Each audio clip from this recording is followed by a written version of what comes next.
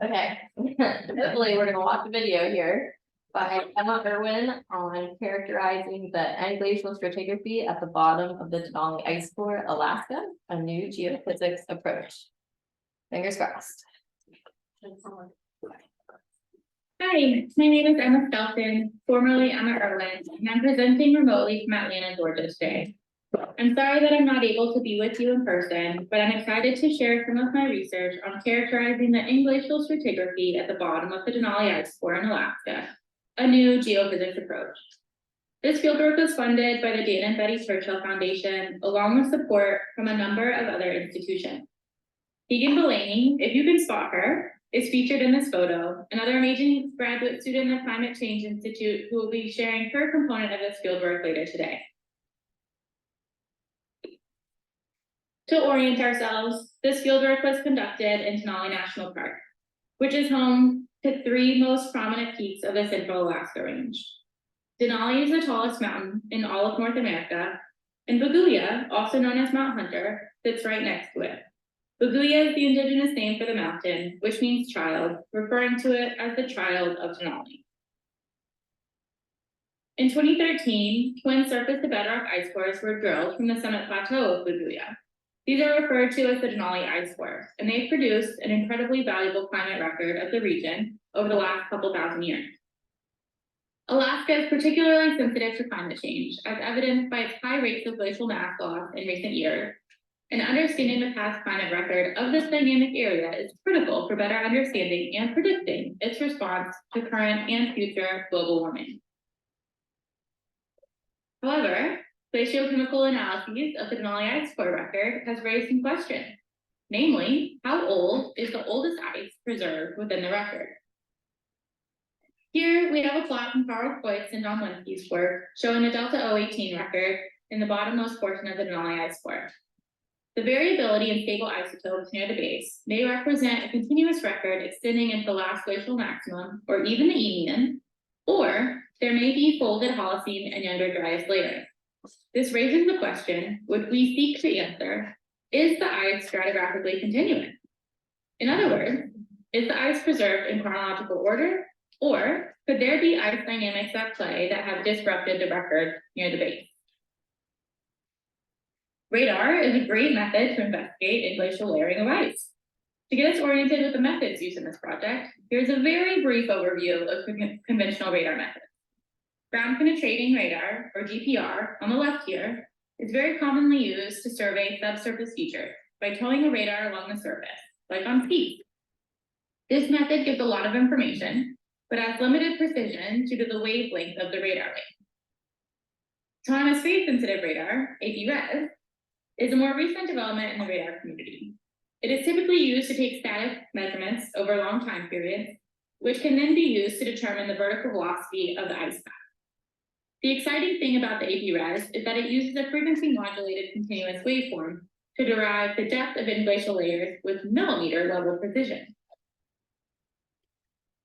To investigate the stratigraphic continuity of interglacial layers near the base of the Denali ice core, we adopted a novel method using the AP-RES, a mobile P-RES. This sort of combines AP-RES technology with conventional GPR techniques by moving the phase-sensitive radar over a survey run. This cartoon shows the mobile P-RES survey method that we used, which involves manually towing a phase-sensitive radar at small, discrete increments with a high level of precision. Measurements are taken every 10 centimeters, so the system is moved incredibly slowly in a stop-and-go fashion. In order to produce quality data, high precision is needed in ensuring that there are small and regular distances covered between measurements. Synthetic aperture radar processing techniques may be applied to further process the resulting data to capture the slope of interglacial reflectors that are unresolvable with more conventional radar methods. Paul Koraszewski, who's working on his PhD in Germany, and Jonathan Hawkins, a radioglaciologist at Cardiff University in the UK, shared their first attempt at using this new technique at a conference last year, which inspired us to test this new method up in Denali.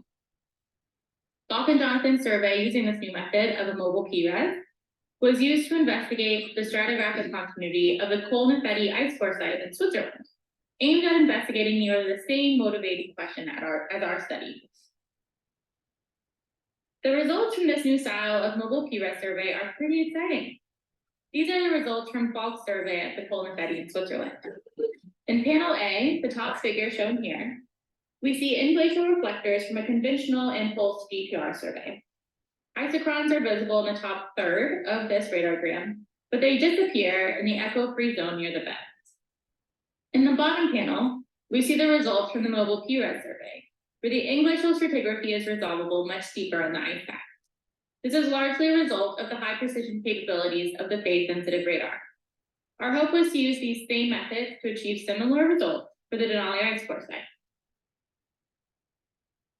Here is an overview of our survey area.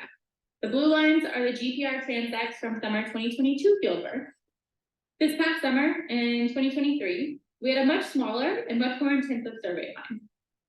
We only covered 150 meters, moving the mobile PRES 10 centimeters at a time across the spot where the Denali ice core was drilled, which is denoted by the black triangle in this figure. Looking at a cross-section of our survey, here's a radargram of the 10 megahertz GPR survey from 2022, which shows the bedrock topography in the area where the Denali ice core was drilled. In red, we have highlighted the domain for our 2023 mobile PRES survey. The blue line here is used to indicate the drill site of the Denali ice core. We chose our domain in an effort to better understand the ice stratigraphy in this sort of trough near the bed where the Denali ice core was drilled. Claire Bicknell, an undergraduate student from Alaska Pacific University, joined our team at the very last minute for this field season, which is hugely helpful to round out our team. In this picture, she is modeling our mobile PRES unit, which we set up on a rare day when we had some blue sky. We used inflatable tractor tire tubes to be able to slide the antennas from one position to the next, as the antennas were kept in a fixed position with a wooden brace. And we used an inland GPS unit for precise positioning of our measurement coordinates. A key component of the survey was making sure that we took measurements at 10 centimeter increments. So here we see Keegan Bellamy using a keen eye and a trusty tape measure to ensure we had precise and consistent measurement intervals. But then the storms came. Our field season was predominantly characterized by consistent and severe storms.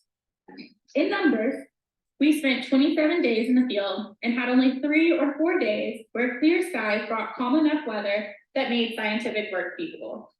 There were consistently high winds and an incredible amount of accumulation. So we shoveled a lot of snow, mostly to stay unburied and warm. This is just a brief window on the clouds, though the winds are still quite strong in this picture. Eventually, there were a few afternoons where the weather abated enough, and we were able to return to our survey area to unbury our mobile PRES system and get back to our work. But in doing so, maintaining measurement precision was a significant challenge to try to keep up with our centimeter level accuracy while unburying the system and then returning it back up to the surface to continue our survey. So we weren't quite sure what the quality of our data would yield, but I'm happy to say that our survey was successful in using this new technique in very challenging conditions. Our intended survey was to cover 150 meters or more to assess the in-glacial stratigraphy in this trough where the Denali ice core was drilled. While we were able to cover 150 meters, we had to split it up into 3 different days. Significant storms forced us to pause our survey several times to retreat back to camp and focus our efforts on maintaining camp and staying unburied. Our preliminary data processing was done by Jonathan Hawkins at Cardiff University. There's some noticeable noise in this first round of data processing that is likely the result of needing to stop and start our survey several times due to inclement weather. Still, we're excited to share that we were able to see continuous stratigraphy at greater depths than was previously resolvable from prior work with our standard GPR. However, there is still what appears to be an echo-free zone where no in-glacial reflectors are resolvable in the bottommost portion of the ice near the bedrock. So we are not able to determine whether or not there is stratigraphic continuity in the bottom 20 meters of the ice, as we had hoped, but this does give us more confidence that there is evidence of stratigraphic continuity than there was previously. Returning to our motivating question, is the ice stratigraphically continuous?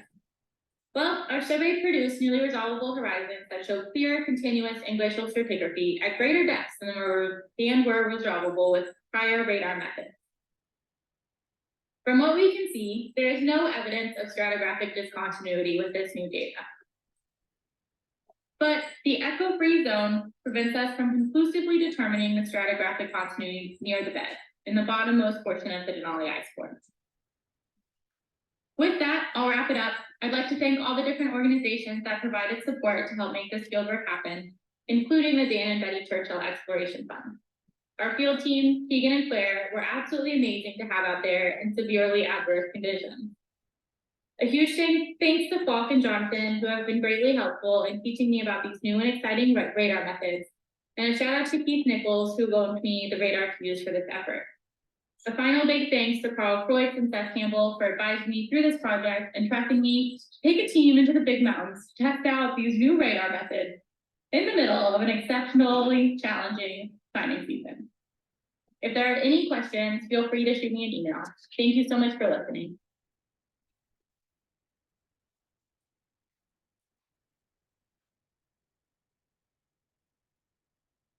All right, we have another video for our next talk. It is from Megan Spoff on modern plant wax calibration at Baboon Lakes in Central Sierra Nevada, California.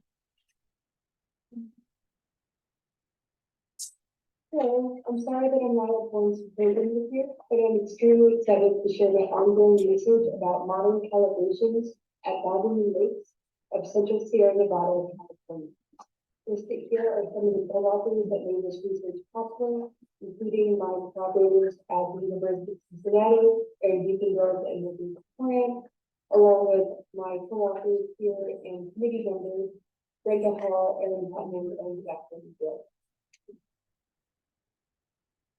To get started, in the American West, there is a pronounced hydrologic dipole with cool, wet conditions to the north and warmer, dry conditions to the south. We can't sit. These data here from NOAA is averaged over the last 30 years, and it demonstrates this divide as both a temperature and a precipitation pattern.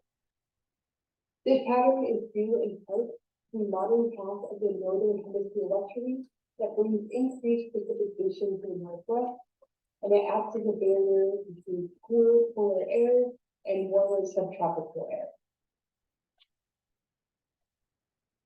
The path of the westerlies is controlled in part by topography. For the American West, the most prominent obstacle is the Sierra Nevada range. Today, it steers the wind belt to the north, along with all this precipitation. Paleoclimate data suggests that this dipole has been flipped in the past. During periods of the southern position of the westerlies, the wind belt would be steered to the south below the Sierra Nevada mountain range, causing a wetter southwest region that we see today. While these mechanisms are unclear, there is a relationship between the westerly's position and the precipitation pattern along with the fire activity. It's critical to understand if we are going to be able to forecast the modern drought crisis of the American West. All of this has the Sierra Nevada as an ideal place to study the past migrations of the westerlies, as it acts as a hinge for the position of the wind belt for the American West and controls the overall dipole region. So in addition to controlling this dipole to some degree, the westerlies also determine the regional storm tracks, influencing the moisture source and the isotopic signature of rainfall in the region. So taking a look at this figure, on the top panel, there is a northward position of the westerly wind, similar to what it follows today. So this allows precipitation to come in from the southwest, bringing isotopic values that are more enriched in delta deuterium. So this is the signature of the hydrogen isotopes of the water column. Taking a look at the bottom panel, this is a past time period in which the westerlies would have had a more southern position and would have been steered south of the Sierra Nevada mountains. During this time period, precipitation would have been sourced more from the north, and this would have brought in values that were depleted in delta deuterium. So we're just looking at an average shift in where the precipitation moisture source would be with these two westerly positions. My work specifically is focusing on using a series of equestrian sediment classes from the Sierra Nevada region to characterize past migration of the naturally window using the moisture source ice tablets.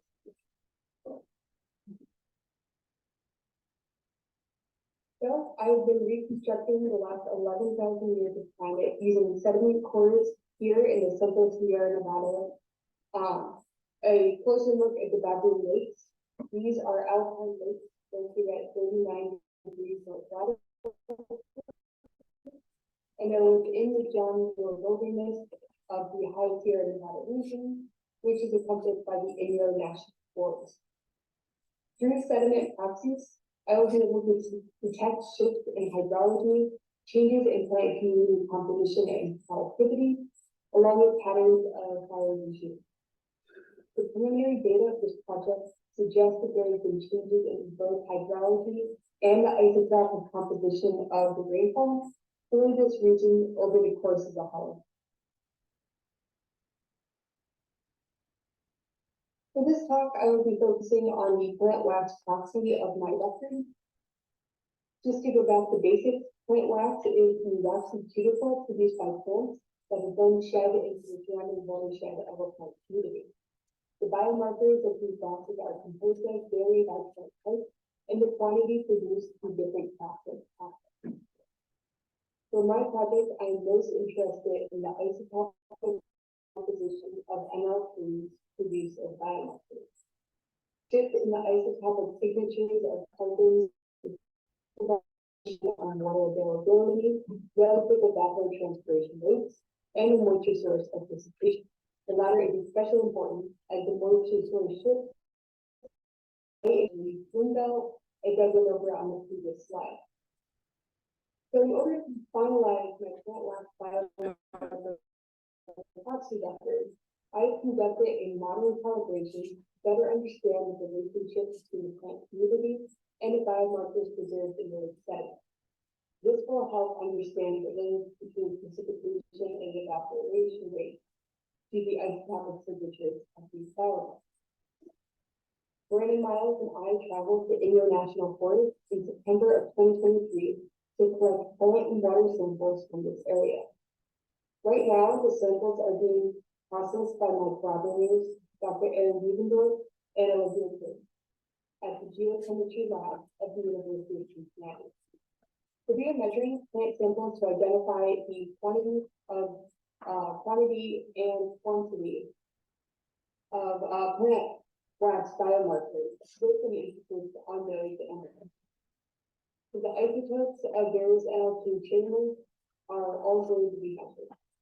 The hydrogen isotopes of terrestrial plants will be used for that moisture source reference, while the difference between terrestrial and aquatic hydrogen isotopic values will be used as the evapotranspiration process. And finally, the carbon isotopes are controlled primarily by the model response of the plant, making this a water availability signal. For the water samples that we collect, the hydrogen isotopes will be measured to provide a modern baseline for the local hydrology to calibrate sedimentary system. So once again, in September, Brandon and I were lucky enough to go up to the Sierra Nevadas and carry out this modern calibration. We focused a plant survey on an elevation transect from Lake Savannah, which is about 2,800 degrees above sea level, to the Baboon Lakes, which is 3,400. This was to ensure that the past plant migrations in the paleo record could be accounted for within our modeling calibration. We identified about 30 major species in these watersheds. With our collaboration with the park rangers at Inyo National Forest, a permit allowed us to collect samples from about 15 different taxa of common plants. As shown here, the Baboon Lakes have a variety of herbs and grasses, along with pines, primarily white pines, that contribute biomarkers into the sediment. And finally, we collected 9 water samples from both 3 lakes in the Baboon Lakes area, along with the streams that connect to the system. Using the lake isotopes in a modern data set on the precipitation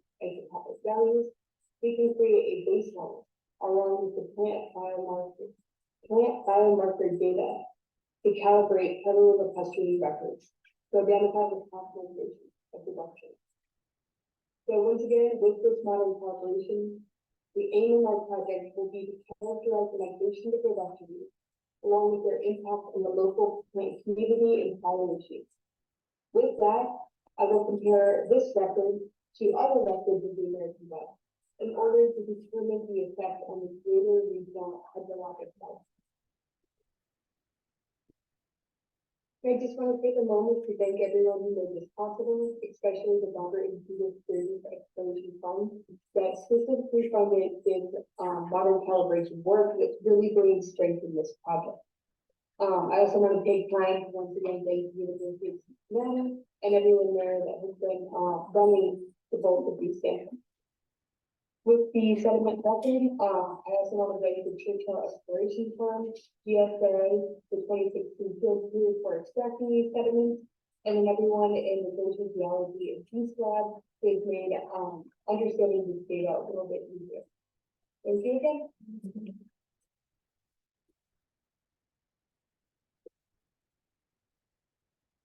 All right, that's it for our online ones. Hopefully we've flushed out our technical difficulties for the day here. And our next talk is by Renee Clavette on evaluating the spatial distribution and continuity of snow and fern stratigraphy using ground penetrating radar. All right. So as Ali said, my name is Renee. I'm a PhD student working with Seth Campbell in the geophysics group here. And I'm going to be talking about snow and fern stratigraphy on the Eclipse ice field today. And so first I want to acknowledge that this research was conducted on the unceded territories and traditional lands of the Kulani, White River, and the Champlain and the Shiak First Nations.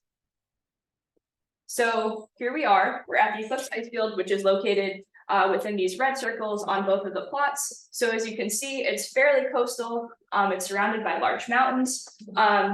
And this is it right here. And the Eclipse ice field is located at about 3,000 meters above sea level.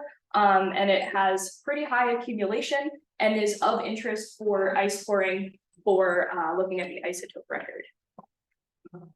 But today I'm going to talk to you about some of our geophysical methods on Eclipse to look at the snow and fern stratigraphy on So what this will do will also provide spatial context for fern coring results across the study site. Inga will talk about that later on today. And what we can do with that is evaluate accumulation patterns and melt structures within the snow and fern. So we're focused on this region. As I said, we're located in the Yukon. However, these glaciers are included in this Alaska region here. And these glaciers are losing mass faster than any other mountain glacier system on Earth. And so it's really important that we understand what's going on now before we potentially lose this isotope record, and also our ability to accurately image the subsurface with geophysics as we have more meltwater that's washing out the signals. So yes, this is a huge bubble. It accounts for almost 22% of the predicted sea level contributions throughout the rest of the 21st century of mountain glacier systems. So our methods, like I mentioned, we're using ground penetrating radar. I want to define a few terms for you before we get into the weeds here, just because these are terms that you have probably heard before and will probably hear more as the rest of our group presents today. And so this is a really great summary figure of the kinds of ice properties and processes we can investigate with geophysics. And some of our radar signatures that we're looking at are scattering, which is the redirection of energy in various directions. Reflection, which we're looking at just the general return of energy from encountering a reflector. And that just means that you're hitting a layer with differing dielectric properties than the one above it. Attenuation is our signal amplitude loss, or the dampening of that signal. And then reflectivity is just talking about a material's ability to return energy. So our ratio from incoming energy to reflected energy. So we're here, we have ski-towed a 900 megahertz common offset ground penetrating radar system. And then we performed standard radar processing steps, such as time zeroing, stacking, applying a band pass filter, and what this does is just improve our signal to noise ratio. So we're not going to get into any of the weeds there. And then we applied a semi-automated picking algorithm to pick one of our layers by amplitude and phase response. And just for context, high frequency radar means we get high spatial resolution, but low penetration depth. So we're focused on snow and fern here, which means we want a high frequency radar, which is why we're using the 900. These are our results. So the question is the fern and snow continuous? Yes. How would I describe this radargram? I would probably say it's pretty flat. We have uniformity. You might even call it boring. But boring is good. Boring is good here. And so our yellow lines here are just showing where those fern cores were taken. Again, you'll hear about that more later. Here's another radargram, same radargram, just different filters applied, and then showing this line that we picked that we're interpreting as our last year's snow surface. So again, it's flat. If I didn't convince you enough that it's flat, this is that layer depth plotted across the transect, showing that we're ranging in depths by, we're only ranging by about 30 centimeters over a 1.5 kilometer distance. And this is good. Like I said, boring is good. Boring means that we don't have significant melt events that are washing out our stratigraphy yet. And it also means that we can continue to accurately image the subsurface with radar. So, like I said, continuous stratigraphy, little depth variation. We have clean radargrams here. And essentially, but from a geophysical and a hydrological perspective, Eclipse serves as a really important edge case that can help inform our studies in other warmer and more saturated regions. So my research mostly focuses on looking at temperate glacier systems on the Juneau ice field, which is very wet. And so back to our schematic of the kinds of things you can study with radar, I've emphasized the ones related to water here. And so what you notice first off is that many of these have multiple radar signatures attached to them, especially end glacial hydrology. And you might think that's great. We have so many ways we can study these things. But unfortunately, what that also means is that you have to disentangle all of those radar signatures from each other in order to answer these questions. And so it actually becomes a very challenging problem. This is some of our data from the Juneau ice field, less boring, but however, again, it's less clean, which means it's more difficult to understand what's going on at depth. And so we can notice these huge noise bands, not noise bands, but just like periods of noise here. And what that does also is you can see, especially clear here, is that that is casting kind of a shadow on our bed reflection, which is what we care about most. We care about it for looking at ice thickness. We care about it for basal properties. Yes. And so one of the other ways that we can look at this is through modeling. So a study came out this past year that modeled electromagnetic wave propagation through snow, fern, and ice under different conditions. And what they found is that water inclusions are our limiting factor in interpreting radargrams. And that's really important.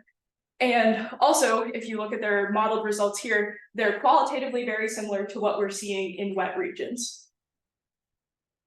So are these water percolation zones? Probably. We will need to do more work on that to determine that. So back to Eclipse. We care about this region because it's changing rapidly.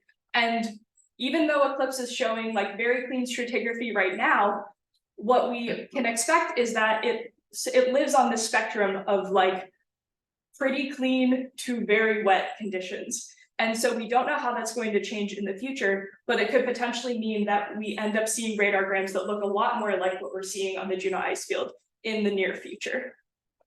And so from our Eclipse data, we see that refrozen melt structures exist. They are potentially spatially uniform for now.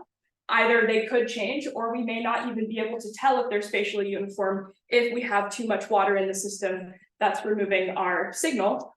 And also, Eclipse is an important site to compare with our warmer mountain glacier systems, because those warmer mountain glacier systems can help us predict how future ice conditions might be on the Eclipse ice field.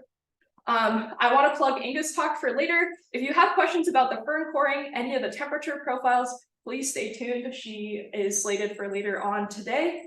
And I'd like to thank the Dan and Betty Churchill Exploration Fund, as well as the other foundations here that helped support this work, as well as my field team and science team, and all the organizations on the right. Thank you.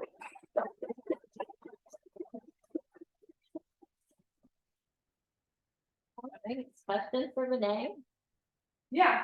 I think it was a nice thought. I have a question about sampling resolution. Mm-hmm. What's expected sampling resolution for the radar system, and what's normally people see in melt layers on the side? Yeah, so when we think about resolution, like spatial resolution with the radar, we can think about it as a quarter wavelength of the radar. However, for this, the actual spatial resolution to resolve some of those really small structures, we need the fern coring as a ground truth to see where it is. So I think you might be able to see more of that in Ava's talk later when she looks at the actual structures in the fern cores at a high resolution. Yeah. Any other questions? No. All right, thank you, Renee.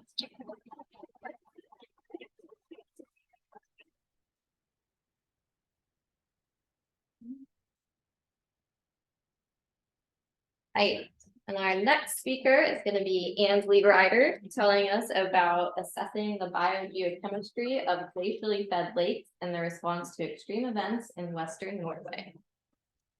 Yeah, so hi, I'm Ansley. I'm a master's student in Jasmine Saros's lab.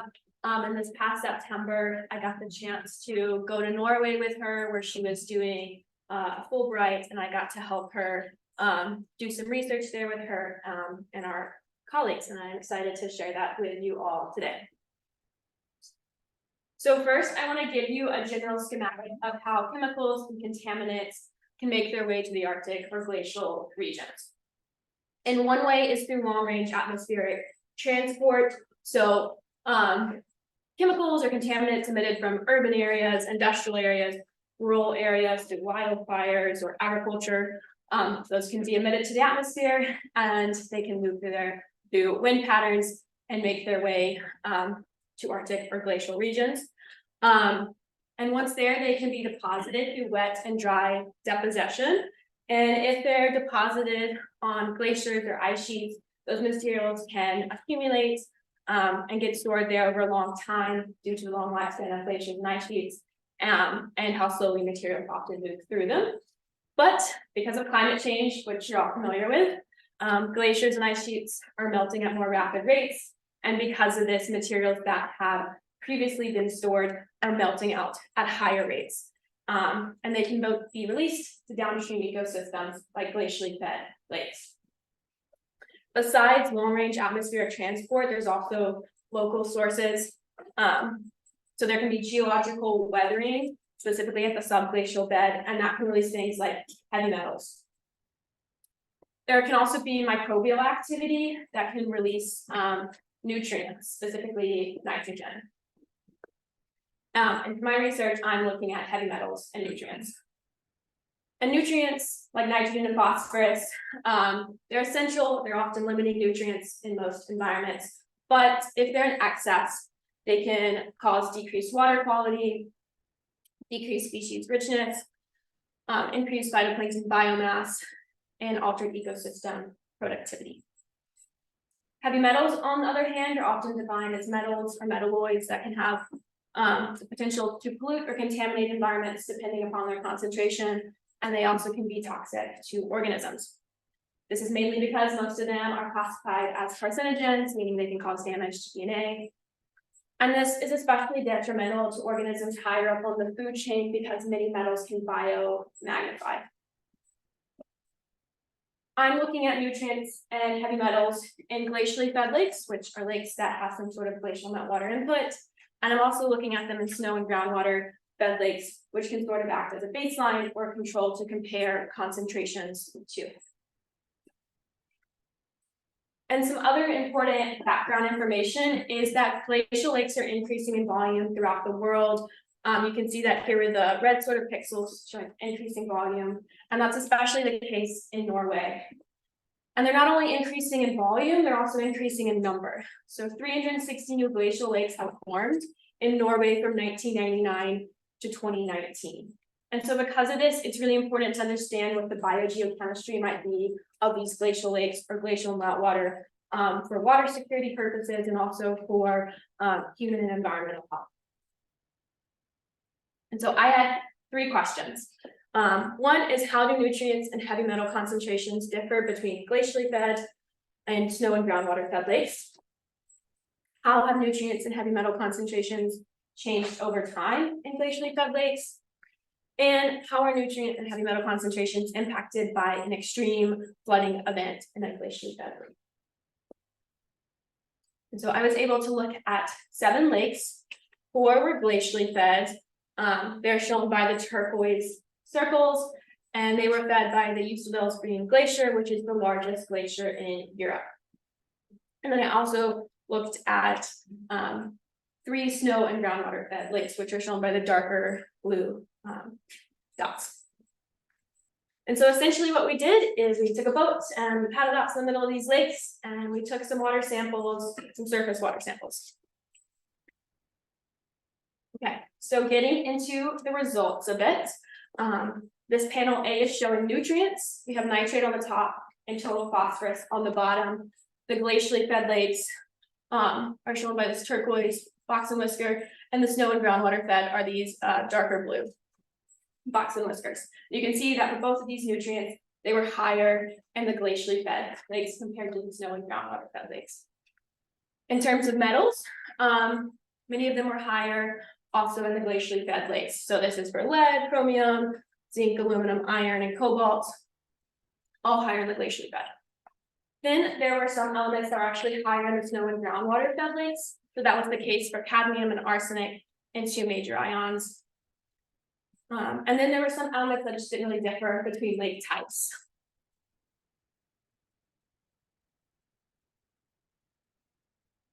Okay, the takeaway here is that for the water chemistry, nutrients and most metals were elevated in the glacially fed lakes compared to the snow fed. And then when we were there, one of the lakes actually experienced an extreme flooding event the day before we were going to go sample the lake. So this is Nygårdsbribotnet, and these are some photos from the day after. And then on the left here, this is the stream discharge from the outlet of this glacially fed lake. And you can see around September 11th, there was a really big spike from this flooding event. So we decided to still take those water samples one day post flood. And then we decided this was a great opportunity to see how the biogeochemistry of this lake might be impacted by this big flooding event. So we waited until the lake had sort of recovered and returned to normal levels. And then we took some water samples again, and this was 24 days post flood. So for the results, 1 day post flood is shown by these orange box and whiskers, and 24 days after the flood is the more green colored ones. And so for all the heavy metals, we found that they were elevated the day right after the flood compared to 24 days after when the lake had sort of calmed down. That was also the case for total suspended solids and turbidity and 2 major ions. As well as for nutrients, phosphorus was also higher the day right after the flood compared to 24 days after. But then for nitrate, we actually found the opposite. It was elevated 24 days after the flood compared to the day right after.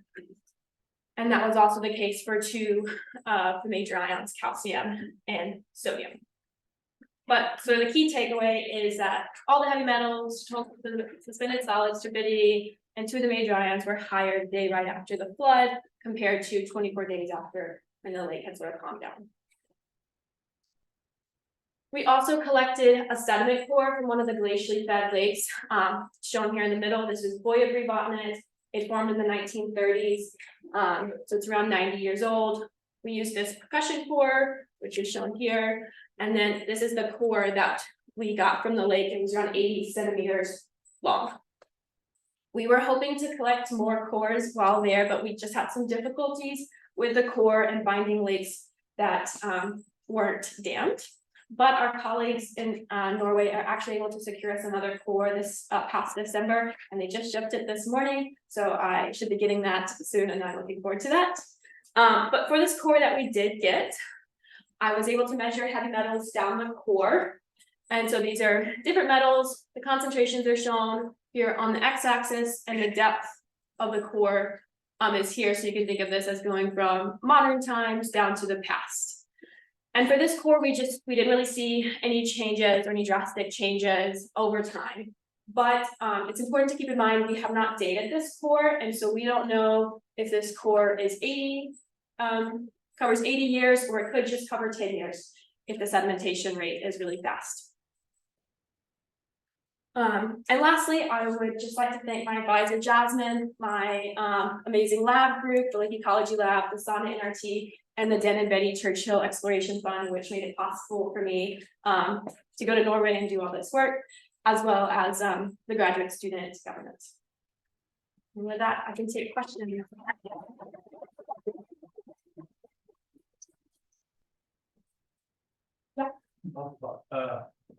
What do you think caused the couple higher IROs when we look at that, and the other ones were all lower? Yeah, so what I'm thinking for that, especially for the nitrate, is possibly a lot of times nitrogen can come from the glacial meltwater. So maybe all that precipitation had sort of a dilution effect on that. Yeah, just causing that lower level right after the flood. But yeah, I'm still kind of thinking about that and why some of those might be, yeah, lower. Yeah. Why do you think the glacial meltwater might be higher in nitrogen? Like, what about the glaciers do you think produces that? So yeah, one thing is just through atmospheric transport, nitrogen can easily move and be deposited on the glaciers, can build up, but also microbial activity subglacially can produce nitrogen. Yeah. Any other questions? Yes. Were your water samples only from the surface, or did you do profile? Yeah, it was just from the surface, mostly because the glacially fed lakes that we just weren't stratified. They were too cold to be, so I didn't think there would be any, differences. And then the other lakes are kind of weakly stratified. I did take samples from the hypolymium for some of them, but it wasn't too, different. In these spotting events, do you think that really mixes the lake dramatically? Yeah, that's a good question. I would say it, could definitely cause some mixing, but I have to look into that more. Yeah. Thank you. Yeah.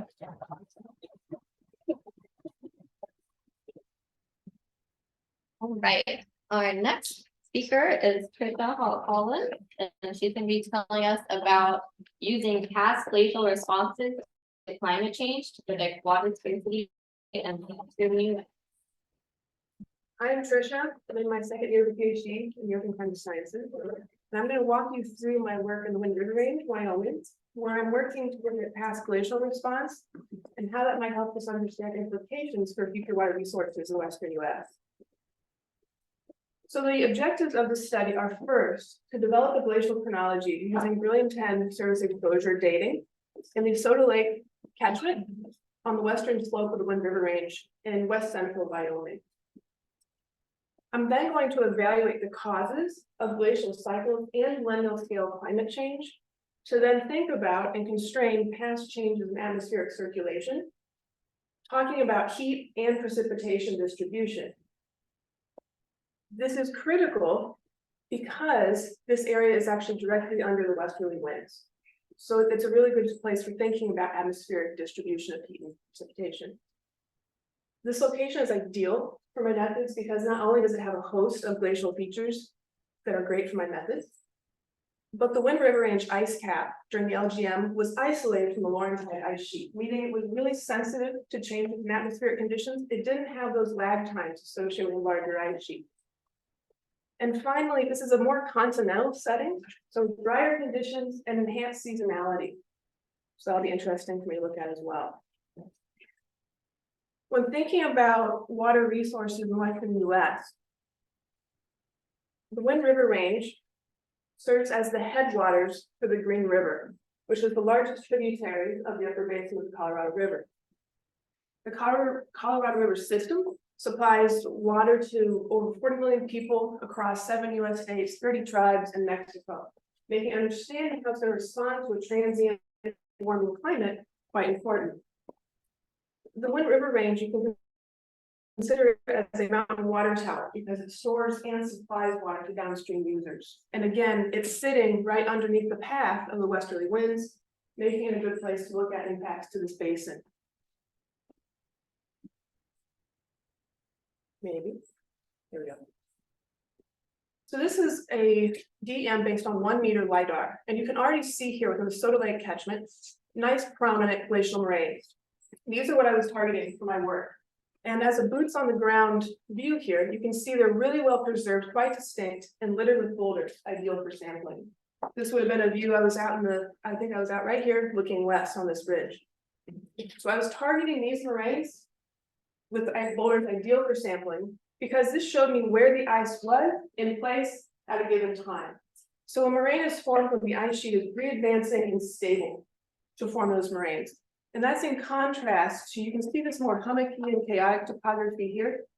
And you can catch a glimpse of it in this photo down here. That's indicative of rapid recession where the ice front is not stable to produce these nice moraines. So these are what I was targeting to develop a chronology. Initial findings include, my chronology is after resolution of millennial scale climate change. And the Wind River Range ice cap appears to have reached its maximum extent during MIS4, so prior to the LGM. And to my knowledge, this has not been well documented in the Western US. And when combined with other chronologies from the Northern and Southern Hemisphere, including some I'm still working on, it appears that these climate fluctuations were globally synchronous. So to get into this a bit more, the oldest moraine within the Soda Lake catchment is this one right down here in the bottom, where you're seeing ages ranging from about 133,000 years to about 157,000 years. And stepping just inboard of that ridge, this is a composite moraine where you're seeing ages ranging from about 25,000 years to the oldest of about 87,000 years. And I'm going to point out for you here this 73,000 years, 70 about 8, and 73. Those are the MIS4 ages that are cropping up on this moraine feature. Moving inboard of that, you'll see 20,900 to about 22,700 for this next composite feature. And as you trace these two moraines to the north here, it appears that those age populations merge in this composite collection of moraines up here. And so when I'm talking about composite moraines, what that means is the ice front re-advanced to that same position time and time again. And so when I'm looking at a composite feature, I would expect to see age populations representing multiple advances to that same position. Moving inboard from those composite features is where the millennial scale pulse speed really starts to become apparent. Right here, you see about a 19,500 year moraine, followed by about 18,005, and then 17,500. So stepping in there, these moraines are starting to record that 1,000-year scale resolution. The youngest moraines here, so 17,500, they're not distinguishable within the era of my method at this point. But these are capturing the onset of the termination of the last ice age. There are not other glacial features in the winds until you're up the Continental Divide. So this is it. This is when that termination kicks off. Looking at these age populations a bit more closely. So the top left here is the oldest, going clockwise to the youngest moraines. These composite moraines, right, they're showing these numerous age populations for multiple advances. And I'll highlight for you again that MIS4 maximum extent recorded here. But then those age populations for those youngest moraines really start to cluster nicely at that millennial scale climate change. Now, I'm going to hop briefly across the Atlantic to Norway. The Wind River Range, as I was saying, it's a continental setting, and I'm showing that initial kickoff to the termination at 17,500. this is gonna provide me opportunities not only look at a more maritime setting and what that looks like, but also to extend that chronology into the latest part of the termination. And so last August, I traveled to southwestern Norway to Lisa Fjord. And to accomplish this chronology, what I did was I was curious about two things. Not only the lateral change in that ice front and what it was saying about the Scandinavian ice sheet, but also the ice deflation. And so what I did was collect samples along the length of Lisa Fjord, but also at different elevations to track that ice surface deflating. So out here on this bedrock knob here, I collected erratics like this at various elevations, and then had a good number of days of hard hiking up onto this plateau to capture still more erratics, but also we were able to sample really nicely preserved moraines. So just like Wind River Range, they're a bit mossier, but still plenty of boulders worthy of sampling. I have a midway point here of erratics, so you can see some examples of them here. And I targeted different elevations at that midpoint to look at the ice deflation surface. And then finally, I found some moraines at the head of the valley here to capture that last set of moraine formation in Lisa Fjord. So in summary, the Wind River Range chronology is capturing millennial scale climate change, and the Soda Lake system reached its maximal extent during MIS4 prior to the LGM. And the beginning of last termination is documented well with my Soda Lake chronology, and that's going to be extended with my Lisa Fjord chronology that I'm working on right now. And when combined with other data sets, including Norway, and I also had just a trip to New Zealand, it's showing that we have a globally synchronous response to these climate changes. And so I'd like to thank the foundation. They funded our Wind River Range work, and then the Sturgis County Foundation helped send me to Norway this past August. And with that, I'm happy to try to answer any questions.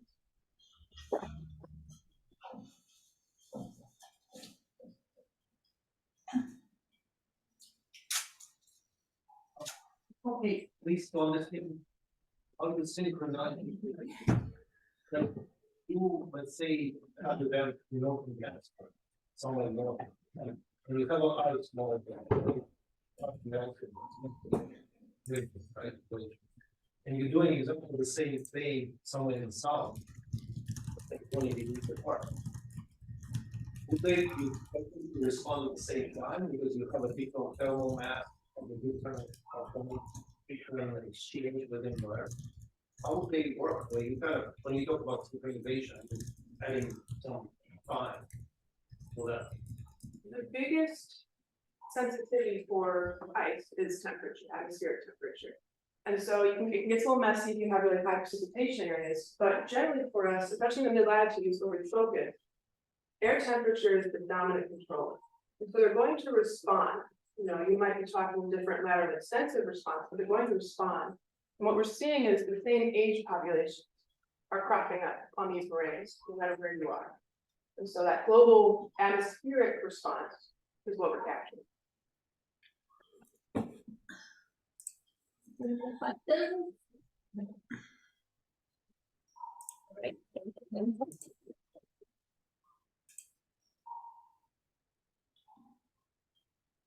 Just a reminder for people on Zoom, please mute yourself.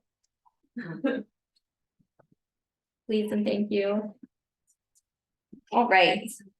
Our next speaker is Keegan Bellamy, and she's going to be talking to us about constraining the spatial distribution of snowpack properties of the Kahiltna Great Glacier and Denali National Park, Alaska. Hi, everyone. Like Alex said, my name is Keegan. I'm a second year master's student working with Dr. Sarah Campbell, with the UMaine College 2016. And Emma spoke about her portion of her research in the Denali National Park this last summer. And today I'll be taking you on a journey through our geophysical research traverse on the Kahiltna Glacier. And so it brings us back to the Alaska range. Here is the Kahiltna Glacier. It's the longest and largest glacier in the Alaska range. Also denoted Denali, which, as Emma said, is the largest mountain in North America, as well as Baguia, which was the focus of our second portion of our research. And then I've also noted our survey transect on the Upper Kilburn Glacier. And I do want to note that this research was conducted on the traditional homelands of the indigenous Native peoples. And so we have one overarching motivating question for this research, and that is how do snowpack properties vary spatially and temporally? This is really important because, as we know, glaciers in Alaska are losing a lot of mass, and this impacts sea level rise. Humans also need fresh water to survive, and so we have a freshwater dependence not only for consumption, for agriculture, but also for hydroelectricity generation. And unfortunately, in areas of Alaska, there's large meltwater runoff estimate errors and uncertainties, upwards of about 50%. And also, this area in Alaska sees a lot of recreational activity, and so we have concerns about safety in these areas with changing snowpack conditions. And so we have two objectives for research. The first being we want to constrain the spatial distribution of our near surface snowpack properties, such as snow density, liquid water content, and snow water equivalent, which is how much water is held within the snowpack, as well as compare our results to previous surveys to results in temporal variability. So you're probably wondering, why are we on the Kilburn Glacier? Like I said, it's the largest glacier of the Alaska Range. It also provides one of the greatest elevation ranges on Earth, ranging from 300 meters above sea level near its terminus to 4,300 meters above sea level at its head. And with that, we see this beautiful, beautiful transition from wet snow at low elevations to more dry snow at high elevations across the entire glacier and across our transect. So for methods, Renee talked a lot about our 900 megahertz common offset GPR system. So we use the same system to tow up glacier. And near the end of this presentation, I'll talk about our attempt at snow pit depth and density measurements. And so we had a proposed radar survey along the west vector street of Denali. This is one of the most popular routes that climbers will take to summit the mountain. So we start at base camp at 7,200 feet. We ski down what is called Heartbreak Hill, and then start the long slog of the Kilburn Glacier to Camp 1, where we spend the night. And then we wanted to radar data all the way up to Kilburn Pass. And then we camp at Camp 2 at just over 11,000 feet to estimate for our time on the Biguya Plateau. But unfortunately, because of crappy batteries and the fact that my body doesn't like altitude, we were only able to collect radar data to Camp 1, but we were able to collect data from base camp, which had not been previously done before. And so, like Emma was saying before, we had a lot of severe storms and a lot of very nice days. The first day and a half of our traverse, of our 3-day traverse of Kiltna, beautiful, loved it. We had a beautiful view of Foraker at about 3 in the morning, first day of our traverse. This is somewhere on the lower Kiltna, got a beautiful view of Denali from Camp 1. But then the morning of our second day, the clouds started rolling in. And every other day looks like this, pretty much. So this is Claire guiding us somewhere along the Kilburn Pass. This is coming up the Camp 2 hill. And then Denali is somewhere up here. We got some rare views of it, but unfortunately we spent most of our time in the clouds. And we spent a lot more time here than we initially planned. And so I want to share some previous results. So Seth Campbell and others did a baseline 40 megahertz GPR survey in 2010 from Camp 1 up Hilda Basin. And then Scott Braddock and team repeated this same survey, as well as extended it from the bottom of Heartbreak Hill all the way up to Camp 2 with a 400 megahertz repeat survey. And so I want to point out that there's this transition zone that is present in the Kilda Pass from our percolation zone, where there is some water present in the snow. There's this really cool transition zone, and then it's just wet, and we don't see much for stratigraphy. And there's a change from 2010 to 2022, and we see that it's become much shorter. And so with our survey, we wanted to repeat that to see if it's changed from the previous year. But like I said, that didn't quite happen, but we were able to collect our GPR survey from base camp all the way down Heartbreak Hill and then to Camp 1. And this shows the elevation profile. We do a little bit of skiing down, which is super great, do a little hike up, another beautiful ski down, which is super nice, and then we start the long slog up the Hilda Glacier. And so I pulled this radar gram from our survey from base camp down to the bottom of Heartbreak Hill. And this is super cool because in the previous surveys, we saw this transition zone was present at higher elevations at about 2,700 meters above sea level. But here from the eastern arm of the Kiltna Glacier onto the main trunk, we see this percolation zone. We don't have super clean radiograms like Renee had previously showed. And so that means that there's some water present, but there's no transition zone. It just goes straight to wet and there's no stratigraphy. Which is note here, we have stratigraphy, it's beautiful. And then it's just what is going on. And pretty much the rest of our survey looks like this. But this is super cool because there is this lack of transition zone, which had been previously observed up glacier. And because this is an eastern arm of the Kiltna Glacier, there is some shading influence from this ridge, as well as Paguya, which isn't shown on the map, but it's like right here. And so we can see that change in elevation and potentially aspect and or shading has a significant impact on water content. And so one thing we try to do with radar data is ground truth it. So we wanted to ground truth our radar data by collecting snow depth and density measurements on the Paguya Plateau, rather than on the Kiltna, because the Paguya has higher rates of accumulation and minimal ice flow velocities, so we can actually have better resolution of snow layers. So we actually excavated at least a 4-meter deep pit on Paguya, and we did have plans to sample, and this is Claire for scale. But like I said, the weather had other plans for us, and we unfortunately were unable to collect measurements because that pit filled in overnight. And I don't know about you guys, I don't want to dig 8 meters in 2 days, especially at about 13,000 feet. So here's a photo of our buried mobile P-res. We accumulated over 6 inches of rime ice in a matter of 8 days. Here's Claire for scale, where our tent used to be. And this is probably about 3 or 4 days in. And then this is after 1 night of storms. And this is like a black diamond mid tent that's pretty tall, and that filled in overnight. So we didn't get to ground truth, but that's okay. We also really didn't get to identify any temporal variability with previous surveys. Sorry about that. But we do have a better understanding of how the percolation zone and wet snow zones are spatially distributed along the lower Kiltna, including its arms, which had not been previously identified. And we also see that relatively minor, so about 100-meter changes in elevation are having significant impacts on liquid water content, which I think is really, really cool.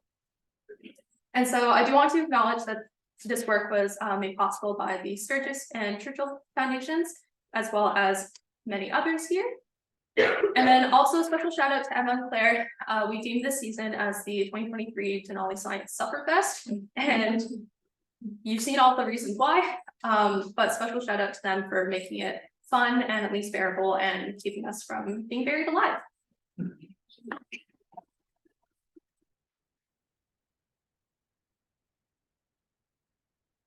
Any questions for Keegan? What might be a reason to have a lack of a transition where it just goes straight to the wet, like that would be a transition? That's a great question. I would love to know as well. It could be a matter of coming from that eastern arm and coming onto the main trunk of the glacier might be a reason why. I'm not entirely too sure. I'd have to look into it more, to be completely honest. Yeah. Some of it be related to the exposure? Yeah, it definitely could be. We just haven't done any like quantitative analysis, so qualitatively it could be the aspect of shipping from the different regions. Yeah. Was there a difference in settings, following on those questions, from the earlier one where the elevation was higher to where you found this one? Like the radar are there any settings? clues in the setting? The setting would have been slightly different than higher up on the glacier. What do you mean by settings? Settings in like the Well- radar system or environmental settings? Over that transition. There really wasn't much of a change other than elevation and entering onto the main trunk of the glacier. In terms of the previous surveys, I'm not too familiar with them, but I think that was a function of elevation as well. That answered. If you compare 2 years, 2 different times when you saw the feature like that from different places. Oh, I'm not comparing them. We weren't able to resolve any temporal variability because we didn't actually repeat the same transect. But with our survey, we got to actually survey a new area that hadn't been surveyed before. Yeah. Any other questions? Thank you, Keegan.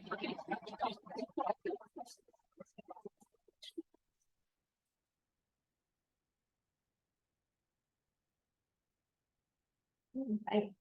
Next up, we have Lizzie Gudrani, and she's gonna be talking about snowpack sampling in Georgia for future archaeological framework. Georgia the country, everyone.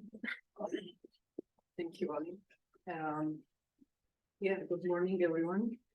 I'm excited to talk about snowpack samplings from Georgia High School, Caucasus, and talk about some archaeological survey we accomplished last year, 2023. And but before I start, I really want to say a special thanks to my advisors, for my Andrei Kurbatov, for their help and support. And yeah, nothing new if I say that Caucasus region is not immune to the impact of global warming. And yeah, but we still have some glacier left there to drill. And as you see in these pictures, they spanning from 1880 to 2023 and highlighting the reality of the climate change and also yeah, urgency of our research. Yeah, let's get started and see what we learned new in this region so far. So looking on this map, we zooming to the Caucasus and the region which is located between well-explored alpine and Himalayan glaciers. And yeah, lots of people did lots of study here, and they connect archaeological and historical and archaeological study to the ice cores. But we have a white dot, let's say, because we don't have a lots of ice core data from the region, but region is crossroad of the civilization and same time as we see here, these blue arrows, they indicate the major air masses coming to the glacier. So the biggest air masses from Africa, which they became really frequent recently. And we have also from Middle East, from Turkey, and from Azerbaijan, which is also the biggest oil production country in the region. Well, the combination of these air masses coming to the glacier, the archaeological data, and the ice core, possible ice core data, which is we know that the radar shows that 250 meters in the glaciers is making this region really interesting for next study. Yeah, as an introduction, I would love to talk about some previous core collection in Caucasus. So it started late, it was 2029 when the first attempt was like most successful because the Institute of Geography in Moscow, they were able to drill in highest mountain in Europe to drill 815 elevation. Then in 2015, we were able to drill in Kazbegi, 18 meter, and in 2021, Adishi, and the same year we were in with the Climate Change Institute, 2021 in Kazbegi, and we were able just to like get a little bit from the surface, get some samples from the region. Well, this is ice core sampling. Here we focus on ice core sampling, yeah, and the process during process. The images illustrate the utilization of the coax drill, which stuck in 2 meters. We had to dig it out, and as you see on the picture, we have almost 17 centimeter ice layers on the surface, which was way thicker than previous years. And this dust layers also, which all the combination of the circumstances we faced the day during the drilling, and we were limited in the time, weather was not on our side, and we just were able to get this 2 meter from the surface. So this plot shows what happens during seasons. We choose to show you December, January, February temperature, and we are looking at this temperature anomalies, and we clearly see that how in the last one decade the temperature changed. So, and we know that winter temperature, the low temperature in the winter keeps the glaciers less vulnerable during summer. So yeah, this is 2015. Before I came here, I was worked at the Institute of Geography in Georgia, and I was able to be a part in the past to be a part of the expeditions. In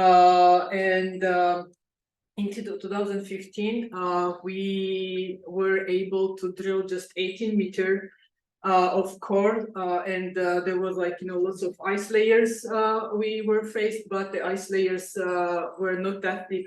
We found in 2021.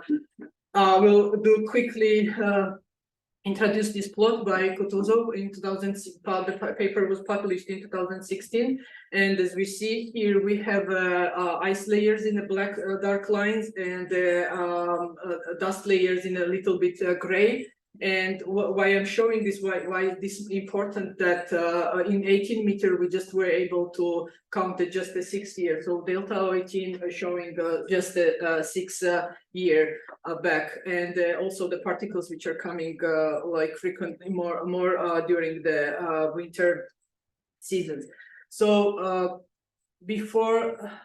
And yeah, I have to mention that it was not fun to dig 18 meters to get back our drill back in 2015 as well. Yeah, as I said, on this we have the delta 18 and the ice thickness layer change in 2015 and 2021. And as we see here, the delta 18 is showing the in 2015 minus 25, minus 5 temperature. So that means that in 2021, our delta 18 is worth between 7 and minus 7, minus 5. So that means we were not able just to get even 1 year in 2 meter. This is just as we assume, this is just a spring-summer fluctuation on the glacier surface.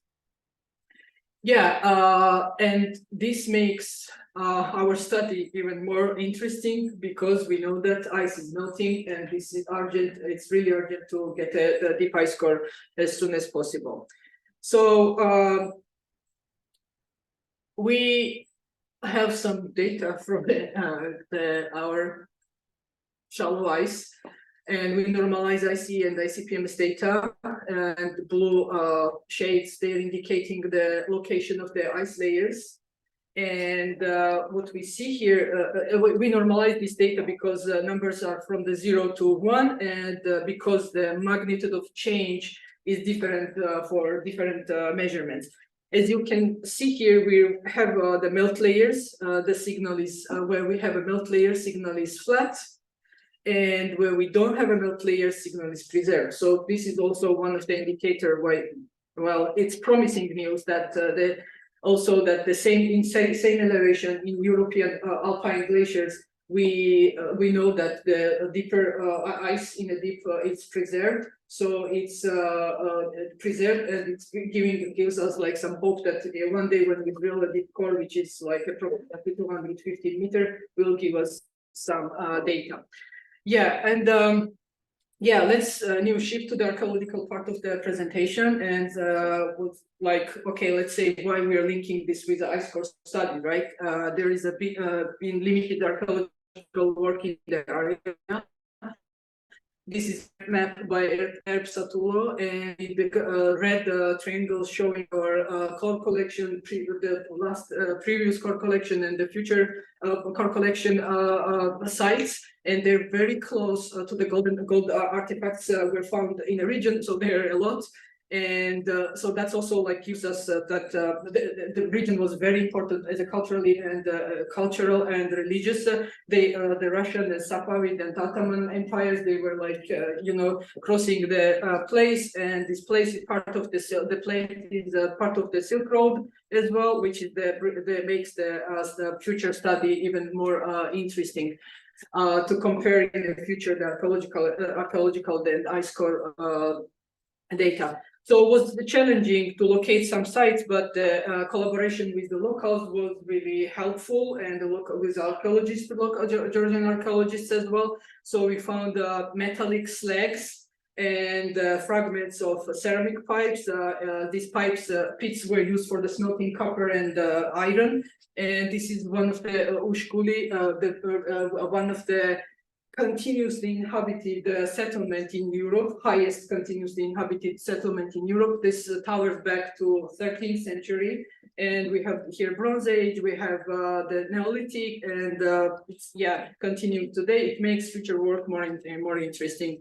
And this is our result, is the most current archaeological map of Upper Svaneti, and showing various historical sites like ancient metalworking plates, old villages, and the locations where the historical artifacts were found. And we were really able to visit all of these locations. They're like in this map, they're like look far, but they're really close, the villages. So we were able to visit a couple sites. Well, as a result, finally, knowing that ice is melting to bridge the gap between alpine and glaciers, Himalayan glaciers will be interesting. And what is the home take message? That ice is melting, it's still in good condition, but with very rich archaeological data, we can the full picture, get a full picture in the past. And thank you. And finally, I would like to thank you to expedition members, and big special thanks to Bob and Judith start this exploration, which made this work done. Thank you.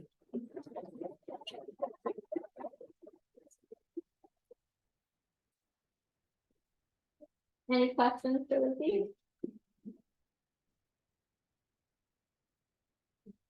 All right. Thank you very much. Thank you.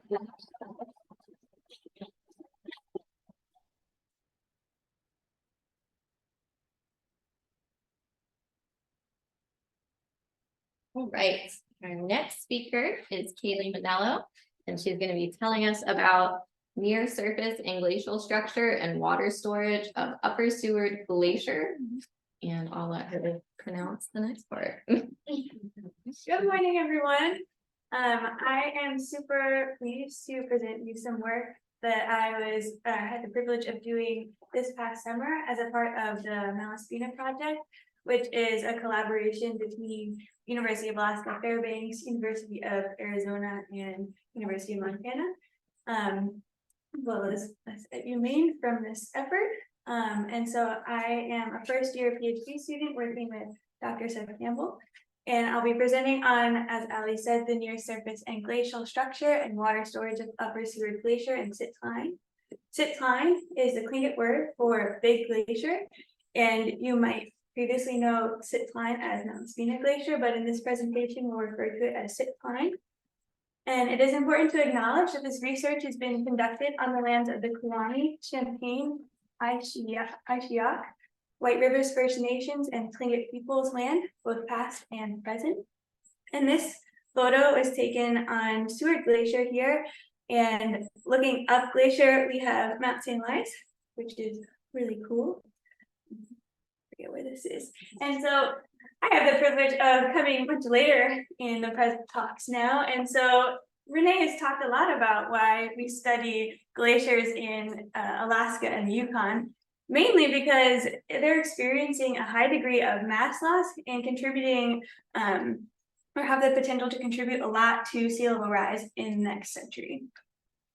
Additionally, here our research group likes to focus a lot, as you may be able to tell, on this transition from dry to wet snow conditions, because as our climate continues to change and warm in especially Arctic locations, our ability to resolve our near surface features like how much snow is there, so what's our mass balance like, using things like ground-based and airborne radar, which are tools that produce like very high spatial area and resolution data. So these are really important tools.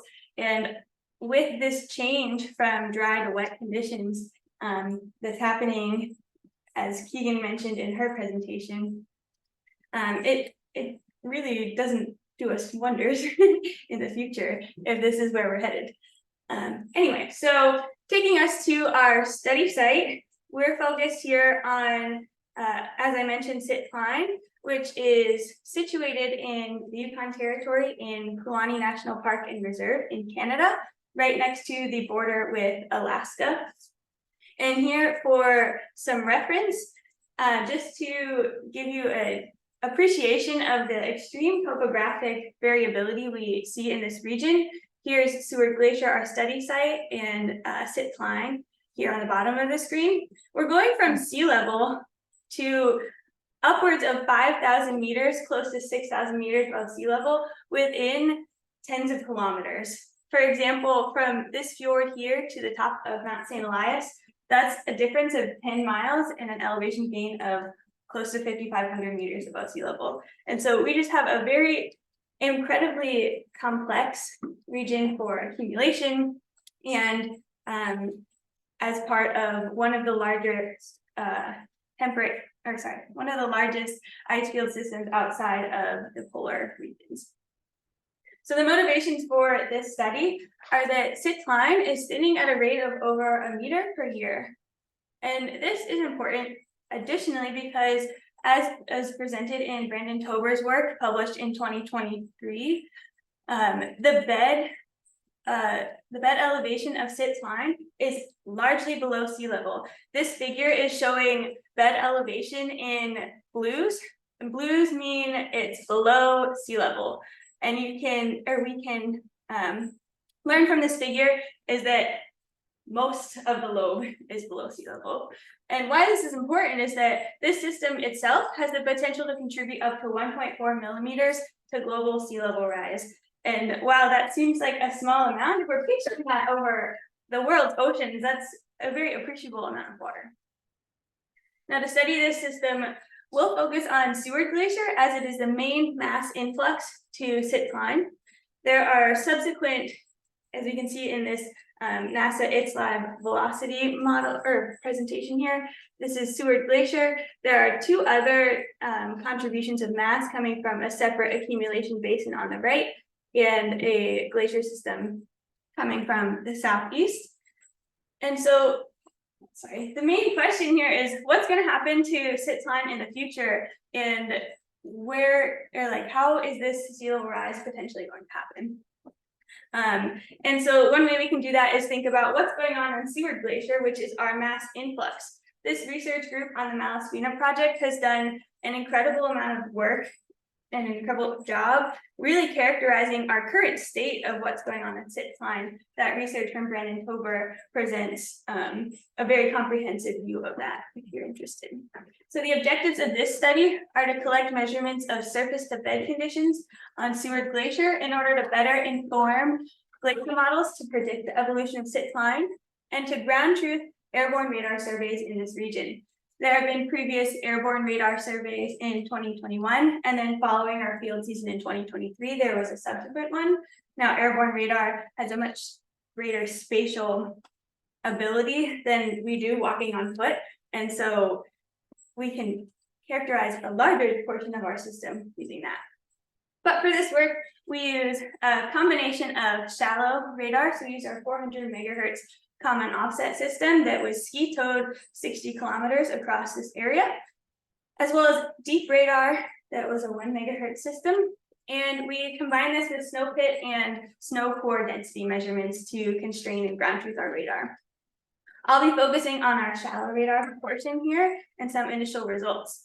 So here in black is our ski towed radar tracks, totally approximately 60 kilometers. Now wait, now how this may look a bit random to you, Most of these tracks, specifically this one here on the left and following down on the right, were specifically chosen in following the 2021 airborne radar surveys so that we can better ground couple those efforts.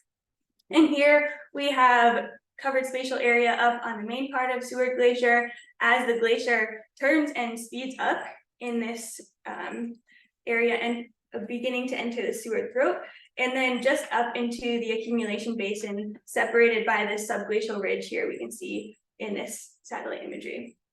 Now, if you pay attention to our A to A prime region here, I'm going to present to you a radargram. And now that you are all radargram pros from our wonderful presentations from Emma, Keegan, and Renee, I will ask for some participation. It is little, but please participate. Here is our radargram from, again, going from A to A prime. This covers a distance of 5 kilometers here on the x-axis, and we have depth interpreted on the x-axis. Now, do we think this looks like dry or wet? So dry Looks or boring.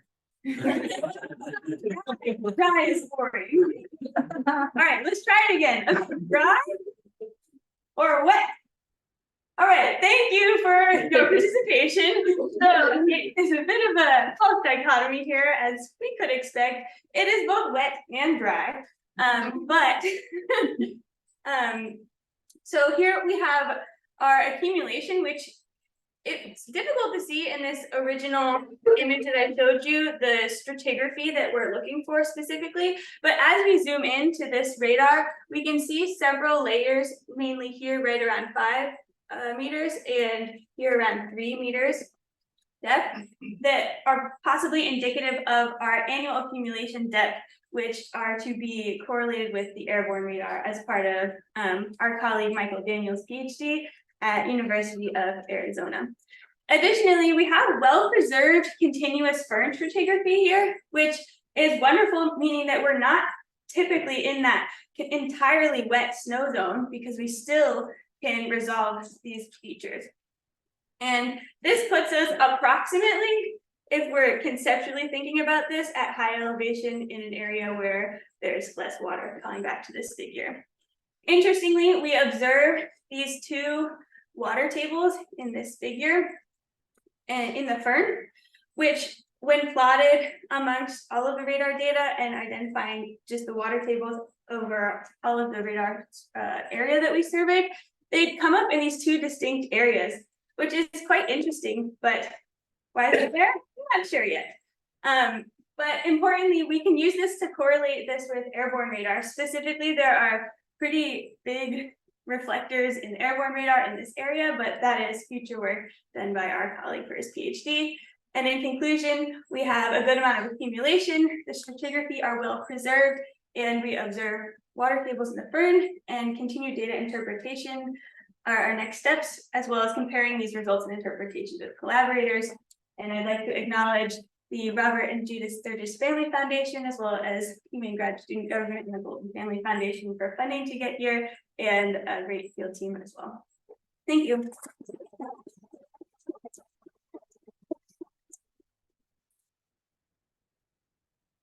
Any questions?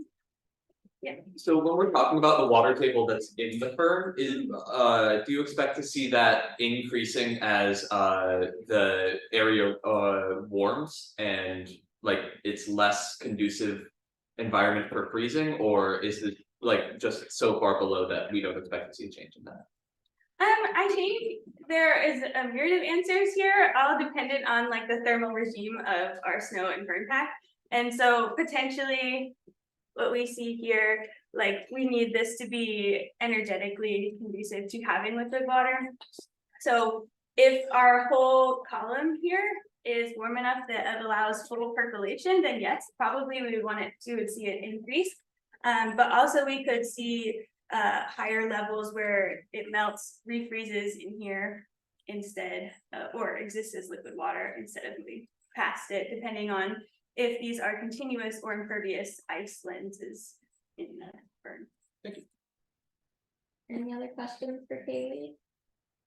Thank you for taking our attention. Question about the data of the record. You mentioned one of the horizons maybe previous year. Did anybody actually try to drill there and collect ice core data? Because I know it's always challenging. Right? Yes, it is certainly very challenging, especially when we're considering like, this all looks flat and there are lots of layers, so how do we pick out which one is our accumulation, right?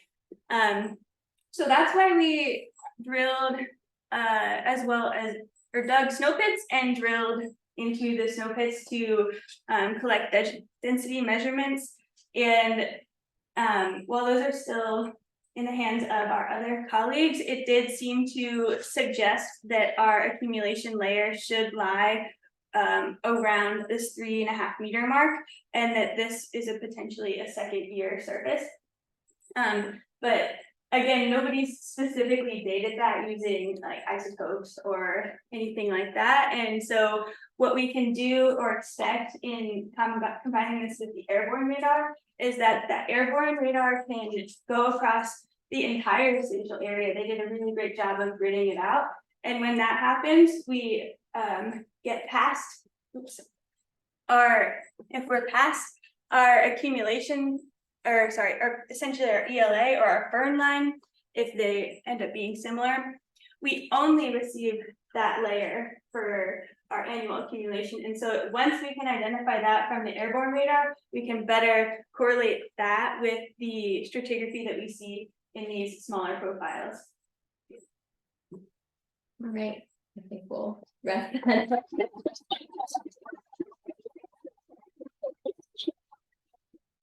We're laughing because I messaged Benny about it. So everyone now knows that I'm a bad friend and I'm just now learning. I'll Bendy's last name. How do you? My name is Vatsala Hazukova. Okay, or we call her Bendy around here.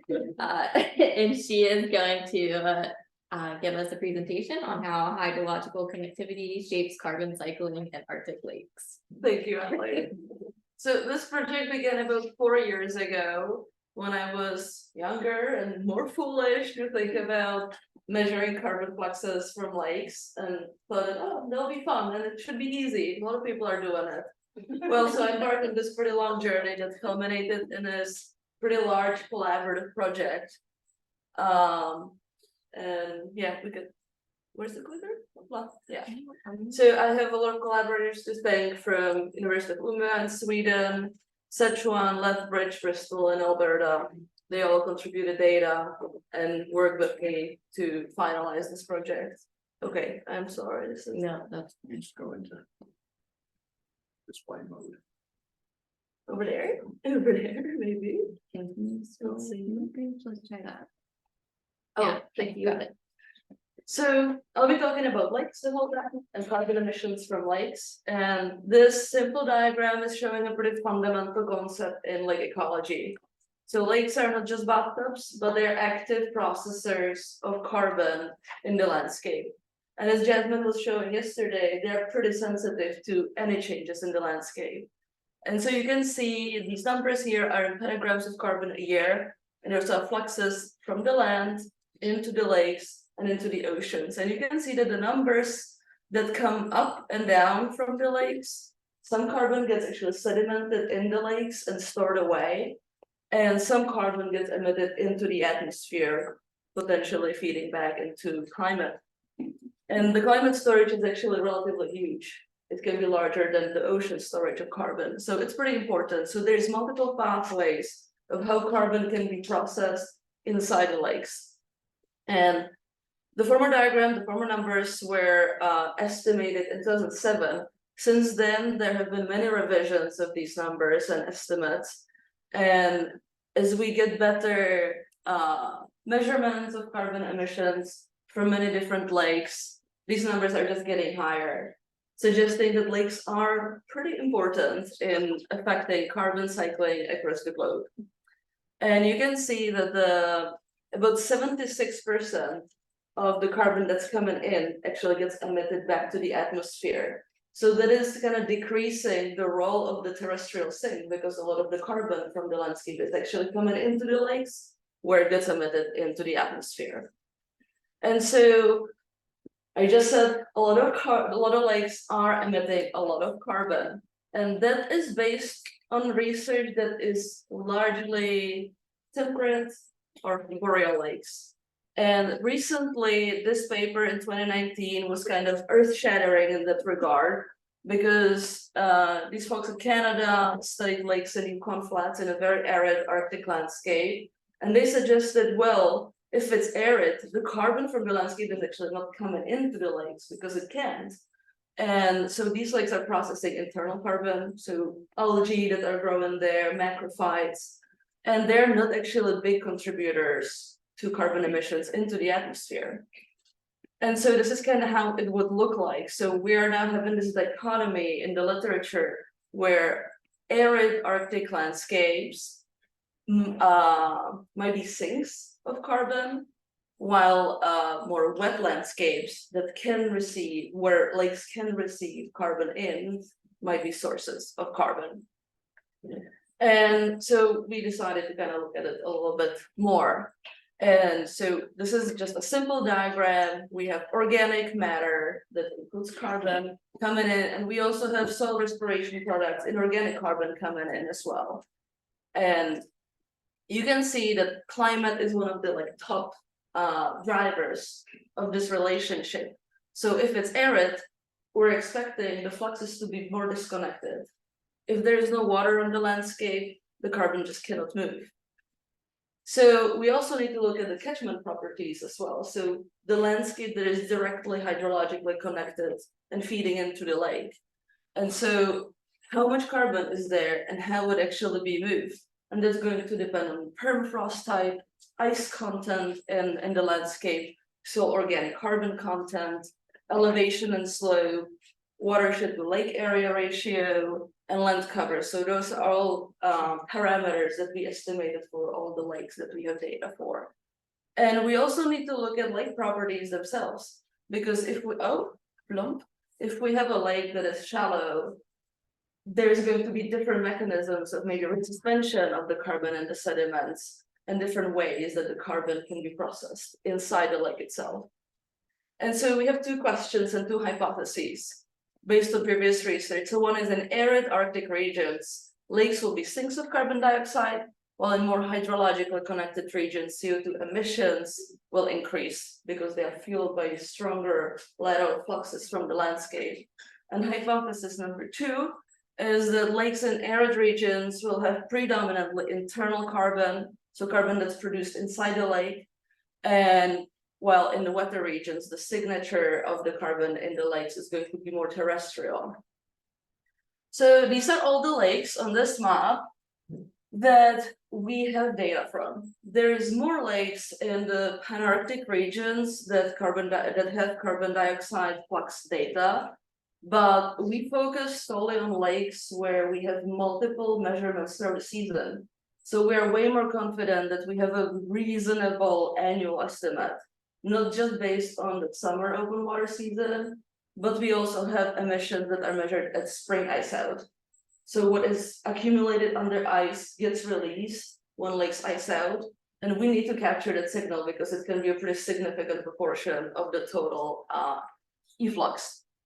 And so you can also see the lakes are coded, and I'm gonna use this coding for the rest of the presentation. We have orange lakes, and they are the arid ones, so where summer precipitation is lower than potential evapotranspiration. So there's a lot deficit of moisture, while the blue lakes are the wet lakes. And they are pretty reasonably distributed. If you look at over there on the annual precipitation accumulation map, I think we have representation from different precipitation regimes. We have yes, that's what I said, from different precipitation regimes across the Arctic. And in total, we have 202 lakes with concentration data and about 250 lakes with flux data. So here's the result. All the plots that I'm going to be showing are going to have precipitation minus potential evaporation on the x-axis. So here we have arid lakes, here we have wetter lakes, and this is CO2 flux, and this is CO2 concentration inside the lake. And so the hypothesis, I will just reiterate, was in arid regions, lakes will be sinks of carbon dioxide, while in more hydrologically connected regions, CO2 emissions will increase, fueled by the stronger lateral fluxes. Well, if you look at these plots based on a pretty like comprehensive sampling across the Arctic, that does not seem to be the case. So what we're seeing is that the CO2 fluxes and concentrations are way more variable in these arid regions, while there's lower contributions in the more wet regions. And so we need to look at it a little bit more with a little bit more grain. So if we look at the higher upper quartile, those are lakes in arid climate, low relief, low elevations, and pretty high soil content with wetlands in the watersheds. And the very lowest CO2 emissions and concentrations, those tend to be in wetter climate, in much more rugged landscapes, where there's just less carbon in the watershed. And so we expect that this variability in these arid landscapes is because they're not always arid, right? There's some seasonal variability in the thaw and the fluxes. So even though the flux of terrestrial carbon is much smaller, there is still connection. And we can also probably take into account that there's some differences in productivity that are driven by different properties. And also gradual thaw and abrupt thaw happens that could bring in pretty nonlinear fluxes of carbon. And this is just a list of different regions where we have like data from.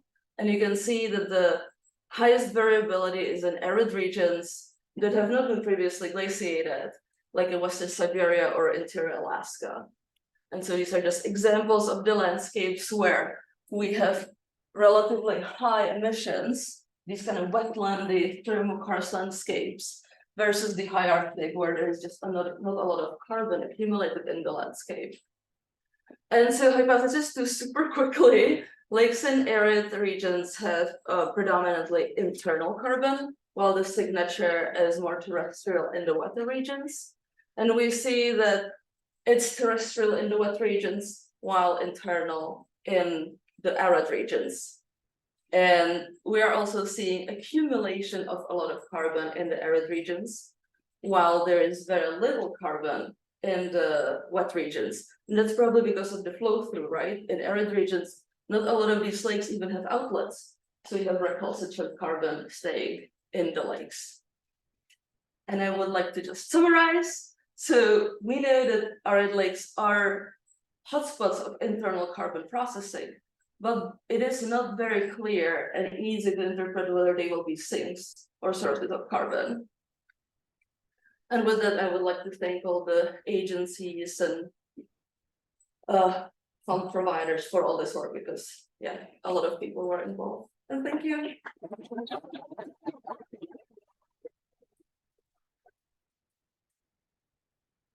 That's time for some questions. Lindsay, can I have a comment? Oh, please. When I look at that plot, almost the last, I can clearly see there's a lot of non-linear kind of connections here, right? Here, there's one. Yeah, and I was wondering if you will be able to partition that better with some like advanced statistics or like, you know, support vector machines, this type of things, where you actually rotate your fields and you kind of partitioning them. You can look on like YouTube video, yeah.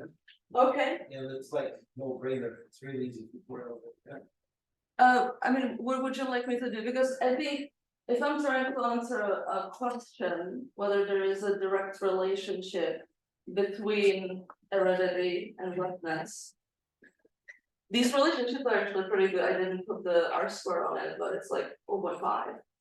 So I'm pretty happy with that. Would you just say one more time, what would you like me I to think do? you will be able to partition a little bit more in the drivers, like you will be partitioning something dry and how to partition the total wet lakes. And you will be able to put a line separation between. Yeah, and we've been doing some like quantile regressions, and I also ran like boosted regression trees to look a little bit more in detail in like what the potential drivers could be. But I guess what I feel like you can do a million different things, right? And at some point, like in the processing, you have to make decisions. What exactly am I trying to answer? And are the tools that I'm using sufficient and understandable for me to answer that question?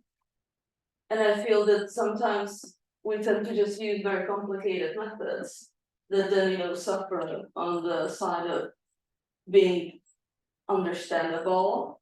Well, I think in this case, especially like regression has done a pretty decent job. So, Alright. we can talk about Yes, so sorry, we got full.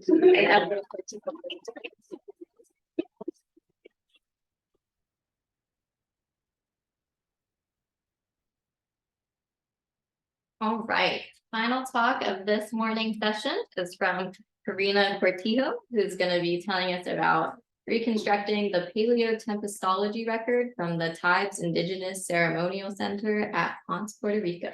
Yep. Can you hear me well in the back? Oh, perfect.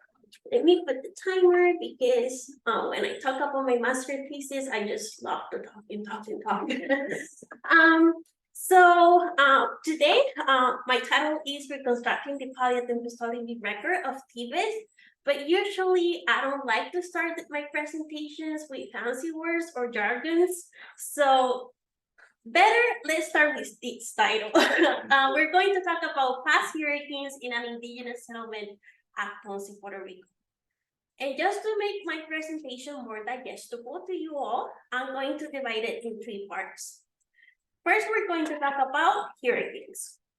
And I think we know hurricanes, right? They can be pretty catastrophic. Usually, if you use the Simpson scales, we have 5 categories, being the number 5, the most catastrophic one. And usually in the Caribbean, you have the perfect conditions for the development of hurricanes, warm waters, low pressure. But here, I have like a trivia. So I have 4 photos, right? And 2 of them are from Puerto Rico, this one and that one. But the other 2 are from a hurricane that happened in Massachusetts in 1953. So hurricanes are not only in the Caribbean, are happening all over the place. But now hurricanes are not only an atmospheric phenomenon, right? They are actually changing our society and our politics. In Puerto Rico in 2017, people were asking for the resignation of the governor after what happened with Hurricane Maria and all the people that died because of the event. So just something to think about. In my second part, I'm going to talk about indigenous populations in the Caribbean. And I love art, I love going to museums, and usually when we start talking about the colonization of the New World and everything, we have this image in our minds of Columbus and the indigenous people in the back, right, as passive characters. And in the Caribbean, specifically, according to the chronics of the Spaniards, they told in around 1531 that all the indigenous populations in the Caribbean went extinct because of the tyranny and all the things that the Spaniards did on the islands. But right now, with new research and all the genetics, we know that the Taínos genetics in the Puerto Rican population is pretty significant. So usually we have like around 20% of indigenous genetics. And I'm proud of that. They're still with us in some way or the other. But I want for you to take a minute and think about the indigenous population, not as passive characters, but actually as characters that were really significant in Puerto Rican history. For example, we have this monument in one city in Puerto Rico that we call the city where the gods died.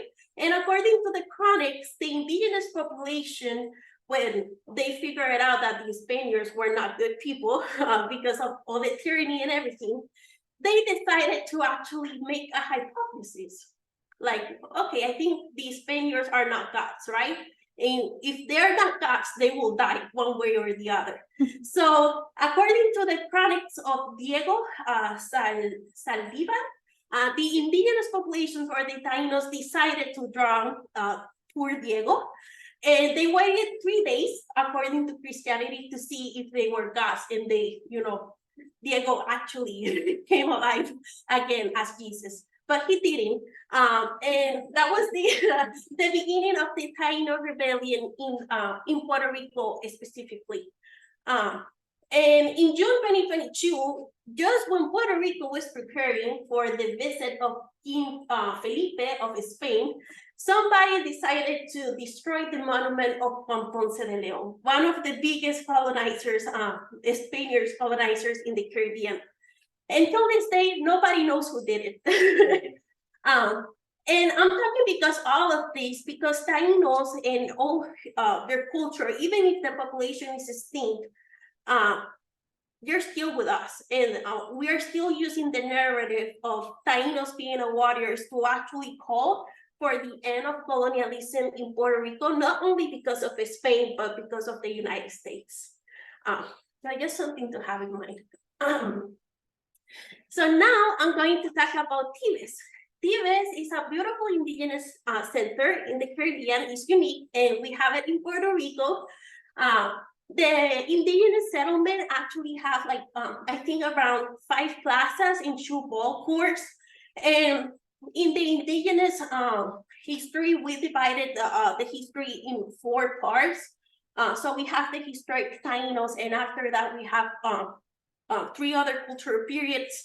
And Tibes is under the Saladoy. With Tibes specifically, we don't know what happened in the site or what led to the abandonment, because archaeological speaking, we don't see any signs of warfare or anything like that. So we have a hypothesis that something happened, probably something natural, and one of the reasons that we think led to the abandonment of the sites are the hurricanes.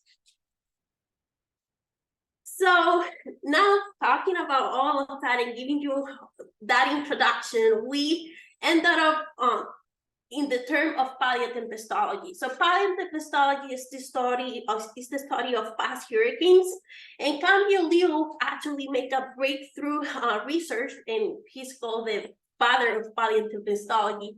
And usually in that kind of research, you try to take sediment cores in the coast, but there's one problem, and that problem is that Tibes is 8 kilometers inland. So if you see that points over the top, that's Tibes more or less. So what I did was to do like some indirect observation between the coast and Tibes, and I took different soil samples and sediment cores. And I did a series of tests, being that loss and emission, grain size analysis, and radiocarbon dating. So my research questions are, let's go to the coast, right? Let's take some samples from there. Let me see if I'm seeing some indices of flooding or hurricanes. And then let me compare those samples from the coast with the samples from Tibes, and let's see if they correlate or not. And then my end question will be, if we have indices of flooding and hurricane events, how these affected the population of Tibes. So right now I'm in the preliminary results of my thesis, but with LOI, we see that on the river, and specifically, we're seeing some change in the organic content. And usually that happens when you have a new batch of soil that is depositing over the previous one. So that's why you see here like a decaying of organic percent over time. So we know that something is happening because something gotta happen, right, for new soil to be deposited. And right there, that's the soil profile that Elizabeth Lecter helped me to do. Thank you, Elizabeth. 3 minutes. And I almost finished. And here on the coast, we found this beach coast on La Mancha beach. And I actually did a median grain size analysis, and you can see that the median grain size over the 18 levels or the soil levels that I identified, the median grain size just continuously change as a cycle. I'm still working on my thesis, and I know that you hate me, but I have to leave you with a cliffhanger. I'm seeing some significant signatures on my soil samples. I'm trying to rethinking how these indigenous populations were and how they were dealing with natural catastrophe. And we definitely need to study the data in paleontology. In that image that you see there, that's all the hurricane tracks from 1842 to 2023. And that's all we have according to NOAA. So we really need to figure out what was happening in the past. And just 1 minute more, I want to say thank you. Probably this is the last time that I'm going to see all of you together because I'm going to graduate soon. But yeah, just thank you for investing in my education. I think I have learned a lot, and just come to Puerto Rico any day. I'm happy to hang out with you all. And I just want to say thank you to Robert and Judith Turkey's Family Foundation. Without you, this project would have not been possible. And to all my committee members and Elizabeth, thank you.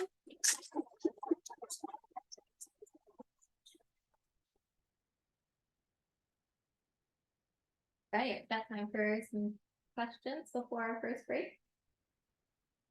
If anyone has any? Just one quick one. I'm not very familiar with archaeological periods. When we're talking about the ancient Taino and T-base, what are we talking about in like centuries Yeah. when it falls? So usually, according to what we know, using different, let me go back here. According to different sites that we have studied in the Caribbean, usually we know that the indigenous populations came from the Orinoco River, from the Amazonian, and they established near, I think, 4,000 around the Caribbean. And after that, we have what we call the archaic people, that were the people that didn't have any ceramics. They were like pretty simple, and I hate to use that word, but people describe it like that. And then we go to the Saladoid that happened, I think 900 or 1000 like that. And in that cultural period, we're seeing that the indigenous populations started using ceramics, trying to establish near rivers or coasts, not much into the inland or the mountains region in the island. And then we have the Austinoid, and we finish with the historic Tainos that were the ones that actually met with Columbus and all that story. Thank you. Forgive me because this is slightly less research related, but I was struck by the toppling of the statue of Ponce de Leon, and I was wondering if Ponce is related to him, and if there's been any calls to like change place names that are named after colonizers. So I don't know if Ponce, that's a good question. I don't know if Ponce, that's the reason why Ponce is Ponce, that's the name of the city. But I know, and it has been happening here in the United States, all the issue with the monuments, and which are the people that we're honoring. But that was pretty new. That was the first time that actually somebody decided just to remove or just destroy a monument of a Spanish colonizer. But I really don't know if Ponce, that's the reason why Ponce is Ponce. It's a good question. All right. Any other questions? All right. Any objections? It seems like it's time to get started. Yes, let's go. All right, so first up, we have a pre-recorded video from Marina Miles on evidence of abrupt climate change in north central Maine during termination 1. Hi everyone, today I'll be talking about my research in Baxter State Park. I've been working on developing a chronology of ice fluctuations along the flanks of Mount Katahdin during Climate Stadium 1. The end of the last ice age was not a smooth transition. It contained abrupt climate shifts, including Climate Stadium 1, or HS1 as abbreviated on this slide, from about 18 to 14.7 thousand years ago, and the subsequent late glacial period. Climate Stadium 1 has been interpreted as a classic stadial period in the North Atlantic region with extremely cold temperatures, as recorded in the Greenland ice cores in the top panel of this graph. Overlaid on the ice core record is the North Atlantic ice rafted debris stack in red, showing peaks of ice-rafted debris during Heinrich events, when vast quantities of icebergs were discharged into the North Atlantic through the Hudson Strait. While these events have been attributed to ice sheet dynamics and instability, some of these changes have been initiated by climatic warming. In contrast to the cold recorded in the Greenland ice core, the second panel shows a delta 18O and percent carbonate graph from cores taken in the Hudson Strait. The delta 18O planktonic foraminifera show increased temperatures during Heinrich Stadio 1, and the percent carbonate graph shows increased meltwater influx during the second half of Heinrich Stadio 1. The third panel shows another meltwater record from the European ice sheet, which also shows a peak of meltwater discharge during Heinrich Stadio 1. Why do these new records show climatic warmth, while the Greenland ice core records show colder temperatures? One possible explanation for this mismatch is that these abrupt climate events were characterized by strong seasonality. This is a conceptual model that highlights the idea of increased seasonality. Summers may have been warm, but winters might have been bitterly cold. This would have resulted in a mean annual temperature showing much colder temperatures than present. However, most of that temperature drop was just during the winter. The bitterly cold winters could be explained by increased summer meltwater, creating a freshwater layer capping the North Atlantic, leading to the development of extensive sea ice during the winter. This ice would have cut off the heat exchange from the ocean, essentially turning the North Atlantic into a continental climate with extreme temperature variations. If this was the case, and the North Atlantic region experienced extreme seasonality, it would mean that certain proxy records would conflict because they're weighted towards different seasons. For example, the Greenland ice cores are more closely tied to winter climate because that's when most of the accumulation occurs. However, glacier extent is primarily controlled by summer temperature because the amount of summer melt usually has a greater impact on glacier size than the amount of winter accumulation. In 2005, Denton et al. Proposed that strong seasonal contrast between summers and winters has led to a lot of confusion about our interpretation of these climate events in the Northern Hemisphere. To address the question of strong seasonality during Heinrich Stadio 1, I'm investigating the vertical thinning history of the Laurentide ice sheet on the western margin of the North Atlantic as a measure of summer temperature change. My field area, Mount Katahdin, is the highest mountain in Maine at 1,606 meters. At the height of the last glacial maximum, around 20,000 years ago, ice covered the summit. But by around 13,000 years ago, the ice had fully retreated from the area.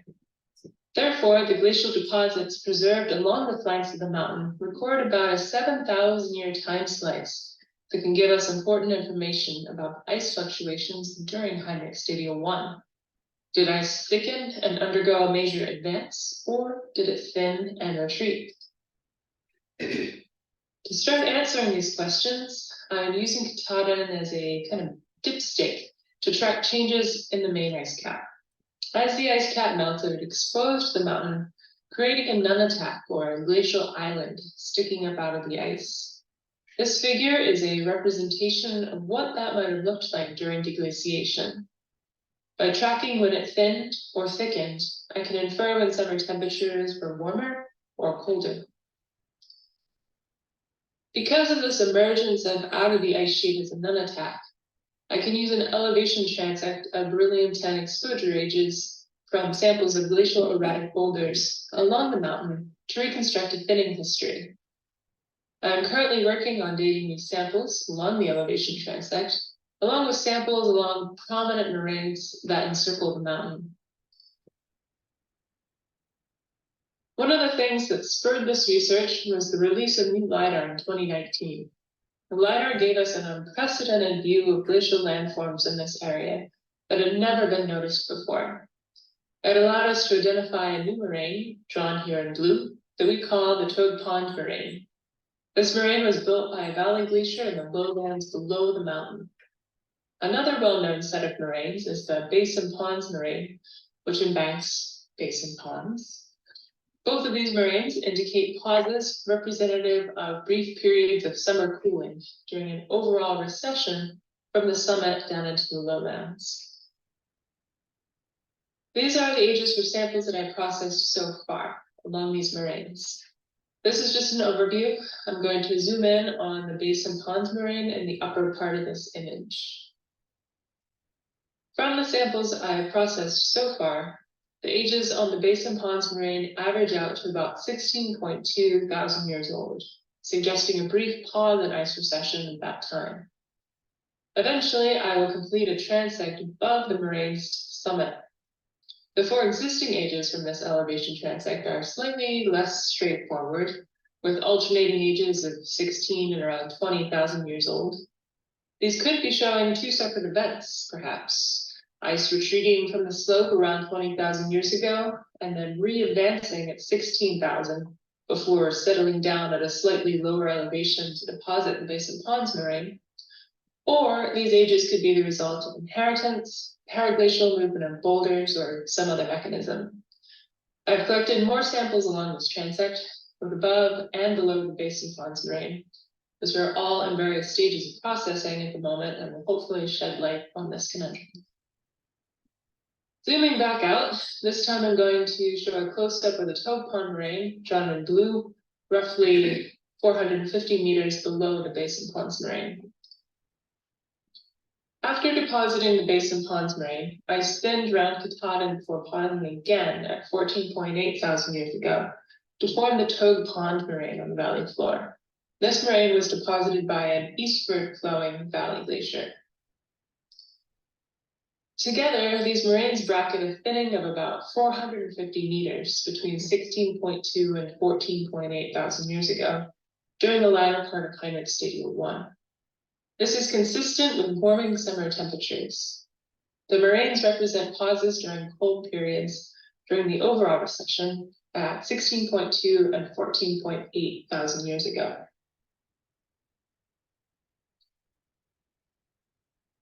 This is a view from near the summit showing the elevation difference from the summit to the Basin Ponds moraines.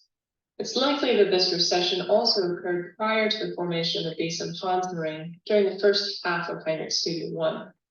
Ice must have thinned from the summit to the Basin Ponds moraine, a difference of about 850 meters, at some point between the LGM and when the Basin Ponds moraine was built at about 16,000 years ago. Our continued work on the elevation transect above the Basin Ponds moraine will allow us to test this hypothesis. This pattern of ice recession during Heinrich Stadium 1, with a pause at 16 and a following late glacial readvance, is not a pattern that's isolated to the main ice cap. For example, it has been seen elsewhere on the other side of the North Atlantic in Scotland and in the Rakai Valley of New Zealand. The signature has the potential to be a global pattern, at least in the glacial records. In conclusion, first, ice in Maine shows a significant thinning during the second half of Heinrich Stadium 1, about 450 vertical meters, and likely the first half as well, with more than 850 vertical meters of thinning. The most likely cause of this recession is warming summer temperatures. Pauses at 16 and 14.8 represent brief millennial scale coolings. Second, this pattern of recession and pause is emerging in other glacial records, not only in the North Atlantic, but in other parts of the world, opening up the possibility that this may be a global signal. The fact that the ice was thinning in Maine over the course of Heinrich Stadium 1 is consistent with the idea that there was extreme seasonality during this classic stadium. Summer had started to warm, but winters became bitterly cold. And with that, thank you. And thanks to my committee and funding sources listed on this slide, including the Dan and Betty Churchill Exploration Fund and the Robert and Judith Sturgis Exploration Fund. Thank you.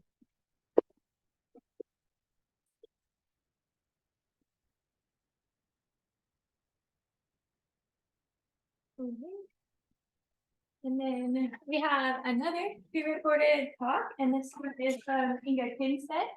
And she's presenting on her work on firn density, stratigraphy, and temperature on a cliffs ice field in the Yukon.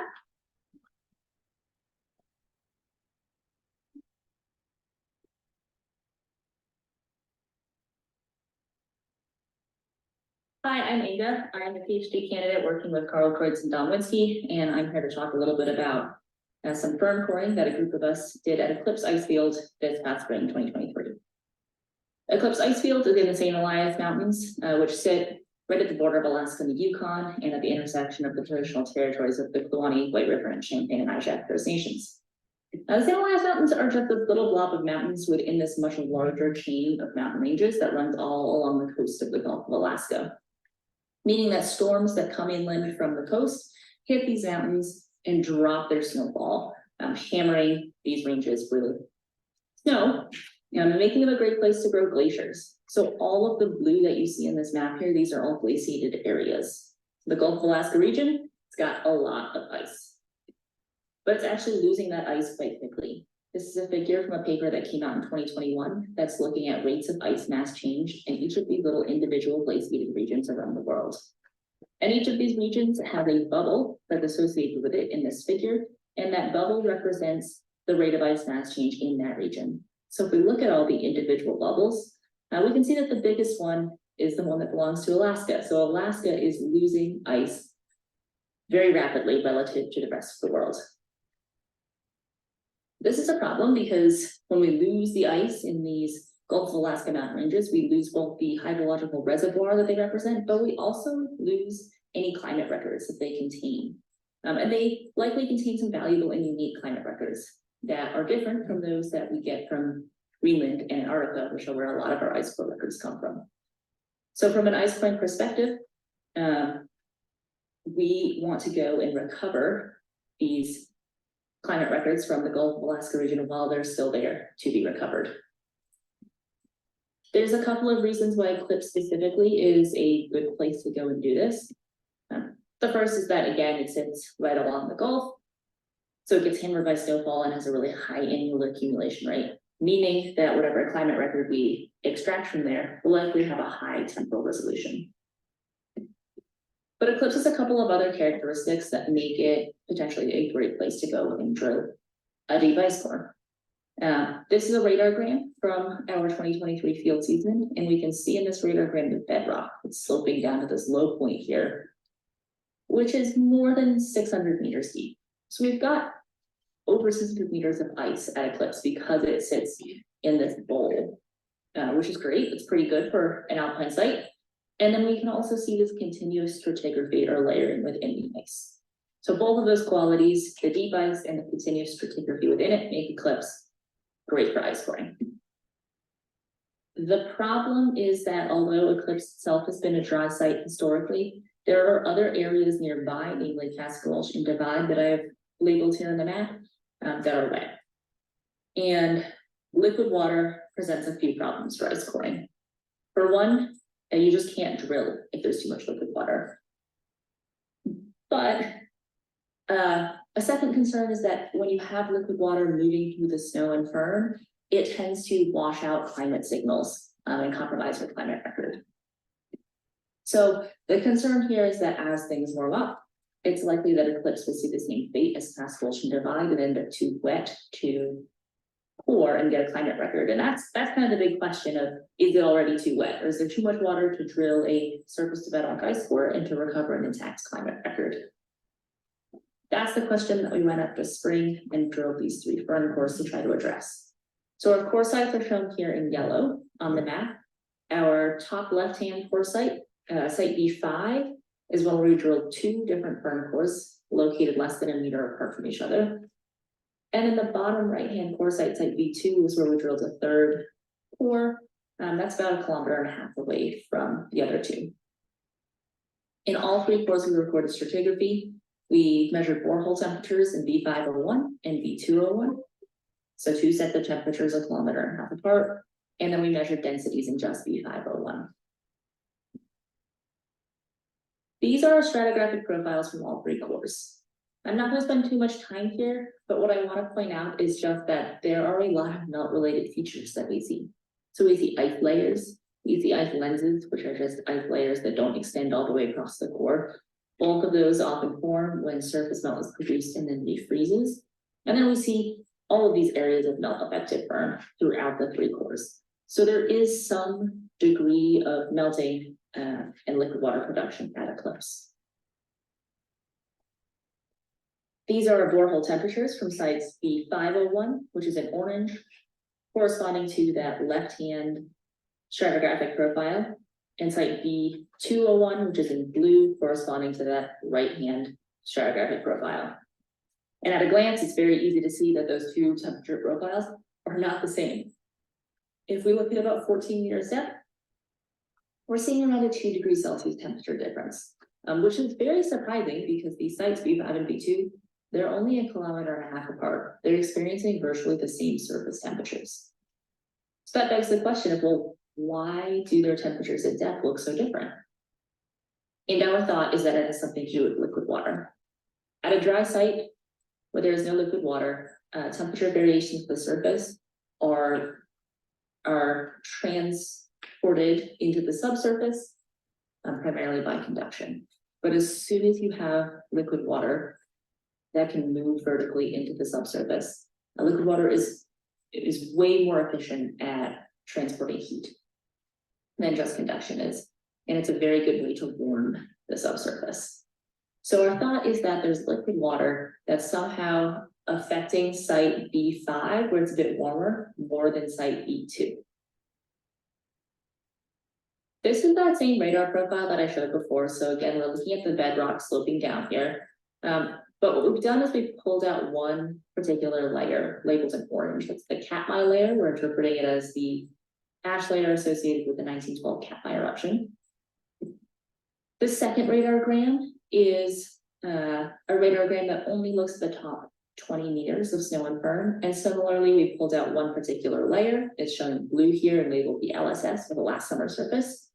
So that would have been the snow surface at the end of the 2022 summer before all of the 2022-23 winter accumulation fell on top of it.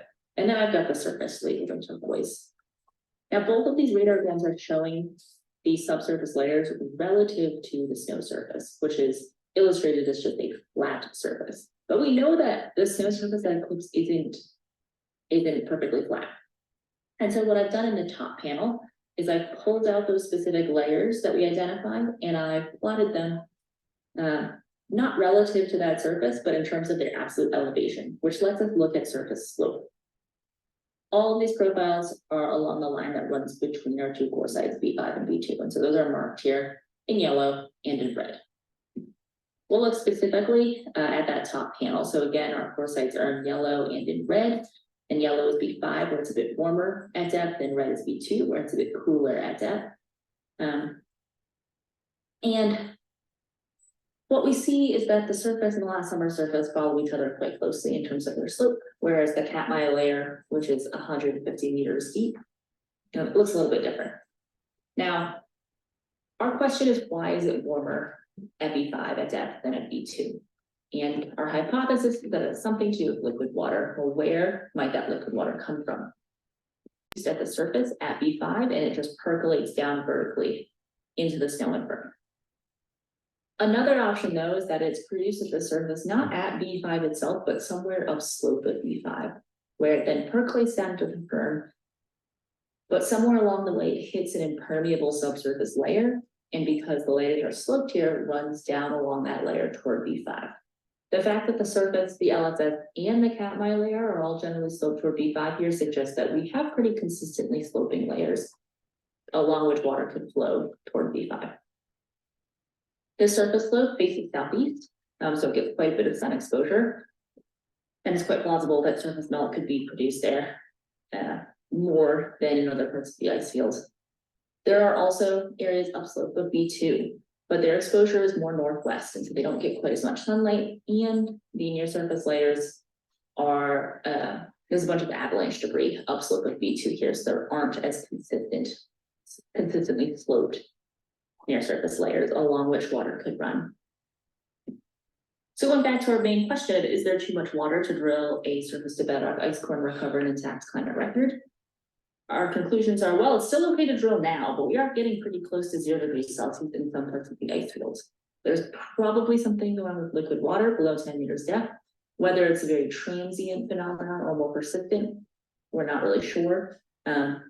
But it looks like if you want to drill, you should probably drill pretty soon and probably drill closer to B2 than to B5. I will leave it at that with a big thank you to the coring team and all of our supporters who made this possible.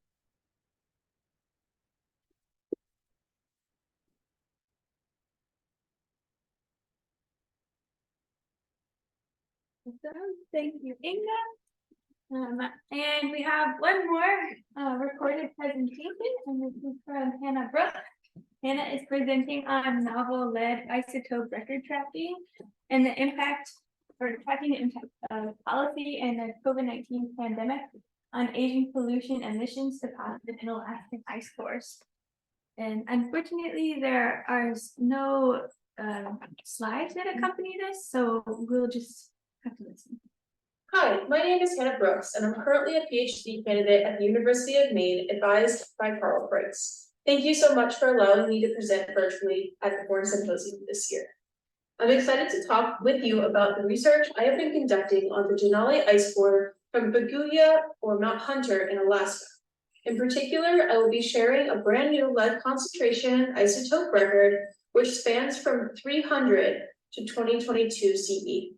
I really want to highlight that this work could not have been completed without the support of so many other researchers. The Denali Ice Core project has been worked on for over a decade, and this research presented today is directly supported by a slew of researchers at numerous institutes who have collected the ice cores, melted samples for analysis, and poured over the data.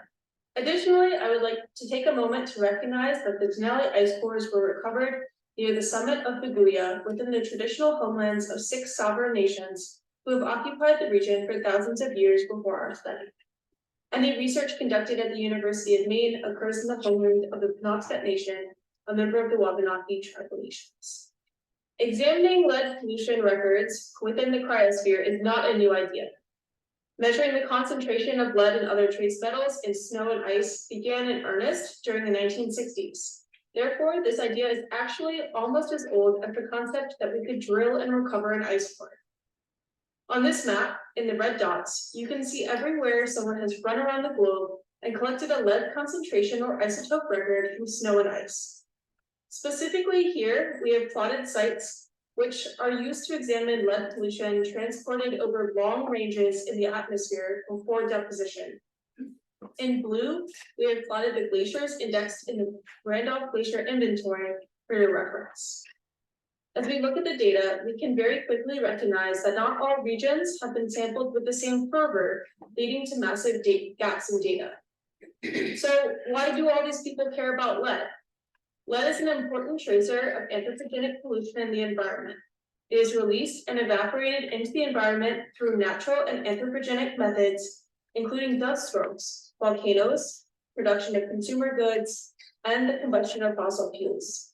Once in the atmosphere, aerosolized lead particles can be transported with naturally formed aerosols for long ranges, affecting thousands of kilometers away from the original pollution source. Humans directly impact the quantity and sources of long-range lead aerosols.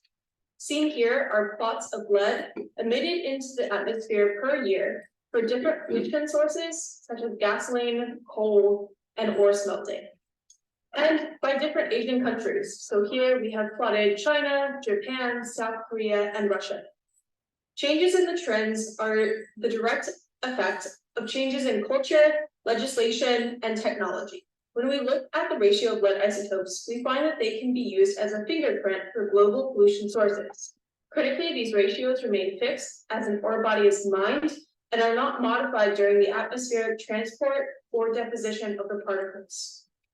These plots show the ratio of lead 208 to 207 on the x-axis and the ratio of lead 206 to 207 on the y-axis. The colored polygons show the unique lead ratios for various lead pollution sources with data from the North Pacific overlaid as points. Using these plots enables researchers to trace their data collected at a deposition site back to its source. In the case of the North Pacific data sets plotted here, we can see As we move from the 1970s to the 2000s, the sources of lead have become depleted in a US aerosol signal and enriched in Asian aerosols, ores, and coal. Because lead is transported long distances to a study site, it is important to think critically about lead sources we wish to study. Here we see traces of global winds. And specifically today, we will be focused on the North Pacific, where the majority of the aerosols are transported directly across the Pacific Ocean from Asia. As you can imagine, the signal we record should therefore be very different from what is seen in an ice core taken in Greenland or in Antarctica. Since 2013, multiple ice cores have been drilled at the summit of the Guya over 3 field seasons. The entire record is currently believed to stretch from Younger Dryas through 2022, making it one of the longest ice core records recovered from the North Pacific. Due to the large amount of sediment in the basal ice, the record we will be looking at today cannot extend all the way to the Younger Dryas, as the basal ice cannot be melted on a continuous melter. Using the new Thermal Element XR with jet interface system in the CCI IMS lab over in Sawyer, we have taken a data set of 1,171 samples spanning approximately 1,700 years of natural and anthropogenic variability in the North Pacific. This data fills a critical gap in knowledge about the changes in lead levels over the last 2 decades in this region. We sampled the ice core meltwater every 20 centimeters, resulting in decadal resolution at 300 CE and approximately weekly resolution in 2022. So here is the first glimpse of this new data set. And I just want to point out that the reason working on this is not for the faint of heart, just requires a quick glance at the y-axis. We have lead concentration plotted in nanogram per gram or parts per trillion. And the vast majority of this record is below a 20 parts per trillion threshold. When we go to look at this data set and compare it to other regions, we want to think about the fact that we know that the European Industrial Revolution happened about 100 years before industrial revolutions took place in Asia. And we can actually see this in the record. So if we add a record from Greenland, we can see that lead really starts to peak in this record in the late 1800s, corresponding with that early European industrialization. Conversely, in the blue Denali record, we can see a much delayed onset of high lead pollution peaks, corresponding with this later Asian Industrial Revolution. Additionally, when I overlay a record taken by Eric Osterberg from Mount Logan, we can see that the Denali record compares well with other North Pacific data.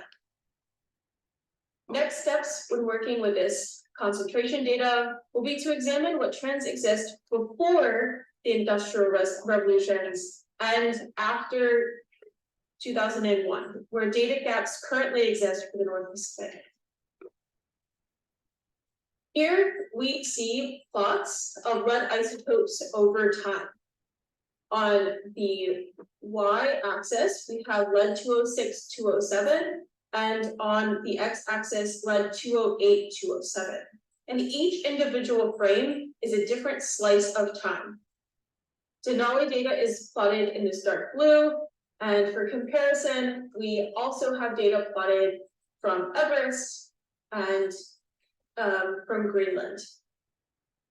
What we can see clearly is that the Denali lead data does not plot well with other regions during the pre-industrialization or before about 1770. The Denali data doesn't really change its trends through the American and European industrial revolutions, which we expect. The range of Denali lead data starts to really change during the leaded gas use from about 1920 to 1970, primarily shifting towards lower lead isotope ratios. As you can clearly see in this figure, the Denali data set is the only data set that currently extends through the 2010s and 2020s. When we compare the lead ratio and concentration records, we can start to pinpoint anomalies and figure out what is actually causing these spikes in the data. Here we have lead ratios in blue and lead concentration in orange. And what we can see is that there's a similar general trend with both of these data sets when plotted against time. Efforts are ongoing to explain these large peaks in lead concentration, concurrent with spikes in lead isotope ratios, and perhaps these are recording storm events, such as dust storms or volcanic ash deposition. So, as a set of preliminary takeaways, we can see in our data that there's unique trends in this Denali ice core lead data set, which is distinct from other global regions. The large spikes in data may reflect major dust storms or volcanic events. And this is an exciting data set as it will allow us to examine changes caused to lead pollution by the COVID-19 pandemic.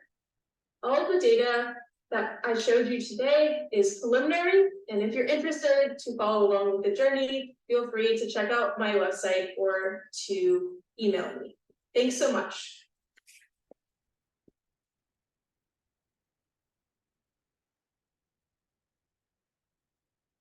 Thank you, Hannah.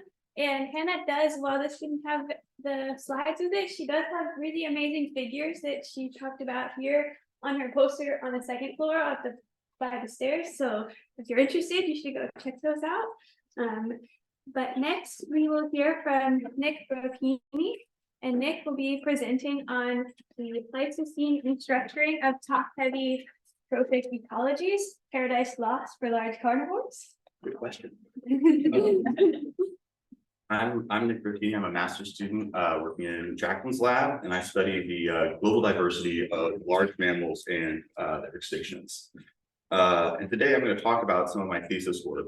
And this basically emerged because I had a bunch of unresolved questions about the paleoecology of large mammal assemblages through the Quaternary, which led me to develop kind of a new conceptual framework to better describe the energetic dynamics at play in these no analog mammal assemblages.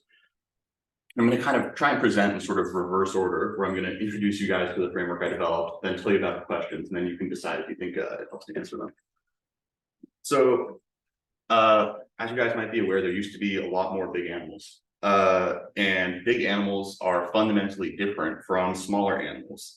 They have different categories of interaction that they participate in. They use space differently. They have different population dynamics. They participate in nutrient cycling in ways that are fundamentally distinct. They have ecosystem engineering properties. They can modify their environments by virtue of their sheer size in ways that smaller animals can't. But today I want to most focus on differences in metabolic efficiency. Larger animals, gram for gram, are more energetically efficient than smaller animals. This was worked out a long time ago by a guy named Max Kleber. It's called Kleber's law. Basically, your metabolic demand scales to the 3/4 power of your body size. So if you're 100 times, a Columbian mammoth was 100 times larger than a white-tailed deer and used a little less than 1/3 of the energy per gram. So what rules do ecosystems dominated by large animals play by, and how is that different from what we see in modern systems? Mega herbivores create what I call kind of a triplicate trophic pump.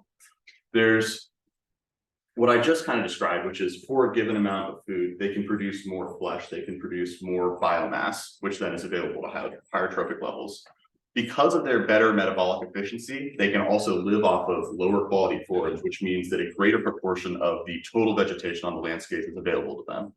So suddenly they're both producing more flesh from a given landscape, both because of their inherent metabolic efficiency and because they can use more of the total vegetation. Furthermore, there's evidence that in a lot of settings, mega herbivores' kind of ecosystem engineering role increases the total system productivity. So you've got these three upward scaling factors that are altering the amount of energy that's pumped upwards into a system. And so that dramatically alters the amount of energy that's available to higher trophic levels. So if you're a carnivore in a system with abundant mega herbivores, you're kind of rewarded for using these high risk, energetically expensive strategies because you're in an environment with very abundant but very hard to kill prey. So it's worth it to become large bodied or to use social strategies, even though those are energetically inefficient. In some contexts, they're very efficient in a context when you have abundant, hard to kill, energetically rich prey. So when I talk about these ecosystems, I kind of describe them as top-heavy trophic ecologies because so much more energy is being pumped from the landscape up to these higher trophic levels. And top-heavy sounds kind of inherently unstable, but I'm going to argue that it's actually not, and that the specific character of these large social carnivore assemblages actually dampens oscillations that you would expect to emerge, these kind of boom-bust cycles that you would expect to see in other kinds of ecology. One major reason for that is that because these predators that are specializing in these large prey items are using such energetically expensive strategies, they are very inelastically dependent on certain categories of prey item. And what I mean by that is that their lifestyle doesn't work if there's only small prey available. So they are really responsive to the population fluctuations of their kind of target prey group. And here I'm kind of showing a mammoth and a giant ground sloth. And up above there's a Smilodon and their atrops. They're all kind of North American fauna. But so if there's for some other reason, disease, vegetation crash, whatever, like a fluctuation in the mega herbivore population, there will be very fast response from the in the predation pressure. So it's hard to get predation overload. Similarly, if there's this boom in abundance of these prey items, there will be a boom in the predators. For these largest species, there's a lot of evidence that hunting was heavily juvenile biased, which also is kind of stabilizing. If you think about like a random increase in predation pressure, if that's only affecting juveniles of these largest species like mammoths, then actually that spike in predation pressure isn't altering the population of sexually mature adults who are able to kind of replace the population that directly. And because we're talking normally about longer lived prey species, there's this kind of smoothing dynamic that takes place as you look at these population dynamics. Then, because these tended to be, pretty speciose guilds in the Pleistocene, with a lot of large social carnivores and a lot of mega herbivores, you kind of see some of these, optimal foraging theory, prey switching dynamics playing out, where as it becomes harder to hunt one species to extinction when you're part of a speciose guild. At the level of the whole system, I think we're all pretty familiar with the idea that biodiversity and kind of these layers of functional redundance improve resilience and stability. And there's good evidence, at least from North America, that in the Pleistocene, even these largest mega herbivore species were top-down regulated. There's tooth breakage data for large carnivores indicating that they were in these highly competitive environments and populations were about at equilibrium. And looking at dental isotope stuff from mammoths, mastodon, these largest mega herbivores, there's evidence that they were not starving ever. They were not usually food limited. So what we have here is this condition in which mega herbivores are pumping up these just huge amounts of energy to these high trophic levels, and large social carnivores are exerting this really dynamic and responsive top-down control that's preventing any oscillations from emerging in the energetic dynamics of the system. So I now want to kind of argue that these systems dominated by large animals, large predators and herbivores are the rule rather than the exception. Because we live in a world that's really kind of lost most of its big animals, there's this idea that they're fragile because they have small populations, long gestation times, dependent on a large total amount of forage. But there's actually, if you look at the whole sweep of natural history, what you see again and again is really persistent and resilient large animals. This figure here is just showing how the largest South American species fared way better during the Great American Biotic Interchange when the Isthmus of Panama formed. This is just kind of showing the long history of proboscidean diversity. They've been around for most of the Cenozoic and did awesome in North America even for over 16 million years. I threw a little sword plot in there just to kind of point out that the largest terrestrial mega herbivores we've had persisted for 130 million years, which is, twice the length of the Cenozoic. So big herbivores lead to big carnivores. Big carnivores produce big herbivores because the strategies that being big makes you hard to hunt. Being big makes you better at hunting big stuff. So my kind of core question that I try to address with my thesis is where the spatial unevenness of the late Quaternary extinction came from.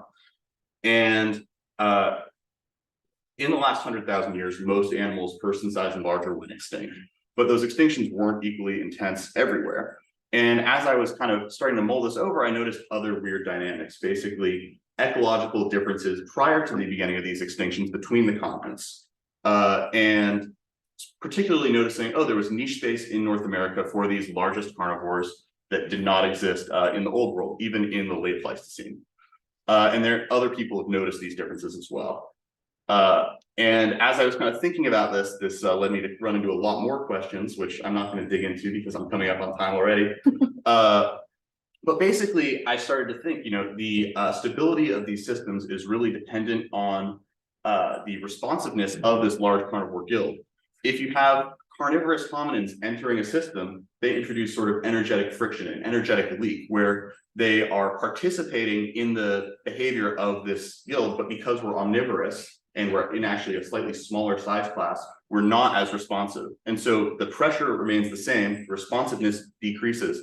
That permits oscillations to emerge energetically in these systems that permit basically crashes to happen in the species that are most dependent on these high energy conditions to go extinct. And you see in the mid-Pleistocene in Africa, when when carnivorous hominins emerge, you lose all your saber-toothed species, a bunch of proboscideans.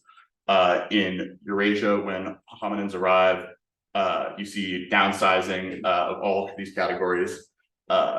You see consistent species level response, but really different regional responses. In South Asia, you see kind of what you would expect, which is that these lower abundance, lower diversity megafauna systems perform better in response to hominin forcing.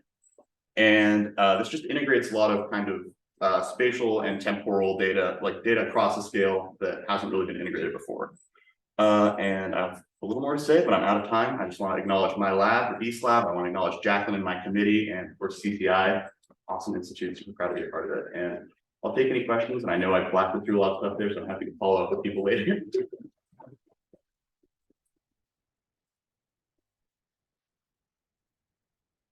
Any questions for Nick? When you look at the upper level carnivores. Yeah. Does your idea still encompass the trophic dynamic energy aspects of ecosystems that Lindemann talked about? Could you repeat the question? Or which system you're asking about? Well, you're familiar with Raymond Lindemann's paper about trophic dynamic aspects of ecology. Yeah, I have that deep in my Zotero somewhere. It's a classic paper in ecology, and that's he developed by measuring model for the likely transmission of energy from one trophic level to the next. And that's where the idea came, that usually no more than 10% goes from one level to the next, and that leads to all kinds of implications. The things you're talking about in probably the 1970s, Paul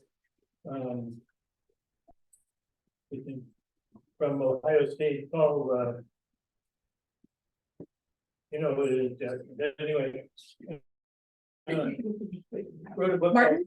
no, from Ohio State. This looks like he wrote a book called Why Big Fierce Animals Are Rare. Oh, Yes. yeah. Colin book, Yeah. Colin. Yeah. And so these things have been talked about in basically these kind of terms. In a theoretical way, but of course, having data to to demonstrate these, Lindemann had data to do it. But it's hard on a global scale to do it, but do you have a plan, are there sources of data about relevant issues? I think I hear your question now. I think there is a lot of data about both kind of the lake return and I'm finding increasingly there are databases that have information about these kind of early Pleistocene fauna as well, which I do plan to take advantage of. I think my contribution here is really that there are a lot of competing and contradictory paradigms when you're talking about these things at the regional level and one time period compared to another. And even though a lot of data has been generated, since the 70s, it kind of, in all of these areas, the framework hasn't really been revised to integrate it. And so I think the primary contribution of this framework is tying together these dynamics across the spatial scale, across the temporal scale, with an ecological mechanism that is explicit and really, I guess, is pretty robust to a lot of the unexplained, like small characteristics of these phenomena. So that's why I'm excited about it. Thank you. Yeah, thank you.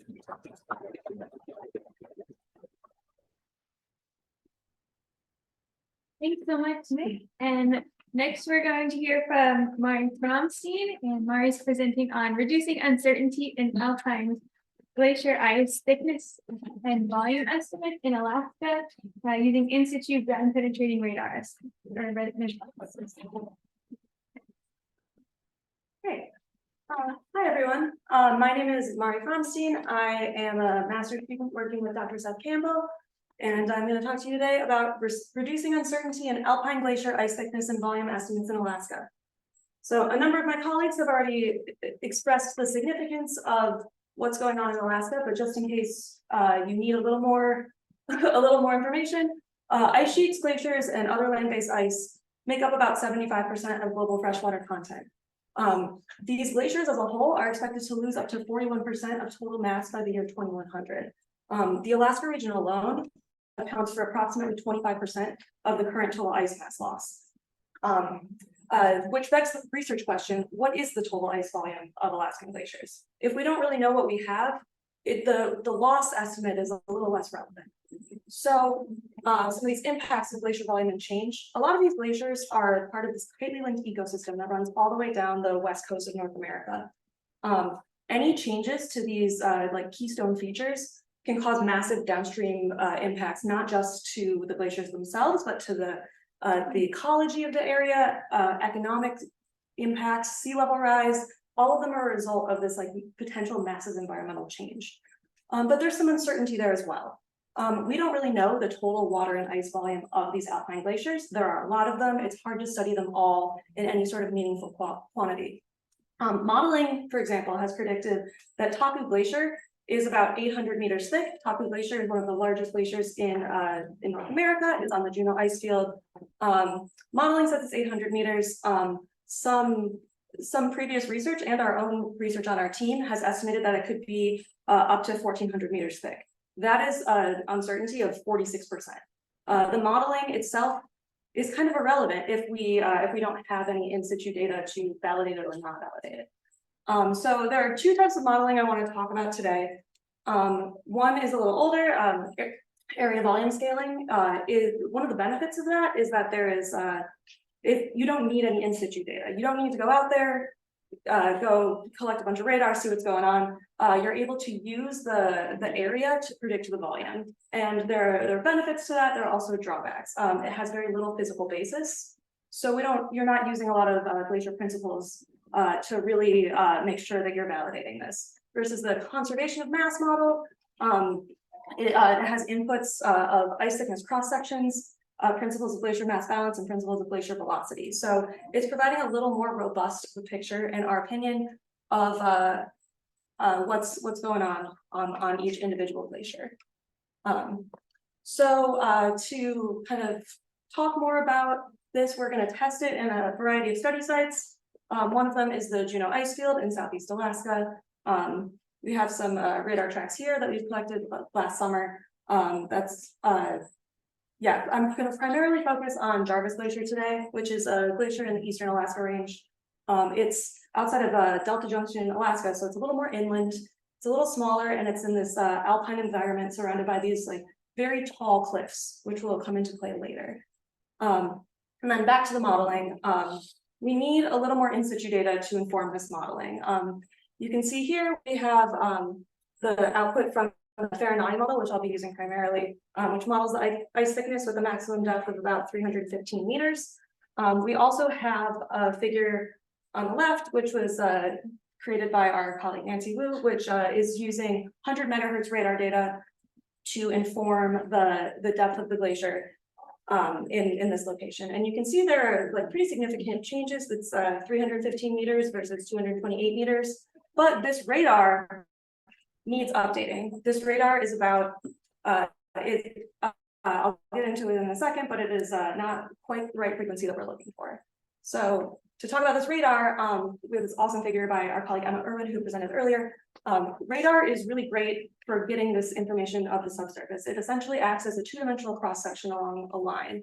And you're all radar experts now because you've heard so many radar talks, but in case you are not, I just wanted to go into it a little more. So the radar unit consists of a single transmitter and receiver. The transmitter releases radio waves into the ground, and the receiver listens for the return of those waves. The energy is emitted essentially as a cone of energy, which expands into the ground until it hits some sort of resistance. That could be layering in the snow and ice, that could be debris or rock. And for me, I'm looking for the bedrock. So I'm looking for the return of the ice from the return of the radar signal from the bedrock back through the ice to the receiver. And it's also important to note that in frequency matters. Renee talked about this a little bit. A lower frequency radar system has a really good depth perception versus a higher frequency radar system has really good shallow subsurface depth penetration. So I'm looking for the bed. I want to use a lower frequency radar system. I'm using a 10 megahertz ground penetrating radar system. And we're gonna, I talked about some of these methods, and we're gonna walk through radar interpretations on one line of information of radar on Jarvis Glacier, collected by a team from CCI, University of Maine, and other collaborators on Jarvis Glacier in April 2016. This was processed using IMSAR, our colleague David Lillian out of Indiana University. And the key points that I'm going to walk through here are the glacier has significant variation in near surface melt. You can see a complex bed structure, and the estimated ice thickness is greater than 300 meters at points. So first talking about melt. Water within the ice, as many of my colleagues have talked about, can interrupt the radar signal. So it's you can see here, this area is pretty scattered. It almost looks like a TV signal from an old TV, versus this area has a little less scattering. And we're using this to imply more and less surface melt. And so the lower elevations at the bottom of the glacier, we're seeing more melt versus less melt in elevation towards the top of the glacier. Interestingly, this is likely not just a function of elevation. It's more about the shading of the glacier ice itself. Jarvis has a really unique shape. It kind of makes a J shape, funnily enough to the name as well. And it's surrounded by tall cliffs on a lot of sides, including to the south, where the sun is spending most of its time in the warmer summer months. So a lot of that like higher elevation glacier is actually shaded from the sun. The glacier itself is in retreat across the board, but we're seeing less melt in these regions than you would expect based on the other glaciers in the region. Additionally, the basal signal response, we're seeing some areas of clear reflection and some areas of significant noise. You can see the scattering, like I talked about here, from meltwater. You can see a simple bed return in certain areas and a more complex bed return elsewhere, and then some sidewall reflections. And at first glance, these look pretty strong. Like these look like these could just be the bed. And you might ask, as I initially did, how do we know that these are the sidewall reflections versus the bed? And that brings us back to this cone of energy with radar principles. They when this cone of energy is coming out in an ideal situation with no sidewall reflections, you would see that the glacier is the bed reflection here would be the true reflection. That'd be the strongest case. That would be what we're seeing the most. But what we're seeing here is that Jarvis Glacier is actually very steep and very narrow. So the radar signal is hitting the sidewalls first before it hits the bed. So all of these are likely because of the narrow sidewalls and are not the true bed depth. Which means that actually the glacier has this much weaker signal at the bottom, but that is likely the true depth of the bed of this glacier. So the steep sidewall reflections are impacting the radar signal, and but regardless, we're able to see that the bed depth is in excess of 300 meters at its deepest points. So this is pretty exciting. We have a whole centerline profile of this glacier, and it's much deeper than we expected. Like, what do we do now? And I'm still working out this a little bit, but there's some remote sensing at play here. The glacier, we can do some processing in ArcGIS Pro.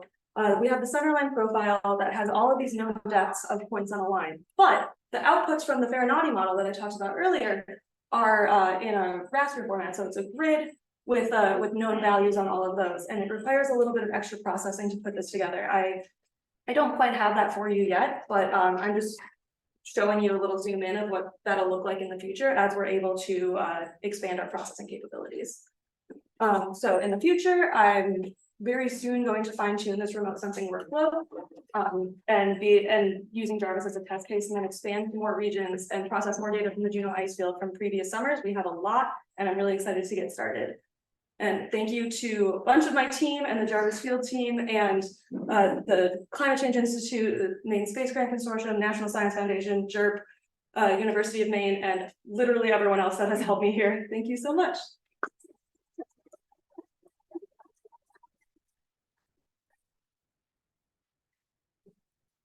Any questions for Mari?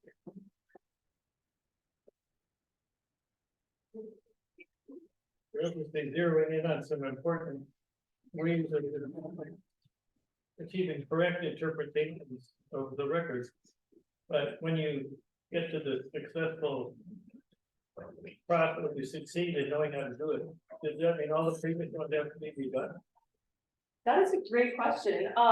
Sometimes yes, sometimes no, I think, depending on what the error is. It's worth looking at least.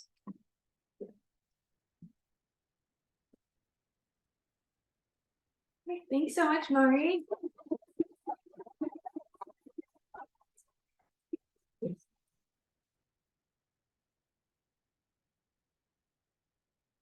Alright.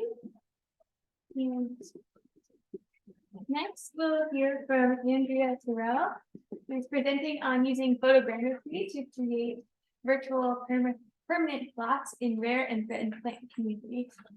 Yeah, thanks. Hi, I'm Andrea. I'm a PhD student working with Jacqueline. And I am excited to share a paper that came out last summer, so summer 2023, that came about from a collaboration through CCI, which is exciting. And it was also a chapter of my master's thesis, called Using Photogrammetry to Create Virtual Permanent Plots in Rare and Threatened Plant Communities. I consider myself a plant community ecologist and a biogeographer, so I'm interested in the drivers of species distributions, specifically in alpine plant communities of the northeastern United States and possibly in Canada someday. But you may know that a lot of these alpine communities are composed of herbs, shrubs, grasses, sedges, mosses, and lichens that grow above tree line in high mountain ecosystems. So think very prostrate, low-growing vegetation. And in Maine's case, many of these species are also found across the Arctic today. And these communities exist as small remnants of a once vast tundra ecosystem, but we don't exactly know how vulnerable these species are under global change. And these species have a few options of what they might do under global change scenarios. They can adapt to these new conditions. They can track new, more favorable conditions. They can persist in refugia or become extirpated. And to try to understand what is going on across these communities, long-term monitoring has remained a critical tool for understanding these changes through time. But a lot of the methods used in long-term monitoring sites have some downsides, at least in my view, and especially in these alpine plant communities. So the deployment of permanent structures, long hours surveying in the field, and also the potential for soil erosion and destruction of vegetation while you're surveying and because of these permanent structures. For instance, the Global Observation Research Initiative in Alpine Environments, also known as GLORIA, is a method that seeks to long-term monitor environments across the globe. So you can apply to be a part of this initiative and monitor sites repeatedly. But this method has a lot of requirements that would not be ideal in a lot of different plant communities. For instance, having at least 3 summits within a target region, all summits having a consistent climate and bedrock type, all summits should not be heavily trafficked by human activity, and it also requires the installation of permanent structures. And all of these requirements make this method not really possible in a lot of the alpine plant communities of the Northeast, because installation of permanent structures is usually not allowed in most of these communities. As we all know, a lot of these summits are very heavily trafficked by humans. They are also very isolated summits, so we might not have 3 within a target region, etc. So to try to get at a better way to create permanent plots across these sites, we leveraged photogrammetry, which if you are a glaciologist or an archaeologist, I'm sure you already know the definition, but photogrammetry is defined as the use of images to record and measure objects, often converting overlapping 2D images to create a 3D model. So oftentimes to create these 3D models, or in this case, a digital surface model, for a photographer or sometimes a drone captures multiple overlapping images in a 60-degree coverage around a target object. In our case, that object is a 1 by 1 meter square quadrat. And then these photos are stitched together in post-processing to make these models, and then they can be georeferenced. A problem we found while implementing this method is that a lot of methods for capturing these images and therefore not accessible for most of the agencies we would be working with, so say state parks or the Forest Service, etc. So what we sought to do was use this method in a more accessible manner. So for all of the models that I created, I used my iPhone 10, which at this point is like a pretty old model, so maybe the camera quality is not the best, but we were able to make really nice models with that limitation. And so in post-processing, all of the photos that I took with that iPhone 10 would be aligned in a point cloud, and then a mesh is created to create the digital surface model. And we used Metashape to create our models. So this approach, we hope, is a way to create permanent plots in a way that is readily available. So it can be done with your phone, your camera, whatever equipment that is already owned. It's low cost and also lightweight. So carrying large equipment to these high elevation environments is not ideal. So we hope that this method is more accessible for smaller agencies. And we found a lot of really awesome uses through creating these models. So we were able to identify species within the models, which is obviously very important, not for like cryptogamic species, so mosses and lichens would be harder to identify, but vascular plants would be easy to identify. We also found that we could not measure, but estimate percent coverage of plants and also traits. And this method could also be used to relocate survey locations. And just as a refresher for the non-plant ecologists in the room, when I'm doing surveys, I use a 1 meter by 1 meter quadrat.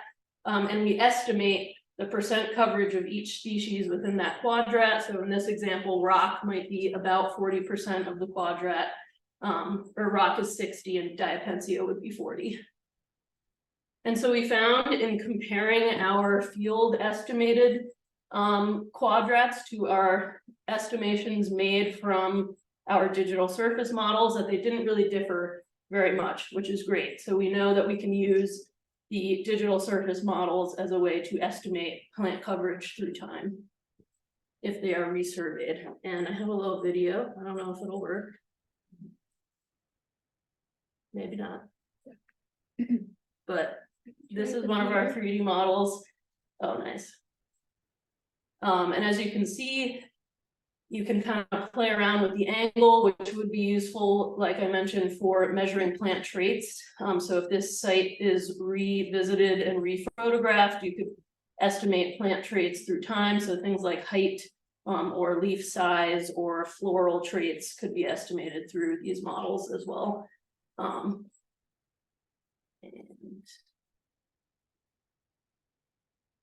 yeah, thank you so much. Thank you to the Dan and Betty Churchill Exploration Fund for funding the field work that inspired using this method across northeastern alpine zones, and my advisor Jacqueline and our whole lab.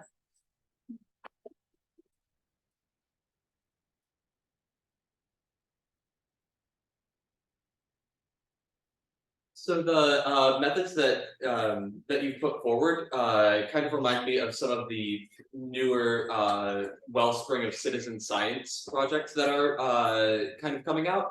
Do you think that this could be an opportunity for, like, if you want multiple photographs over time, instead of you trekking out over and over and over again, like a local who's interested receives like a short training and then can do it? Yeah, totally. Yeah, that's definitely an idea we had thought about, where that could, yeah, it would definitely be like a very short, easy training.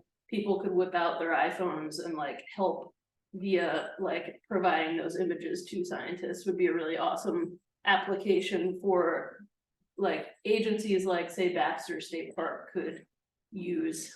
But yeah, that would be very useful and doable.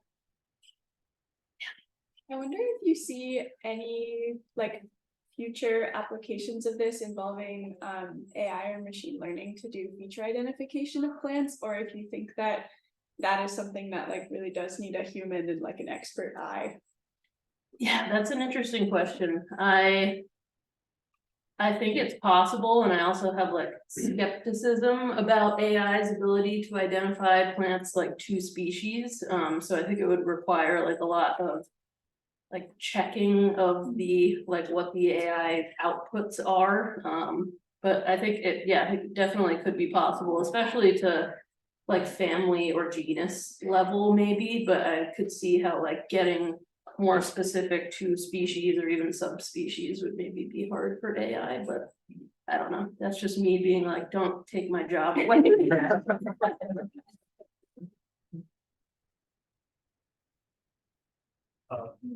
Real cool innovation, very smart. So one more question, and at first, you might want to contact Friends of Acadia, because they probably be very interested in a big citizen science program. And also, this sort of thing has been done beautifully with by citizen scientists with pinwood counting. Oh, cool! Large pictures taken in places where other people don't normally go, and they count not just thousands, but 1 million penguins in their access. So do you think that this will eventually be accepted by Gloria as an approach? That's a good question. I think I'm not sure. So my like impression is that this method is most useful in like very specific types of plant communities where like permanent structures aren't allowed. So like desert crustal communities or rocky outcrop plant communities, where that permanent structures are not really possible to use. And I feel like Gloria is such a vast, like it's such a global methodology that they might not really care about these like few mountaintop areas that don't fall under their purview. It could be, I mean, yeah, I don't know, it could be an interesting thing to look into if they're already taking photos. Yeah. Thanks so much. Sorry,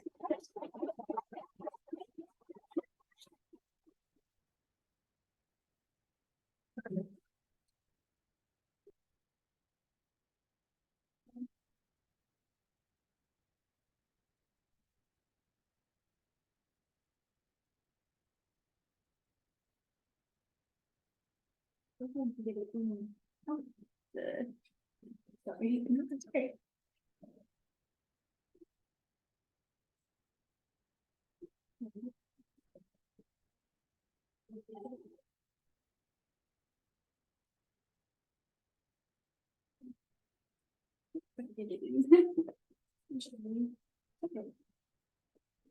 Oh, there you go. Yay. All right, so our final presenter for this afternoon will be Charity Zimmerman, and Charity is going to present on PFAS remediation in Maine, the climate impacts of environmental contamination.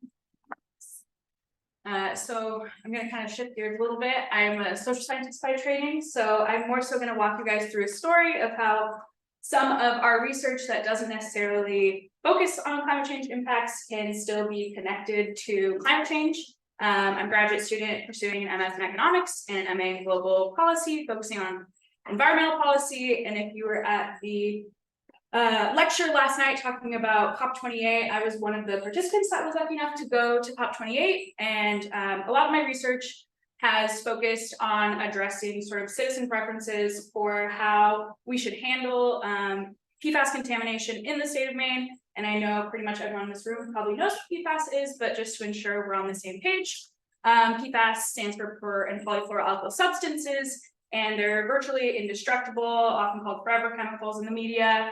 They're sort of associated with these non-stick, non-stain water, oil, or plant properties, and they have a lot of negative health impacts. As I said, as I'm studying economics, I've sort of been doing some research looking at citizens' willingness to pay in the short term to address contamination in the state of Maine.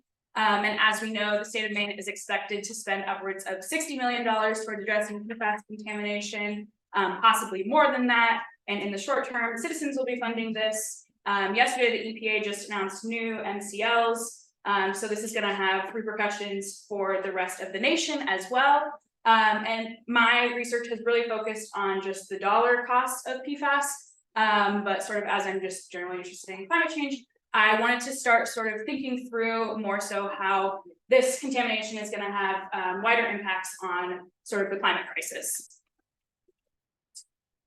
So it's sort of obvious, but we don't always think about it, but addressing PFAS contamination, the remediation process emits additional greenhouse gases throughout the entire life cycle of the process. So if we just think about sort of the first step of treating drinking water, before we even start treating the contamination, we first have to test to see if there is contamination. And the state of Maine did not have any in-state labs capable of testing for PFAS until 2023. So every time the Maine Department of Environmental Protection or a private citizen wanted to find out if they had PFAS contamination in their well water or agricultural fields, they had to ship out samples to different states to get tested. So that's one strike against sort of like this climate implication. The most effective way so far, obviously there's ongoing sort of research to better address and eliminate PFAS contamination in water, but right now we use granular activated carbon, and this is sourced directly from coal, or it can be created from biomass, which is treated with really high temperatures, which requires a lot of energy. Maine does not produce its own supply of granular activated carbon, so again, we have to ship this stuff in from elsewhere in order to treat the contamination. So then we sort of think about this next step of the waste from, or PFAS-laden waste. As I mentioned, PFAS does not readily degrade in the environment, and it is really energy intensive and costly to sort of destroy. You have to incinerate it at really high temperatures. There's not really a better way to destroy it. So a lot of times it just ends up being indefinitely landfilled. And as these drinking water requirements are getting more and more stringent, there's an additional burden on landfills to sort of store these waste. And there's this new issue of old landfills or improper landfill linings are not sort of equipped with sometimes we see leachate seeping back out into the environment and sort of creating this cyclical impact of contamination in the environment. Then obviously a lot of us have heard about PFAS in agriculture, specifically in the state of Maine. There's been a lot of media attention, and Maine is one of many states that allowed this beneficial reuse of wastewater biosolids onto agricultural fields. And it was only sort of years after we started doing this process that we realized some of these wastewater biosolids end up having really high concentrations of PFAS contamination. So it's led to a few farms having to close or sort of restructure their whole process of sort of how they are able to farm on their land.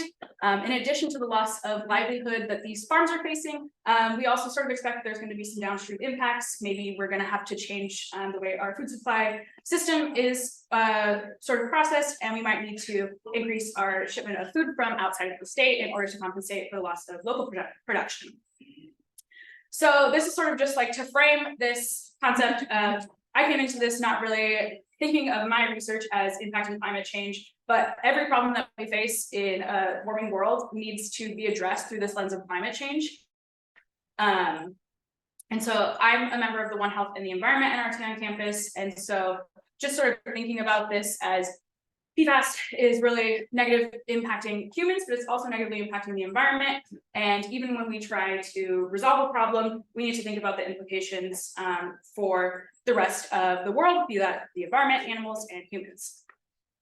And sort of just like wrap this up, why we care about this, how this is related to climate change, the increased burden on sort of energy and just the shipping process of this whole remediation process. Obviously, addressing PFAS is not the problem, it's the contaminant in general. But this does sort of reinforce a call to action for Maine and the rest of the world to move more rapidly towards renewable energies and sort of innovative solutions when we're thinking about addressing climate change, because as we discover more and more problems like this arising, we're going to need more and more energy to address this and ensure human health is met. And so just thinking about sort of initiatives like Maine Won't Wait, sort of what can Maine do to sort of combat these negative implications of addressing PFAS contamination in the state. As I mentioned, we're going to need to be really innovative and creative in how we think about addressing this stuff. And there's been a lot of land that's left non-arable, and so farmers can't continue to farm on their land.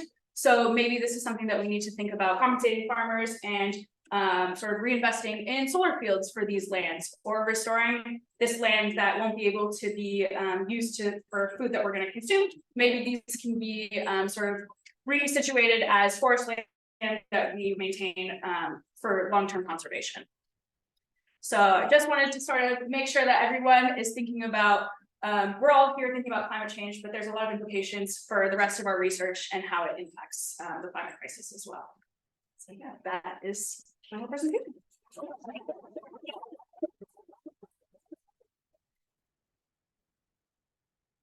Any questions for Sherry?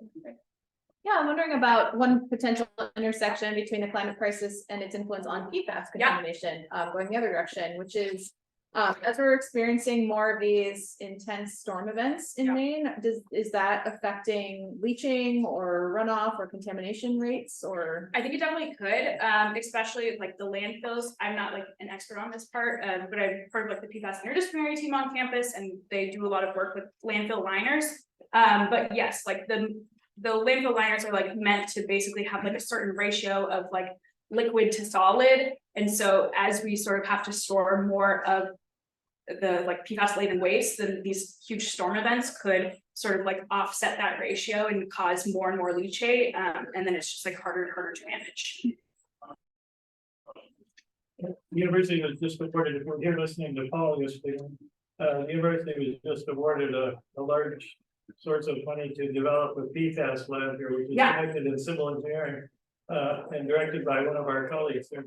And Paul yesterday morning read an email from Honor talking about the EPA changes and various sources of funding for a lot of different kinds of research related to it. So I think a lot of people could benefit by looking at that and look for opportunities. Yeah, definitely. For research funding.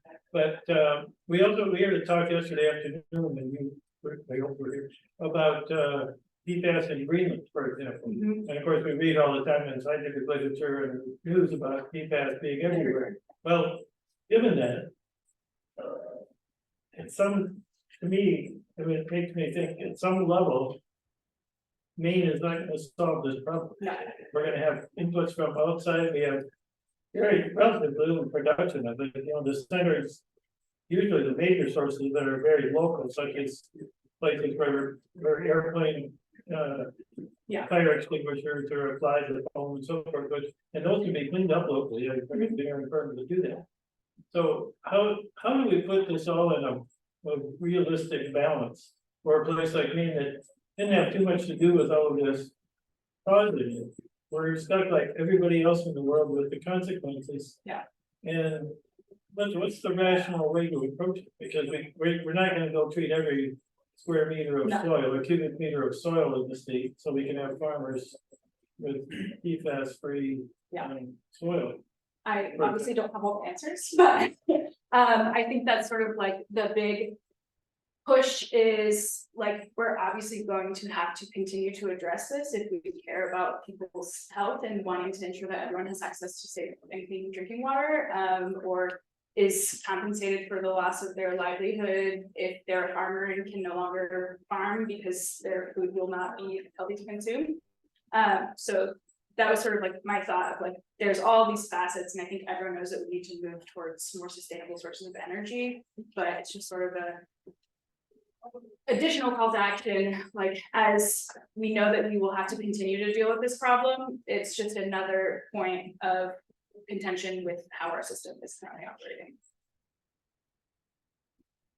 Thank you. Is there a question in the back?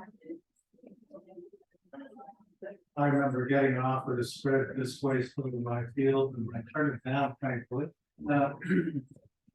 Do we have any estimates of what percentage of Maine's surface area or how many thousands of acres are affected by the spreading?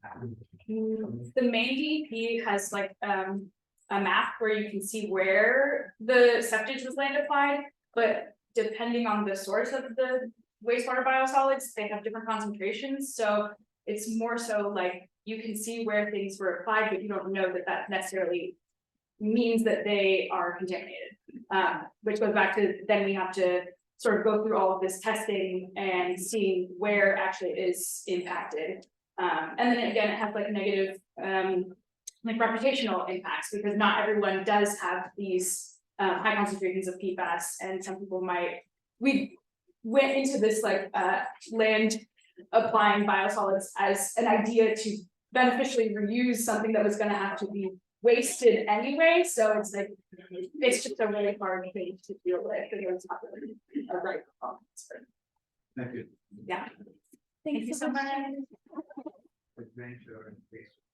All right, so first up for session 7, we have Anthony Maffa doing partial additionality. All right, hi everyone. My name is Anthony Maffa. I am a professor at University of Maine School of Law. I teach environmental law, climate law, and a bunch of things related to this. I also am affiliated faculty here at CCI, and I'm happy to be here to present this topic, this paper that's going to be published in the coming year that I co-authored with a graduating student of mine called Partial Additionality. The idea of this paper centers around the requirements for carbon offsets on both voluntary and compliance markets. Those requirements can be grouped in these general 4 categories that you see on the slide: permanence, avoidance of leakage, using a proper baseline, and additionality. And specifically, the paper focuses on the requirement of additionality, and it sets out to highlight and then a problem with the additionality metric, and then solve that problem, or at least propose a solution to that problem. So let's talk about the problem first. So if you don't know, additionality is the idea that an activity that generates a carbon offset is something that would not be done otherwise without the financial incentive provided by the sale of the offset. And when you're talking about additionality, there are 2 facets of additionality, and specifically in the paper, we're focused on what's called financial additionality, meaning that it would not be financially viable to undertake the activity or the project without the financial incentive provided by the sale of offsets from that project. Now, there are many offset generating projects that are clearly financially additional, and they don't pose a problem at all. Many of the new emerging carbon removal technologies, that's all they do is remove carbon, fully financially additional, are not part of the problem of partial additionality that we're talking about here. The problem of partial additionality that we identified is that there are some projects that are considered additional and therefore generate carbon offsets, either on voluntary or compliance markets, that generate inherent revenue. And primarily these projects are renewable energy projects. And there's the problem, at least from a math perspective, is that these projects, at least in part, would have been done anyway. Right? They generate some amount of revenue, and that revenue is independent of the offset, the incentive created by the offset. And that's why we call them partially additional. And if you think about it for a few moments, you can start to see why this might be a problem, although it's maybe not apparent immediately. But before I get there, let me just point out that this is a graph produced from data collected by University of California at Berkeley that's showing the sort of pie chart percentages of offset generating projects on voluntary compliance, on voluntary markets. And you can see this is the slice of the pie that we're primarily concerned with in the paper, renewable energy projects, because those projects very clearly generate inherent revenue, separate and apart from the sale of offsets. And the problem that's created by the framework that's set up by most of these markets is that these sort of 4 requirements are generally binary requirements, in that once you meet the requirement of additionality, your project then is allowed to generate offsets, and the offsets are then calculated based not upon any kind of proportionality to how additional the project is. They are generated based solely on calculations as to how much carbon is being avoided by having this project versus generating energy from fossil fuels, for instance.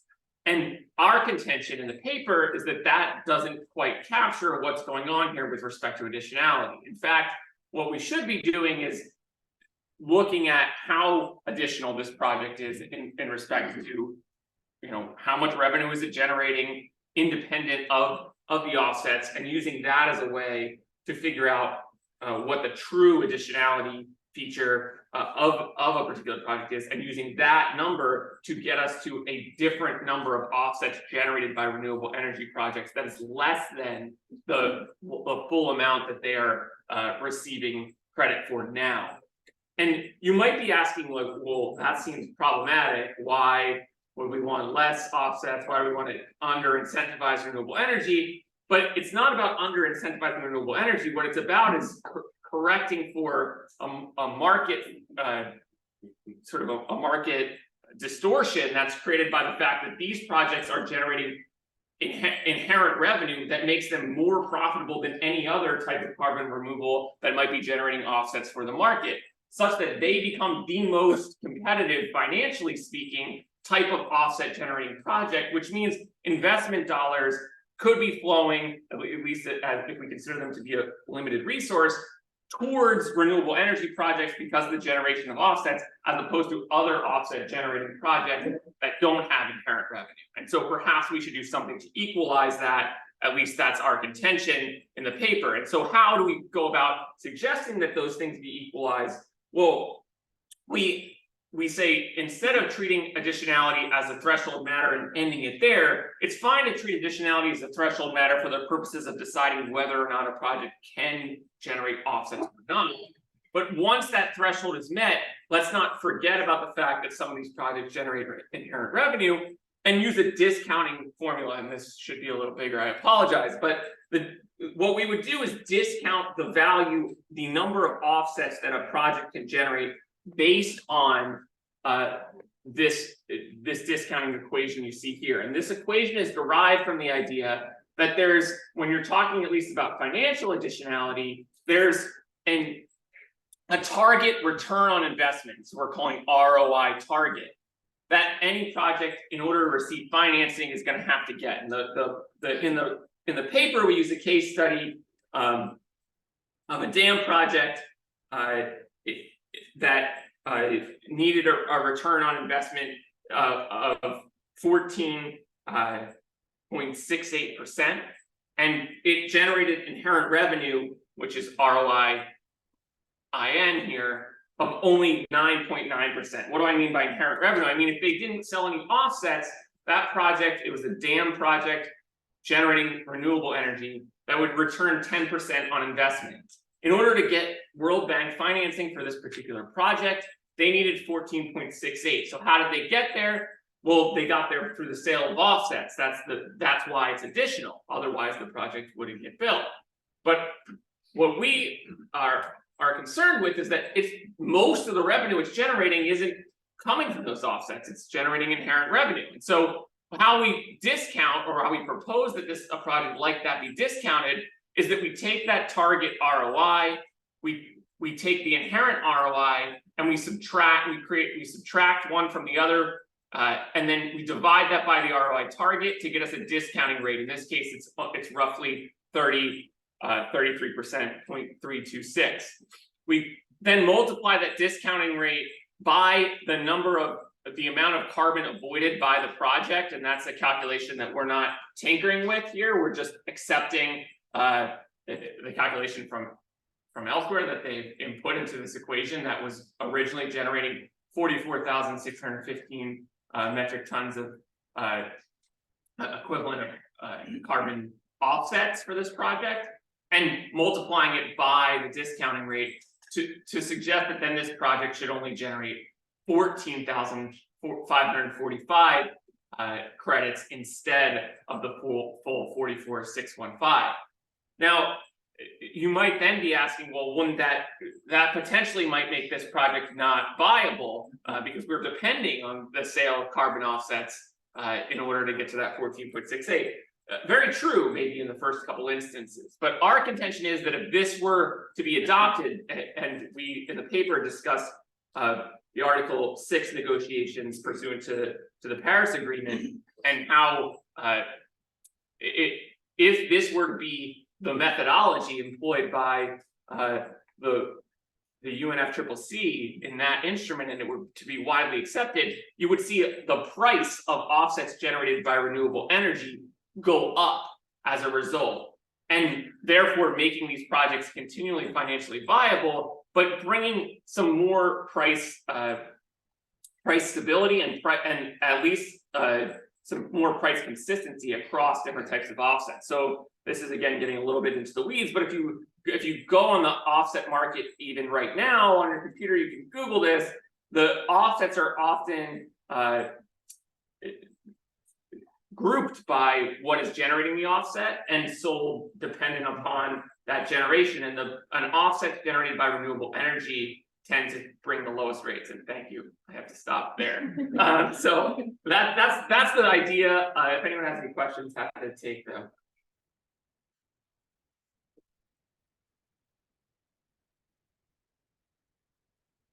Quick question.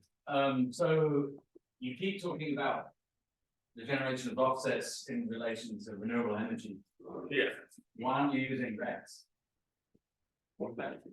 Why don't you use RECs instead of offsets, like renewable energy certificates? Oh, so I should have said this at the beginning. We are using the term offsets here, sort of broadly speaking, to define any tradable instrument that the renewable energy project is generating. And we had a long discussion at the beginning of this paper, because if you look through the literature, which I'm sure you're also familiar with this, there's like all kinds of terminology out there for across markets for the same thing.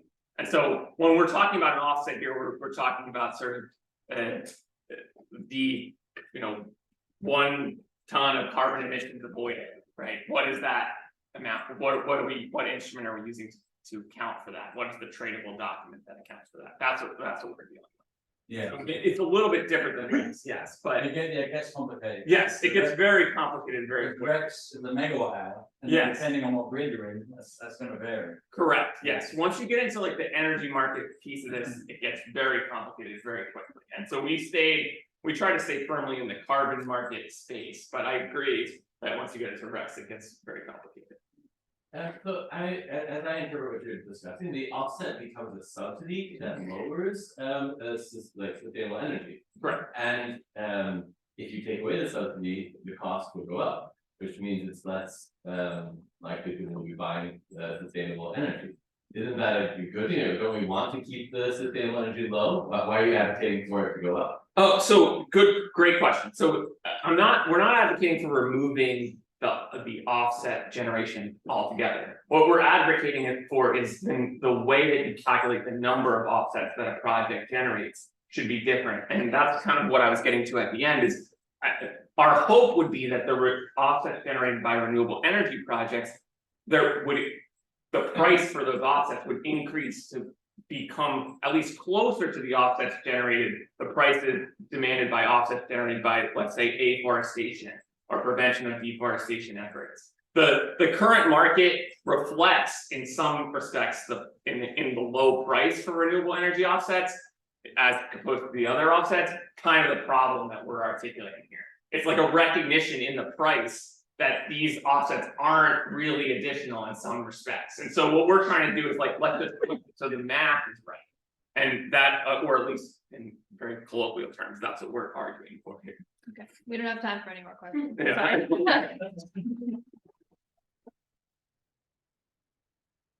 Okay, the next, I put all these presentations together in one group. So the next presentation is from one of my students, Brian Wolf, who was part of the COP28 delegation, which I'll share some of this time with Ashley, who's also part of that.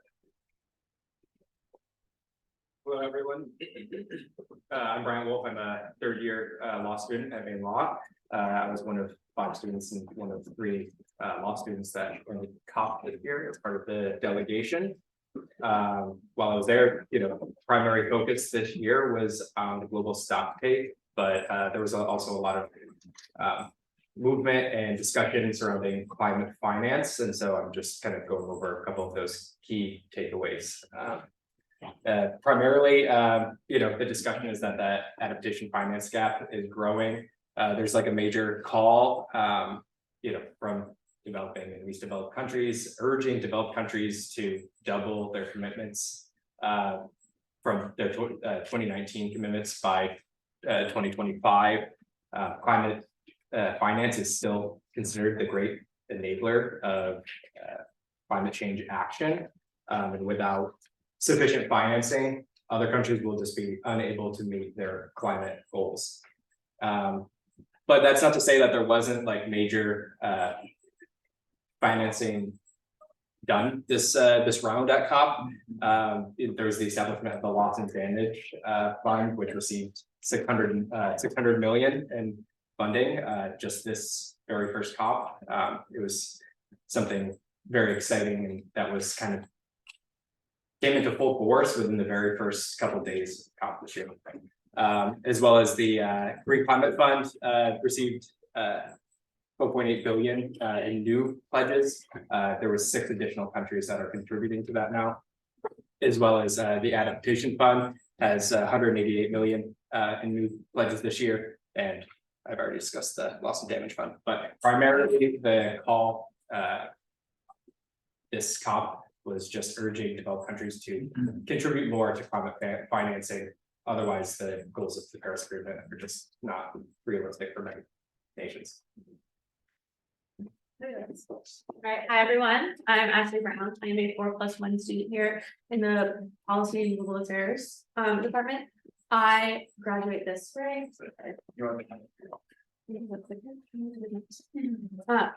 Which is your call? I was also a University of Maine COP delegate this year, and I will be talking about something in a little bit of a different direction. I love the intersection of science and art, and I find this nexus incredibly incredibly invigorating and necessary to tackling the climate crisis. As we are all aware and have definitely experienced, at least from time to time, it is extremely daunting to face the climate crisis and can even lead to feelings of apathy and just downright despair. And I may or may not have experienced this well at COP. It is very unmotivating to sit through a talk that's basically like, hey guys, if we don't do anything, it's over, it's over. But one thing that really helped me get through this and was just made the overall experience better was the existence of artwork at COP 28. Here we can see this painting depicts the ocean without fish. This is a little less hopeful, but really demonstrates what we need to do in order to prevent this.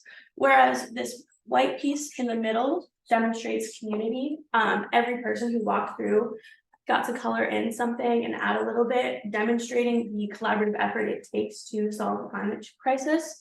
And just this art is not merely decorative, it's transformative. Research has shown that activist art has the capacity to raise awareness and motivate audiences to take action. By appealing to our emotions, art compels us to confront the uncomfortable truths of climate change and envision a better future.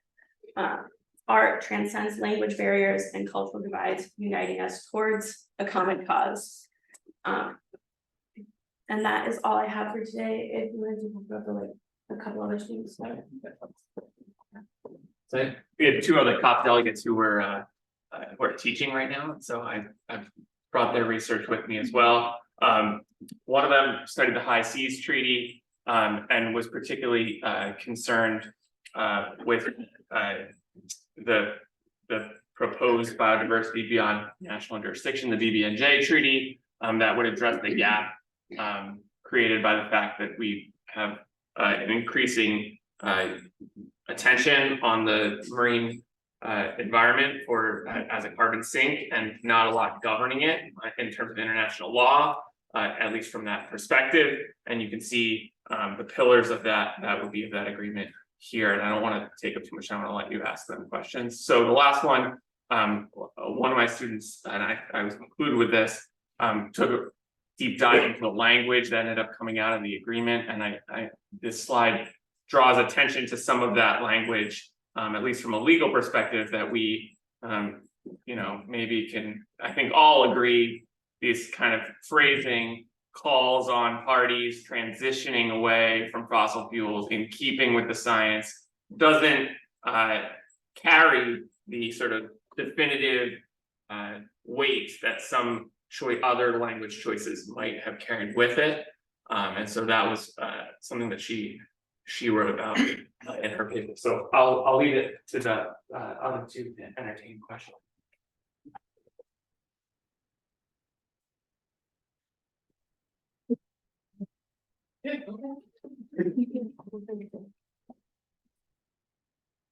Anybody has any questions?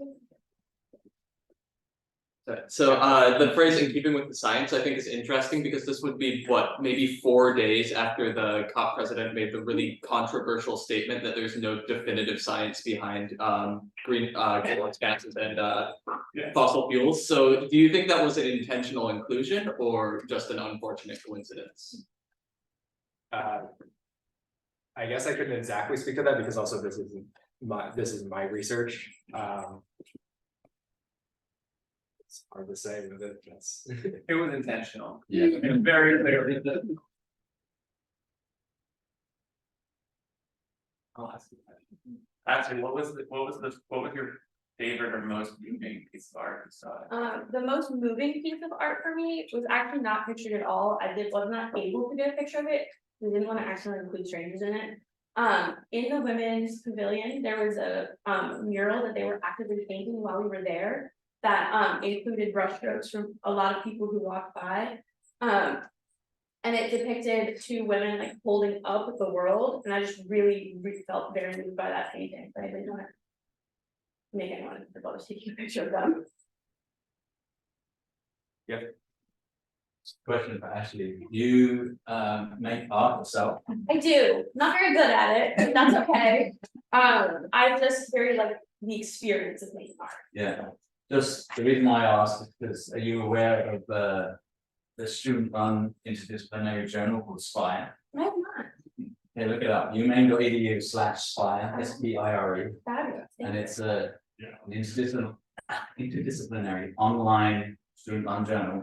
I'm sort of supervisor for it. Perfect. But we're on our 8th annual issue, and it's had a lot of art, poetry, also science and opinion pieces, and check it out. I will, thank you. Yeah. I also really love the intersection of science and arts, and I was wondering, if you think, or if there's anything I was talked about at COP about how, you know, scientists maybe can integrate art more into their work, or kind of going more towards that message of hope. Yeah, absolutely, I did actually. There was one side event run by it was like the organization that's the World Girl Scout one, so like there's Girl Scouts of America and then there's like World Scouts. It was run by them, and it was a bunch of like 8-year-olds being like, we really like science and we really like art, and we are calling on scientists to incorporate both. And it was, I cried during it. It was really moving. So cool. Yeah.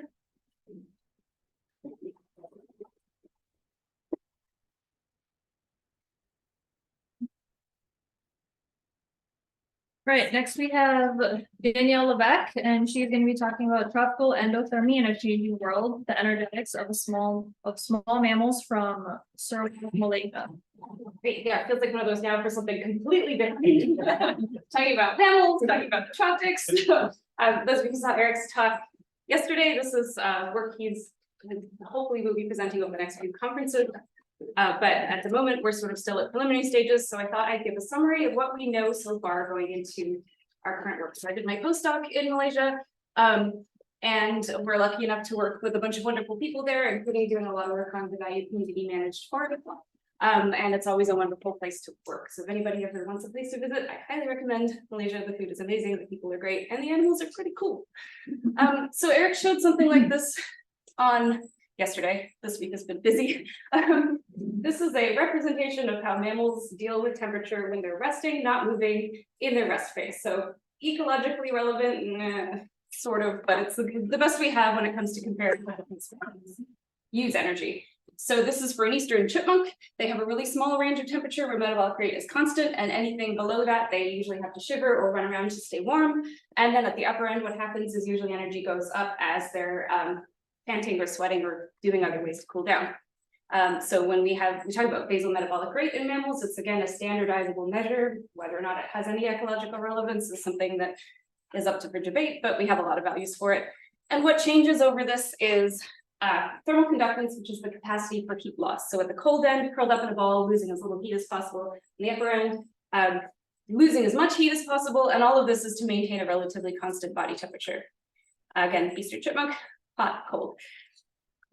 For small animals, and what we used to think about how thermoregulation in mammals worked is that mammals spend the entirety of their lives at temperatures below that, so they need to use energy to stay warm. But when it comes to tropical mammals, they spend the entirety of their lives in this region, where they're either not using any energy, or they're trying to lose more heat, or they just never have to produce heat. So their physiology is actually fundamentally incredibly different.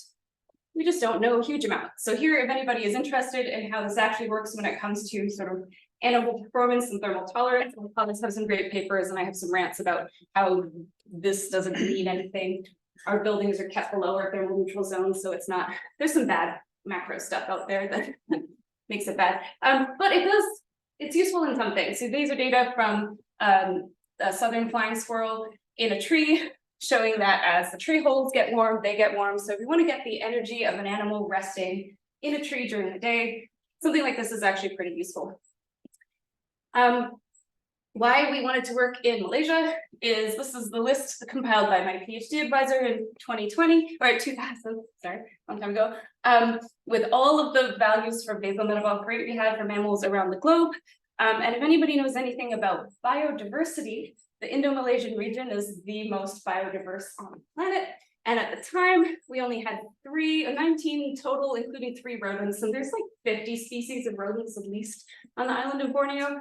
So we've been working there now since 2014, and we've managed to add one species of primate, the tarsier, one rodent or half a rodent, I guess, and 2 tree shrews. So if you don't know what a tree shrew is, they're in this weird little order, Scandentia, they're sister taxa of primates. We finally caught one of these this year. They're gorgeous. They're the only nocturnal one. They basically live on nectar, which is equivalent to beer in terms of alcohol content. And the top one is a little hard to see, but they basically look like squirrels, but they have monkey ears, and they're more closely related to us than squirrels. Oh, here's the video works, because I don't have good pictures of them. They're really twitchy. But this you get to feel for kind of their teeth and how odd they are. This one's very calm. Usually they're kind of psychotic. So how we do these things is with the help of a local vet who'd never held a tree shrew before, who was super excited about it. We implant these temperature sensitive data loggers. We let them run around the forest and we capture them.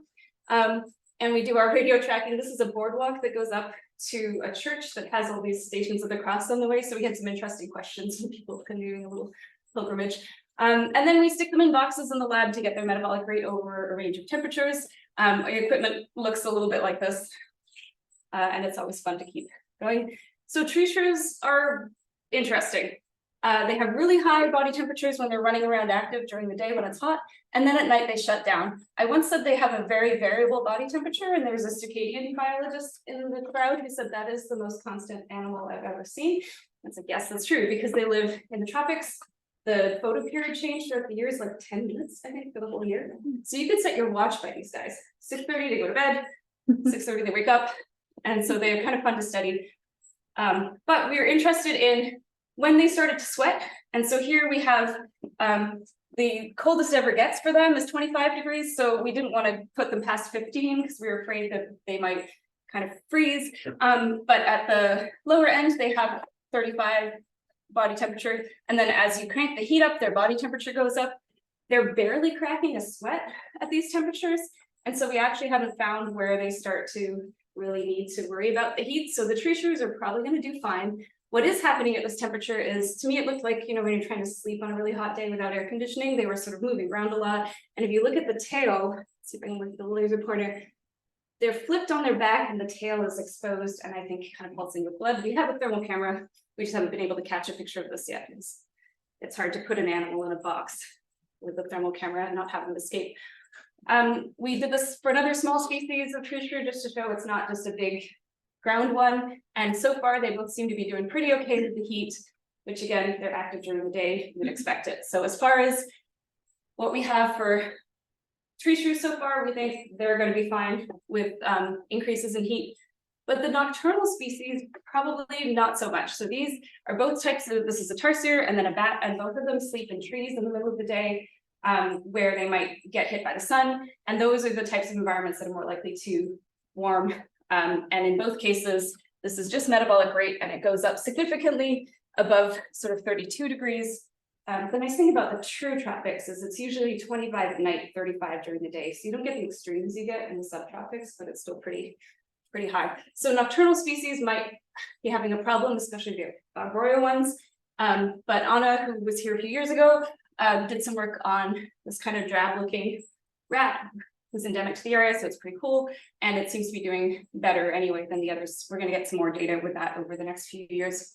So we're starting to get a feel for what's going on. What we don't have right now is anything to do with activity. So when Eric goes back next week, is that right? Yeah, next week, we're going to start putting data loggers in the field and to see if, so far, most of the data we have both on nocturnal species and diurnal species, so all of these are strange endemic groups that can't really survive outside. Well, bats can, but both tarsiers and tree shrews are restricted to the tropics. And Eric showed yesterday, squirrels are everywhere. We know nothing about squirrels in this part of the world. So we're curious to see if what's going on with the tree shrews is a diurnal tropical mammal thing or a tree shrew thing. And that's a huge chunk of what Eric is going to be able to tell us over the next few years, which is what's funded on my career grant. We'll have a new student starting in the fall as well. So expect a lot more hopefully out of this the next few years. Working in the tropics is tough. You set 20 traps out, you catch 10 individuals, but they're all different species. And so, and this is how people cool down in the field. We don't have air conditioning at a lot of our field sites, which is always fun.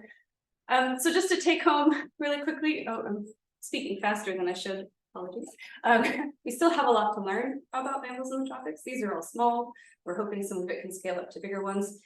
And I didn't show the temperate species, so this might be lost on it, but that variation that the tree shrew show isn't something that you see in our squirrels. They're a lot more tightly controlled.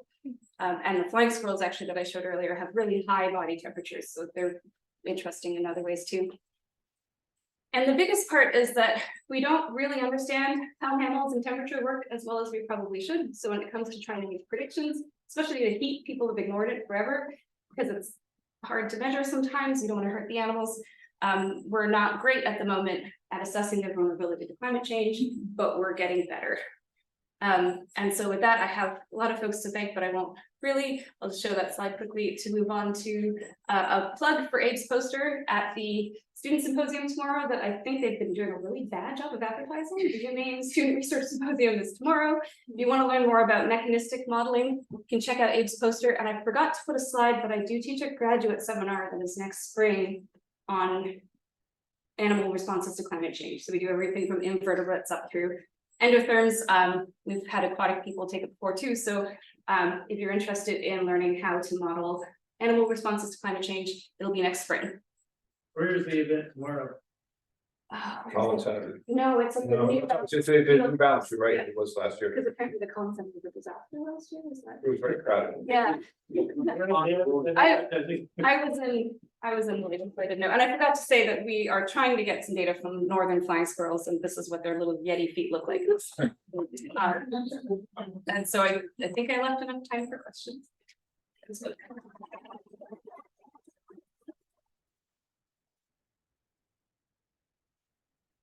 Obviously, you're in the tropics, or you're in a very humid environment in general, which must make it much harder than it would have to be other places for cooling, right? Because there's not much of that to cooling. Yeah. But are there microclimates within their local environment which are slightly less humid where they could go to cool off a little bit more? Yeah, so that's what we're gonna look at. So far for the tree trees, we just had body temperature. We didn't have accelerometry or anything, so we could only really know if they were sleeping or awake. We couldn't have kind of where they were going. And they're also, it would take like weeks to sort of train them to not run away every time you got close. So we just never have those kind of data, but part of Eric's thing is also gonna be getting accelerometry, so we at least see when they're stopping or not. Because in some species, the antelope ground squirrel in the deserts in the south will do that. They'll run around, but they'll get to like 42 degrees and then they'll go underground and cool down. So probably maybe we're going to be doing some microclimate collection as well. But our humidity loggers never work because they just hang out at 100 with occasional.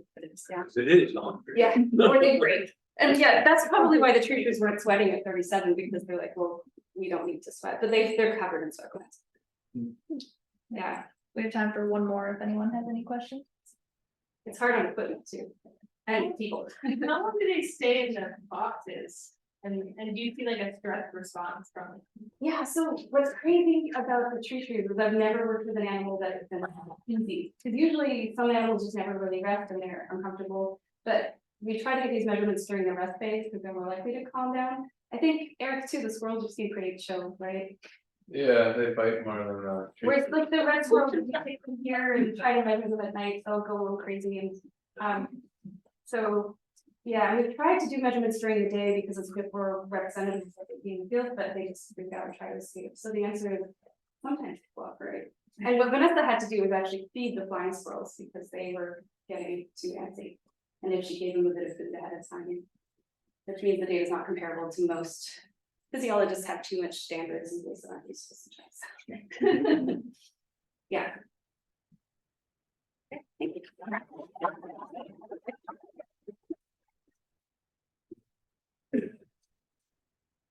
All right, next we have Bonnie Newsome talking about centering Indigenous knowledges in climate change research through the Center for Raising Indigenous Knowledges in Science.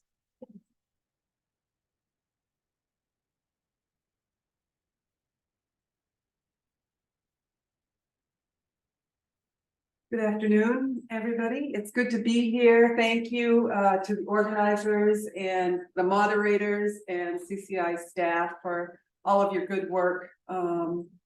both before and during the event.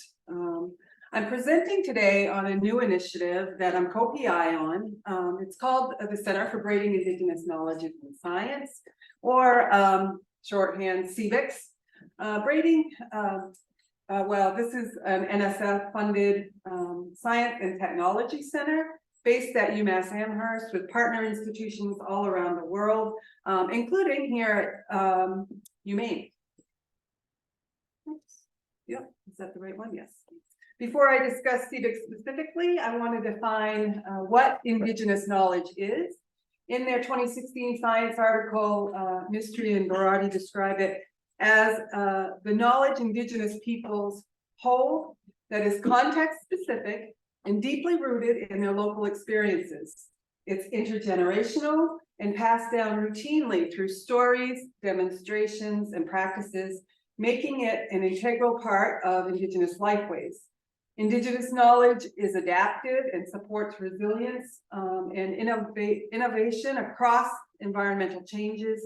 And because it's typically collective wisdom, that ensures that the lessons gained from it are retained and cared for within the community.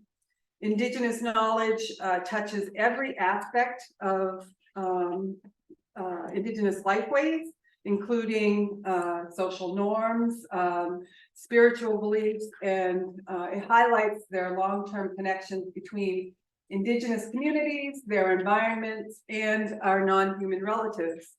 And so after centuries of being dismissed or neglected, scientists and policymakers have started to recognize the value of Indigenous knowledge in scientific inquiry. In fact, in 2022, the White House released government-wide guidance and an implementation memo for federal agencies on including Indigenous knowledge in federal research policy and decision-making. So the need for research methodologies that ethically bring Indigenous knowledge and Western science together has never been greater. And that is the core of CBIC's mission, which is to examine how to effectively and ethically braid Indigenous knowledge and Western science research, education, and practice related to the interconnected challenges of climate change, protection of cultural places, and food security. Here's the center's leadership circle. Sonia Atale, an Indigenous archaeologist, is the lead PI on this project and also serves as the center director. John Woodruff and Addie Rose Holland are at UMass as well, and they bring their experiences with NECAS. Some of you may be familiar with the Northeast Climate Adaptation Center. Or Marek Martinez is at Northern Arizona University and leads DEI initiatives through the center. Alison Wiley is at University of British Columbia. And she is actively involved in the ethics piece of all of our work. And we also have Brisha, I don't have a photo of her, unfortunately. We have integrated students. Bria is a PhD student at UMass, and we've integrated students across the CBIC's leadership team as well. UMaine is the administrative center for the Northeast hub of CBICS, and my co-leads are shown here, Drs. John Daigle, Darren Ranko, and Tony Sutton. And I'll talk a bit more about hubs and how they work and CBICS's organizational structure in a moment. But this is just a small fraction of the CBICS team and talent. It's a global team of predominantly Indigenous scientists. In total, we have 54 investigators with specialties in climate and environmental sciences, Indigenous knowledge systems, archaeology, science ethics, education and museums and heritage. And many of these scholars are one of only a handful or even sometimes the only Indigenous person in their field of study. And as such, many of us have faced some isolation along our career path. So CBICS really serves as an important network for all of us. And our origin story at CBICS really begins here with all of the scholars, both Indigenous and non-Indigenous, who work daily to develop methodologies and knowledge co-production strategies, ethics guidelines and practices for bringing together Indigenous and Western science. We currently have partnerships with 56 Indigenous communities around the globe, and this does not represent all of the communities CBICS will work with in our first 5 years. Our aim is to grow our partnerships with Indigenous communities over the life of CBICS, which has the potential for being a 10-year project. The center is designed to facilitate cross synergies where we all learn with and from each other across disciplines to braid our individual specialties and experience together. So this diagram illustrates the center's organizational structure. It includes 8 regional hubs that use community-based participatory research to carry out place-based studies, bringing Indigenous knowledge together with mainstream science. For example, in the Northeast Hub here at UMaine, we are carrying out a project which is called the Research Foundation Project, and it's designed to braid science, Wabanaki agency, Wabanaki ways of knowing and doing together to inspire a formal articulation of Wabanaki research agendas and priorities. And we will do this through community engagement this summer, table talks, listening circles, and workshops. All 8 regional hubs are conducting locally based research, either in the form of these research foundation projects, similar to what we're doing here at UMaine, or as place-based studies. In addition to the hubs, CBICS also has multiple thematic working groups that you can see here, and these are all the topics that the working groups address. Working groups distill lessons from the place-based studies to produce methodologies and guidelines for doing research in partnership with Indigenous peoples. And so we see the hubs and the working groups as interwoven, as an interwoven base of a basket that holds ethical and effective Indigenous and Western science practices.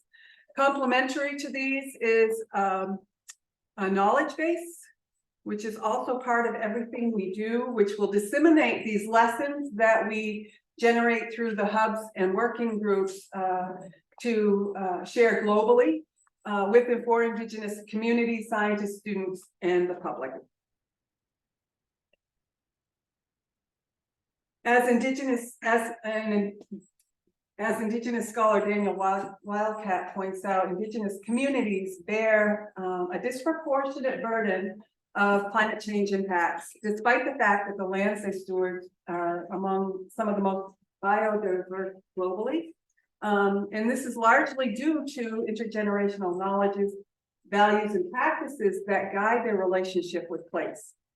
Many Indigenous peoples view climate change, heritage preservation, and food systems as interconnected, emphasizing the need for comprehensive adaptation solutions to foster both resilient communities and a healthy planet. Our grand challenge is to identify research to tackle climate change issues, safeguard cultural sites, and ensure food security, both locally and globally. We aim to approach this grand challenge through a transdisciplinary approach that treats these issues as interconnected and urgent. Here are CBICS's long-range goals with regard to research. Our goal is to create place-based knowledge in the 3 focus areas, to develop graded co-production strategies that include guidance for their ethical use in other places and other disciplines. CBICS's education and training activities will move students and professionals into futures that position them as leaders in methods of bringing Indigenous knowledge and Western science together. And this will generate a workforce skilled in these methods, which the federal government today is really going to need. We're developing knowledge bundles for higher ed, Indigenous science kits, camps, and after-school programs for Indigenous and non-Indigenous youth in each of our hubs.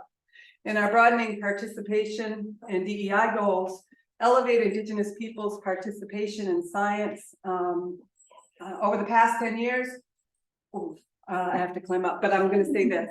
Over the past 10 years, Native Americans have had a 17% decrease in STEM degrees, while STEM degrees are increasing for other populations. So that's a really high priority for us, is to get more Indigenous into STEM.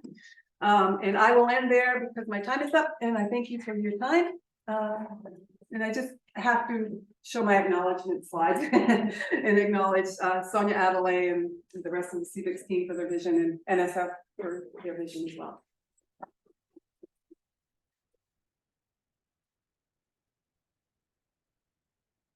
All right, we have time for one question. Yeah. Just looking at the research funds, it appears that the focus is on British colonization, British colonized. Was there any effort to say Belgian, French, German colonization of Africa, Japanese colonization of Okinawa, Chinese colonization of Tibet? Yeah. No. So the way the hubs work is everything is built on existing relationships that we've all had with each other as scholars, as well as those partnerships that we have with communities. And so there are lots of potential to broaden our hub.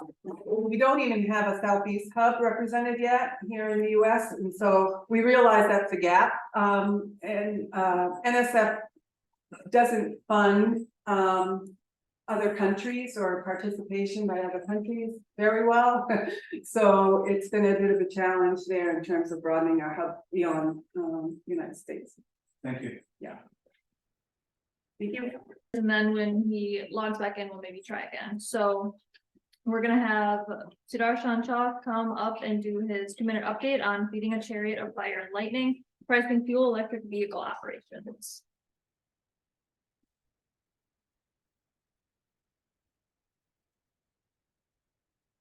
All right, good afternoon, everyone. I'm going to keep this short and light. You'll see my feeble attempts at humor, but maybe you can see through them to my even more feeble attempts at doing something a little more serious. That's very slow. Okay. So here's a simple question. So if we have a fleet or a vehicle, a plug-in hybrid, let's say, that has two sources of energy, fuel and electricity. Should we run by depleting fuel or by depleting electric charge? Now, one answer is no. That's probably the best answer, right? Just don't run it. But if we have to run it, how do we minimize the cost? And we can think of different kinds of costs, environmental costs. I'm going to focus on financial costs simply because it's a little bit easier for me to quantify. But still, as you'll see, not really that easy. So then someone may say, oh, it's trivial. You just check, how many liters of fuel do you need per kilometer, multiply it by the fuel price, etc., and then pick which one is lower. What more is there to it? Well, the problem is some of these quantities are hard to come by. So you may say, well, fuel price per liter, I do my gas buddy, and like, okay, there you go, the fuel price.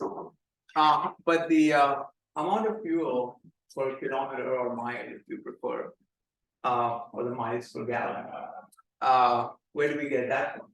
Say, oh, I can go to like EPA.gov and they have the fuel economy for all the vehicles. Well, I have a little bit of trouble believing those numbers, and I think you should too. And not just if you drive a Volkswagen, maybe more trouble if you drive a Volkswagen. But for all vehicles, you should have trouble believing those numbers. And because, well, the reason is even if you assume everybody is being scrupulously honest, which is an if, even then, that's sort of an average of an average of an average. You're averaging over weather conditions, road conditions, driver styles. I mean, just all kinds of. And so you just have this one number. I mean, you could say it's better than nothing, but it's not very accurate. Then you may say, well, what about the price per kilowatt hour? Oh, I can just look it up on my electric bill. Sort of, except there's a lot of nonlinear effects based on how much electricity you use. Even in a place like Maine, where it's relatively simpler, there's several tiers and things like that. And then with the kilowatt hour per kilometer, again, you have the same issue. Where do you get the number? You can get it from the EPA. It's not very accurate, to put it mildly. So, so what can we do about it? Well, we have two approaches. We can try to model the underlying systems.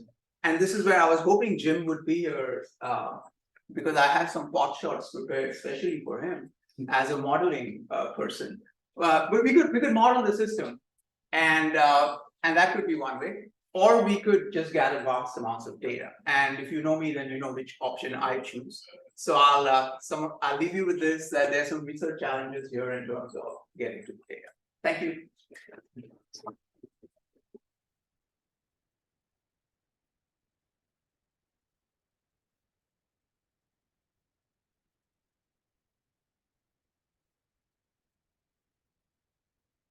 So fortunately, we are still having some issues, so he's saying the gist of his talk right here. So I don't know if you guys want to just read it from here. All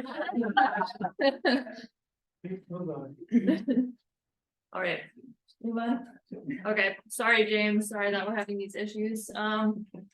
Next up, we have Jacqueline Gill, and she's going to be talking about alpine plants as a model system for biodiversity dynamics in a warming world, integrating genetic, functional, and community approaches.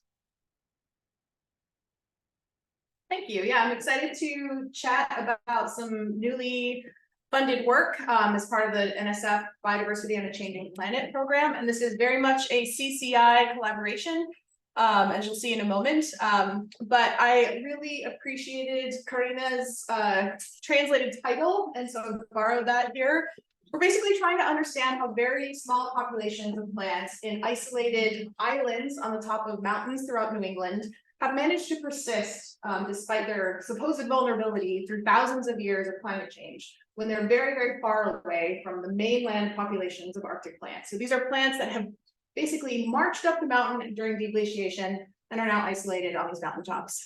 And as I mentioned, we have a large team of collaborators where we will be approaching this, linking both past and present these alpine communities. And one of the first things that we're going to be doing is using ancient DNA from lakes in 4 clusters of mountains throughout the Northeast to try to get at this question of whether or not we've seen persistence in these alpine plant species, or whether we've lost species through time, or whether species wink out and then come back in. We'll also be comparing that with some modern studies with common garden experiments, genetic work, and other approaches. These are some of our target taxa here. And what we're really trying to figure out is if we do see persistence, or if we do see species disappearing, why? Because that is the information that will be useful to managers. So we basically want to know, is it the system, right? Is it something about this archipelago of alpine islands that drives these dynamics? Is it something about the plants? Have they evolved certain traits or co-evolved with their environments in ways that allow them to persist? Or is it something about the habitat? And we'll be characterizing the microclimates of these mountaintops to help us try to disentangle these different mechanisms. And our goal here is not just to help alpine plants, but to really provide tools so that anyone studying small fragmented populations of species can come up with better predictive models. So we'll be generating tons of data about past and present plants. We're going to be coming up with a management app in collaboration with managers to help them get the information that they need to make better decisions. And we're going to be creating a podcast on alpine plant love stories, working with all of the people who love these plants in the field and in the lab. So we look forward to sharing our results in the coming years. Thanks.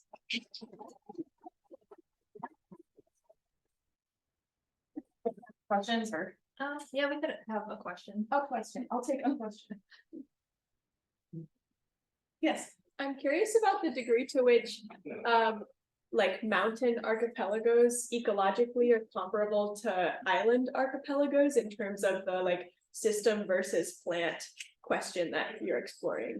That's a great question. And Andrea's thesis started to get at that. She'll be continuing to work on this project. And what we're really finding is that they are different. They're different than a true island system for a few reasons. And part of that is a lot of these island archipelagos might, like Hawaii kind of emerges out of this inhospitable habitat. If you think about salt water for a plant, it's not very hospitable, versus a situation like these mountains where you basically have a contiguous area of habitat that then becomes fragmented in a sort of Swiss cheese model full of holes.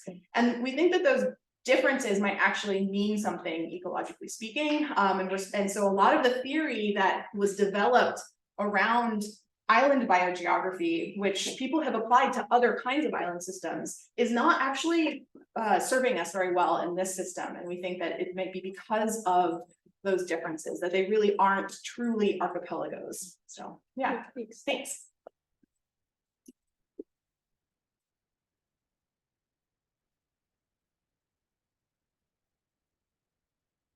I think I'm next. Okay. So first of all, let's congratulate Jacqueline Gill. She is the most recent new full professor in the Institute.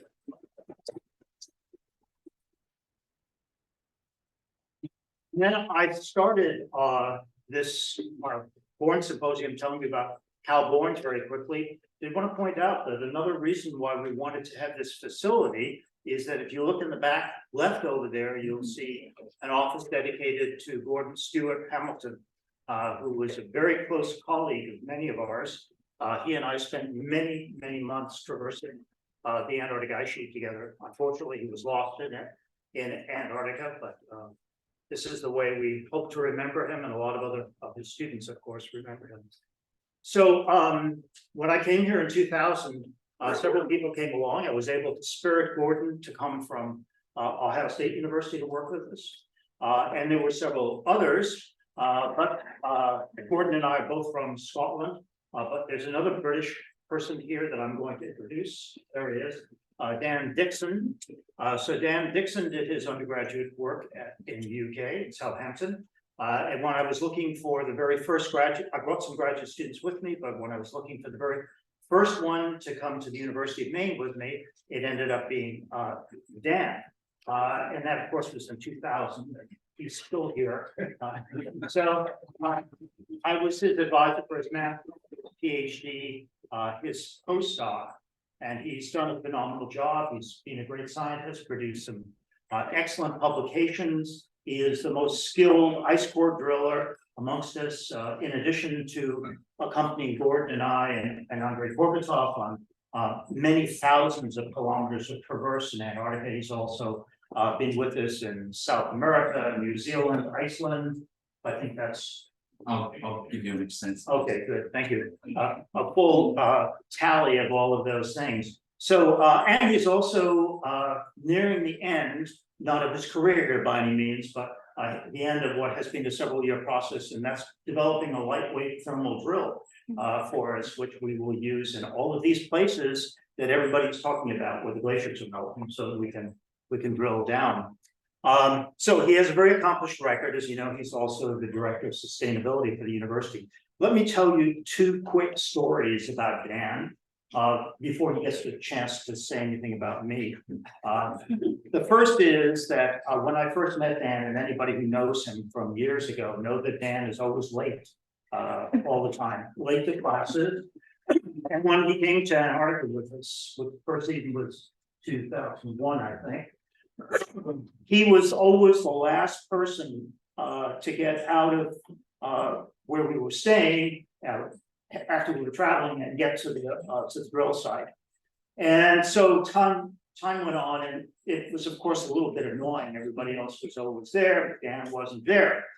The other side of Dan, because he operates a bit differently than other people, is the fact that, yes, he was a few minutes late, sometimes a half hour late, but everybody would leave at the end of the day, and Dan would stay on for at least a couple more hours. And he would clean everything up, and he would make sure that everything was in good shape. So that small negative was greatly overbalanced by the positive that he did by making sure that everything was in good shape. The other quick story about Dan, which has a lot to do with where he is right now, is which year was it that you got together for the sustainability thing? 2012, the class. What? Yeah. Dan doesn't even remember, but this has to do with his job. Dan and several of the other graduate students came to us and said, we'd like to have a course in sustainability. And a few years ago, the term sustainability didn't really mean that much. Nobody knew what it meant entirely. So I suggested, you're all very bright. None of us in the faculty really know what this is about. Why don't you just teach yourselves? Which they did. And then we talked about what they might do. And what they ended up doing was looking at the different types of fuel consumed by the university to see how effective it was. And the net result was they ended up meeting with the chief financial officer of the university at the time, getting an awful lot of data together that university, this is not that long ago, that the university had never put together to try to assess the fuel usage and what would be perhaps most economical, et cetera. Of course, Dan right now is involved in developing the plans for the entire new power plant.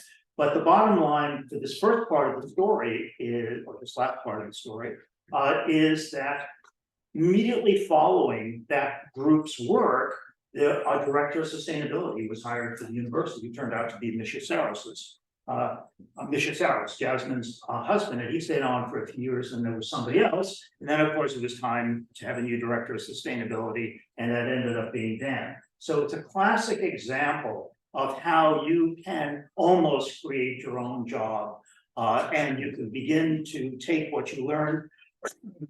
Dan had a lot of training originally as an engineer, he trained as a scientist, and now he's putting all of those things together into a job that in many ways he helped to create for himself, which he's done a fantastic job with. So it's a great pleasure to introduce Dan Dixon, and he'll tell us all about that long list of things that he has in his title. Yeah, thanks.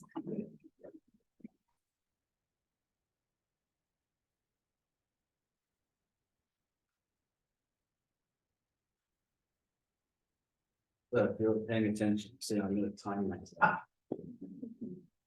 There's a reason for that. So a little fun story.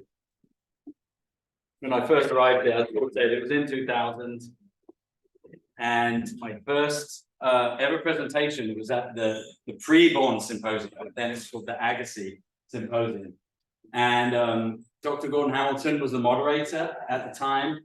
And partway through my presentation, he started trying to get my attention. And he was quite animated, moving around a lot. And I thought he was like giving me encouragement. I completely misunderstood his signals. And so I continued delivering my presentation with renewed vigor. And I talked and I talked and I talked. And it was only at the end of my presentation did I realize that he was trying to tell me that my time was up. And it ended up, I spoke for over 25 minutes and didn't leave time for questions. And he was so polite, he didn't even pull me off the stage or anything. And I think shortly after that, he might have come up with the clam up sign. So yeah, that's how that was embarrassing. But yeah, still a good memory. So the more astute in the audience may have realized that I didn't actually grow up around here. I grew up in England, actually in West London, to be precise. And I've always had science in my blood. My grandmother here on the left was a botanist, my father was a physicist, and my mother was a zoologist. I really, I spent a large part of my childhood worried about how far I could wheelie on my BMX. I wasn't really worried about the environment or science or anything like that.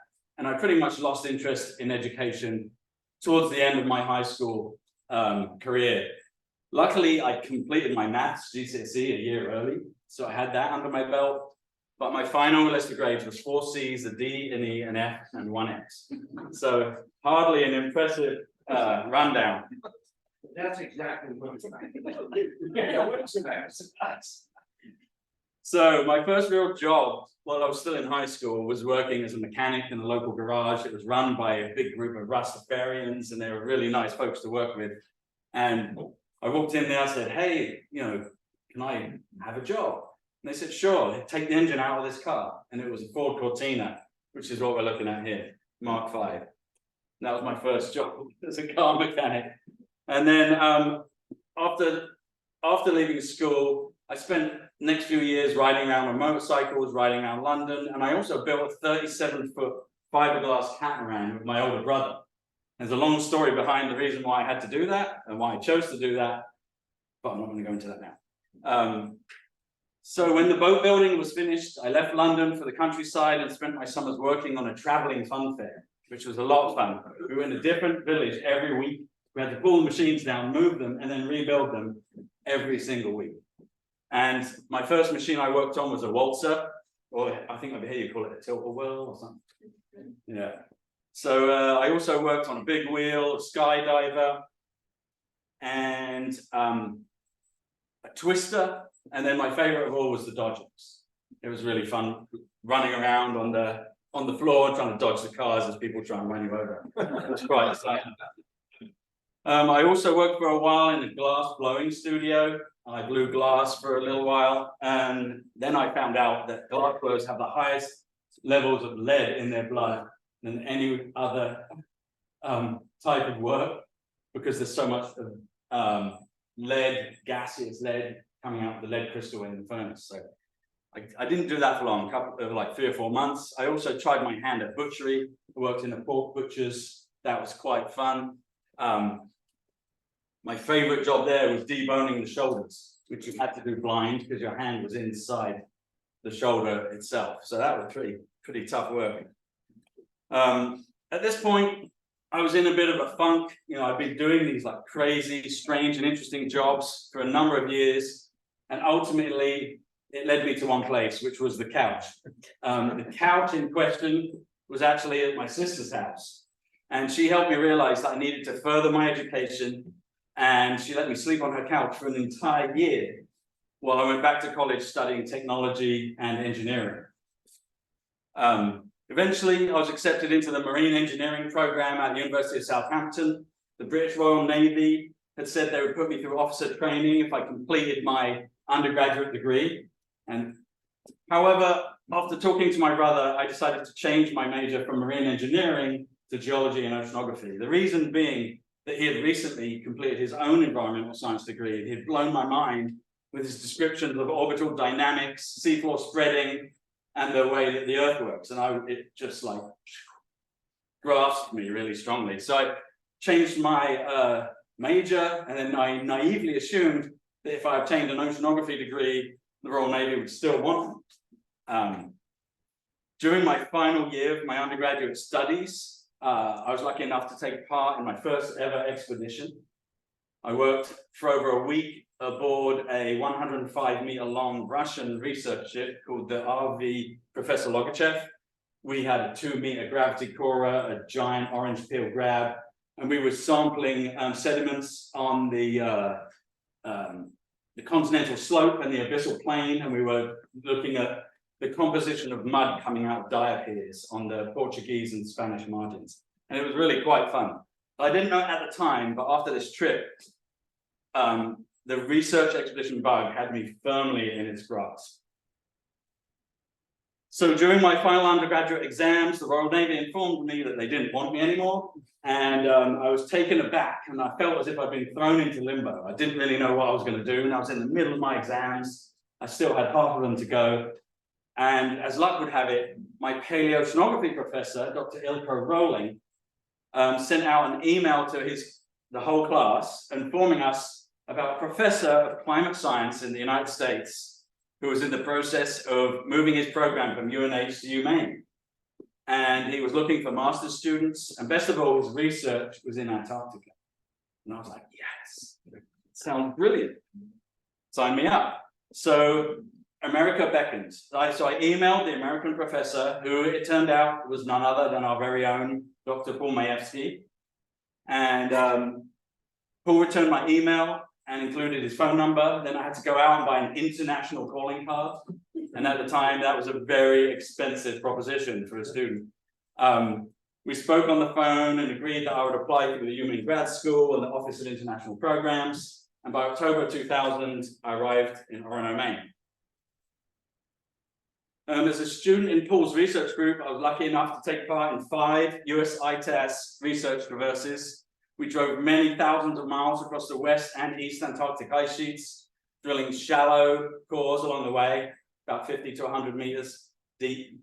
By the time the US ITAS traverse phase had wrapped up, we had recovered a total of more than 2,000 meters of ice core. And you can see the ice cores are all these yellow and red dots on the map, and our path of our traversing is the green line. So these two photos illustrate our typical modes of transportation across the Antarctic continent.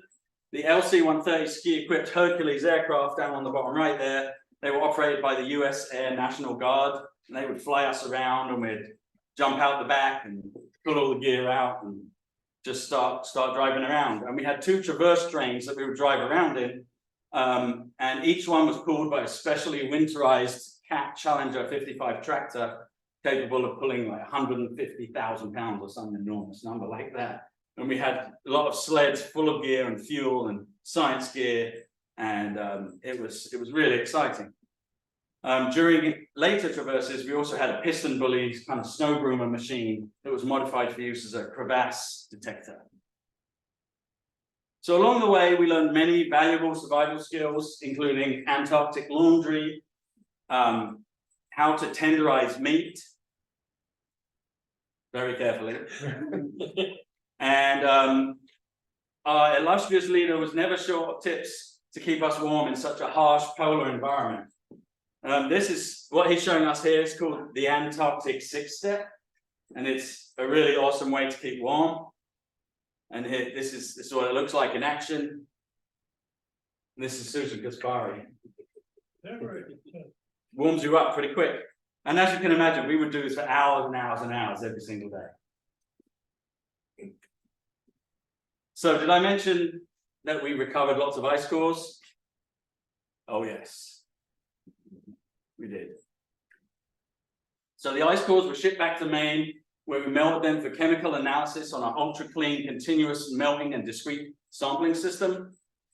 Our ice core processing system resulted in some of the highest resolution, best dated glacier chemical time series of the moment, with unambiguous annual layers for the length of the majority of each record. So clear global volcanic eruption layers allowed us to correlate the time series not only from site to site, but also from hemisphere to hemisphere. So we could correlate with the GISP and Greenland records quite clearly and easily. And this could be done with unparalleled accuracy. If you look carefully down at this lower line here, you can see there's very, very clear annual layers. We were literally just picking them out. 1, 2, 3, 4. So we used the US ITAT suite of ice core records to develop multiple climate proxy records.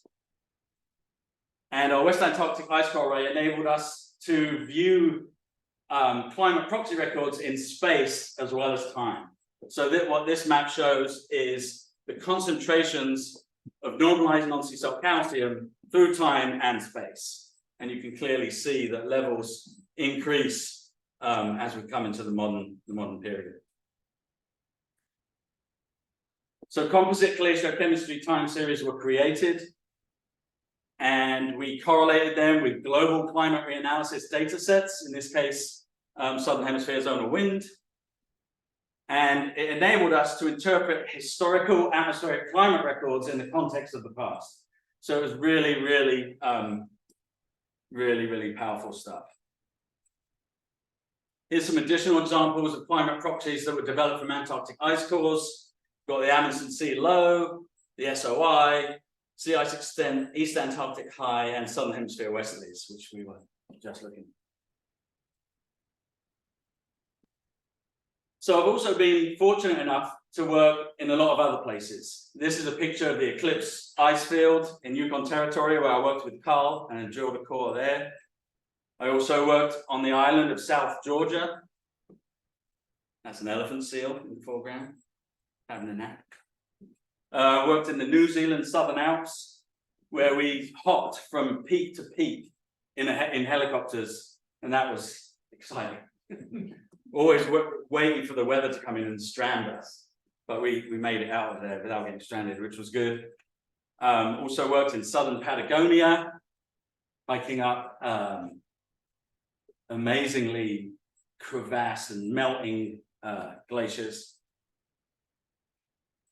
Worked in the Chilean Alps, This is an acid sulfur lake, which was inside the caldera of an active volcano, which also had the glacier in it. So we had to climb up into the caldera and then walk onto the glacier and drill our core there. Also worked in the Peruvian Andes on Calcaya. And while we were there, as Paul mentioned, we tested the prototype thermal drill, and that was in 2022. The drill body and control system are designed and built here on the UMaine campus, and it worked really well. We got the ice core that came out, was really nice, pretty clean, and I'm hoping to test it again. There's been some modifications made to it, and I'm just chomping at the bit, want to test it. So Paul already stole my thunder on this slide. I was going to tell you about how when I was in 2003, I was a student member of the UMaine Sustainability Alliance. That's what it was called. And it was a group of students and faculty who would meet with the administration on a monthly basis, and they would actually listen to our recommendations and do stuff around the campus. They signed us up to the Governor's Carbon Challenge. They instituted an anti-idling policy. They gave us access to the data so we could do the first ever carbon footprint analysis of the campus. And in 2006, we advised the administration to create a full-time campus sustainability professional position, which they did in 2008. And that Misha ended up taking that position. And then in 2013, I took on that role, which at the time was called UMaine Conservation and Energy Compliance Specialist. And then in 2015, things changed. The Office of Sustainability was created, and I became the Director of Sustainability. I've remained in that role ever since. So what you're looking at here is a system-wide fossil carbon footprint totals by campus for the fiscal year 2018 in units with metric tons of carbon dioxide equivalent, and it's separated out by the scopes, scope 1, 2, and 3. Scope 1 emissions are natural gas, oil, propane, gasoline, diesel, and kerosene. So it's essentially stationary emissions and the campus vehicle fleet. Scope 2 is electricity, and scope 3 is basically, in this case, it's just composed of faculty, staff, student commuting, and business travel. So as you can see, UMaine across the top here, we emit more than half of system-wide scope 1, scope 2, and total fossil greenhouse gas emissions. We are the 900-pound gorilla in the room in terms of the other 7 campuses. And as such, we must lead the way in reducing fossil greenhouse gas emissions as quickly as possible. So this is a plot of, again, UMaine campus scope 1 and 2 greenhouse gas emissions in metric tons. The emission sources are separated by color. Green is number 2 oil, red is electricity, gray is number 6 oil, purple is natural gas. And so most of this comes from our central steam plant. And our central steam plant is over 100 years old. It supplies heat to over 90% of the campus buildings, and 3 of its 4 existing boilers date back to the 50s and 60s. And the typical life of a boiler is like 30 years. These boilers are double their expected lifespan, and they're prone to breaking down. And if that steam plant goes down in the winter, everyone goes home. All the students, all the research faculty, everyone. So it's the replacement of that central steam plant is a critical infrastructure renewal project. It has to happen. So what we're trying to do is leverage that critical infrastructure needs to achieve significant reduction in greenhouse gas emissions. I already said that the UMaine plant is the largest fossil greenhouse gas emitter in the university main system. It represents about 33% of total system-wide emissions, just that one building. And it's also the 13th largest point source of fossil greenhouse gas emissions in the state of Maine, 13th. And that's from 2022 data.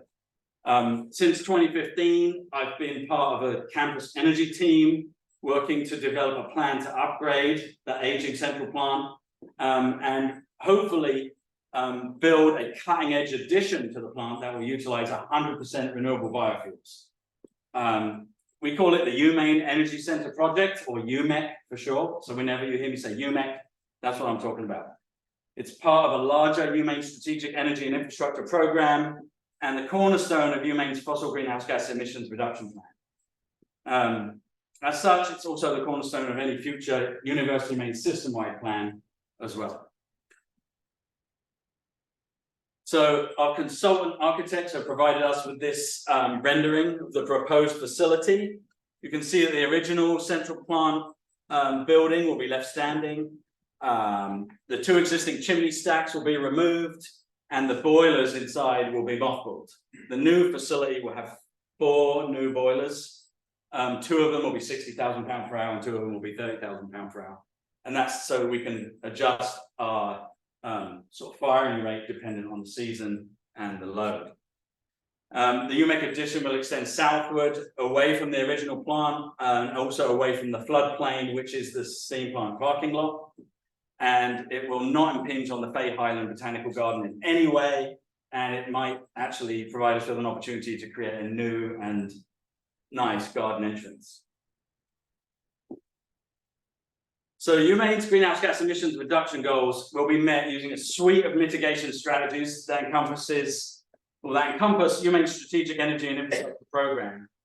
And these include a UMaine Central Steam Plant addition built to operate on renewable fuel that we just talked about, a campus electrical distribution infrastructure project, with our current electrical infrastructure on campus is maxed out to the limit. A commitment to source all of our electricity from renewable generation sources, and campus-wide infrastructure energy efficiency upgrades, updated building construction and design standards for new construction, electrification of the campus fleet, so more electric vehicles eventually, and behavior change initiatives to try and hit some of those scope 3 emissions. So in addition to the strategies listed, that I just listed, a longer term plan to achieve deep campus electrification will also be developed. We're looking to design buildings so that they run off of low temperature hot water so that they can be converted to heat pump technology in the future and be fully electrified. And then we can decrease our CO2 emissions significantly by doing that. The problem with that is that it requires an awful lot of money. It's always the way. It's always the challenge. The campus electrical distribution infrastructure project is a necessary project for critical system reliability. We literally can't build another garden shed on campus and turn it on without blowing up some fuses somewhere. We are at our limits. Also, this project will enable future growth and beneficial electrification of the campus in the distant future.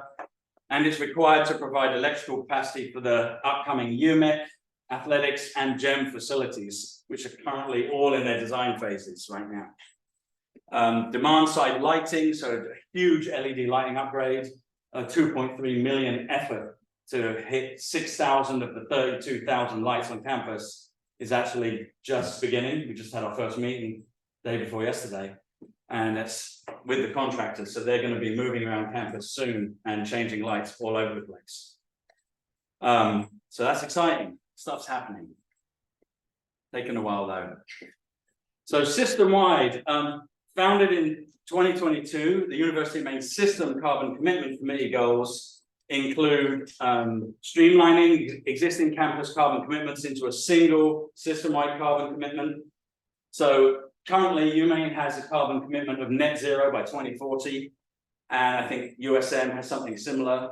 The smaller campuses all had different goals, but after COVID, most of them kind of like gave up the effort and kind of like fell off the map in terms of their carbon reduction efforts. So this system-wide effort with the Carbon Commitment Committee is hopefully going to bring all of the smaller campuses back into the fold and get everyone back on the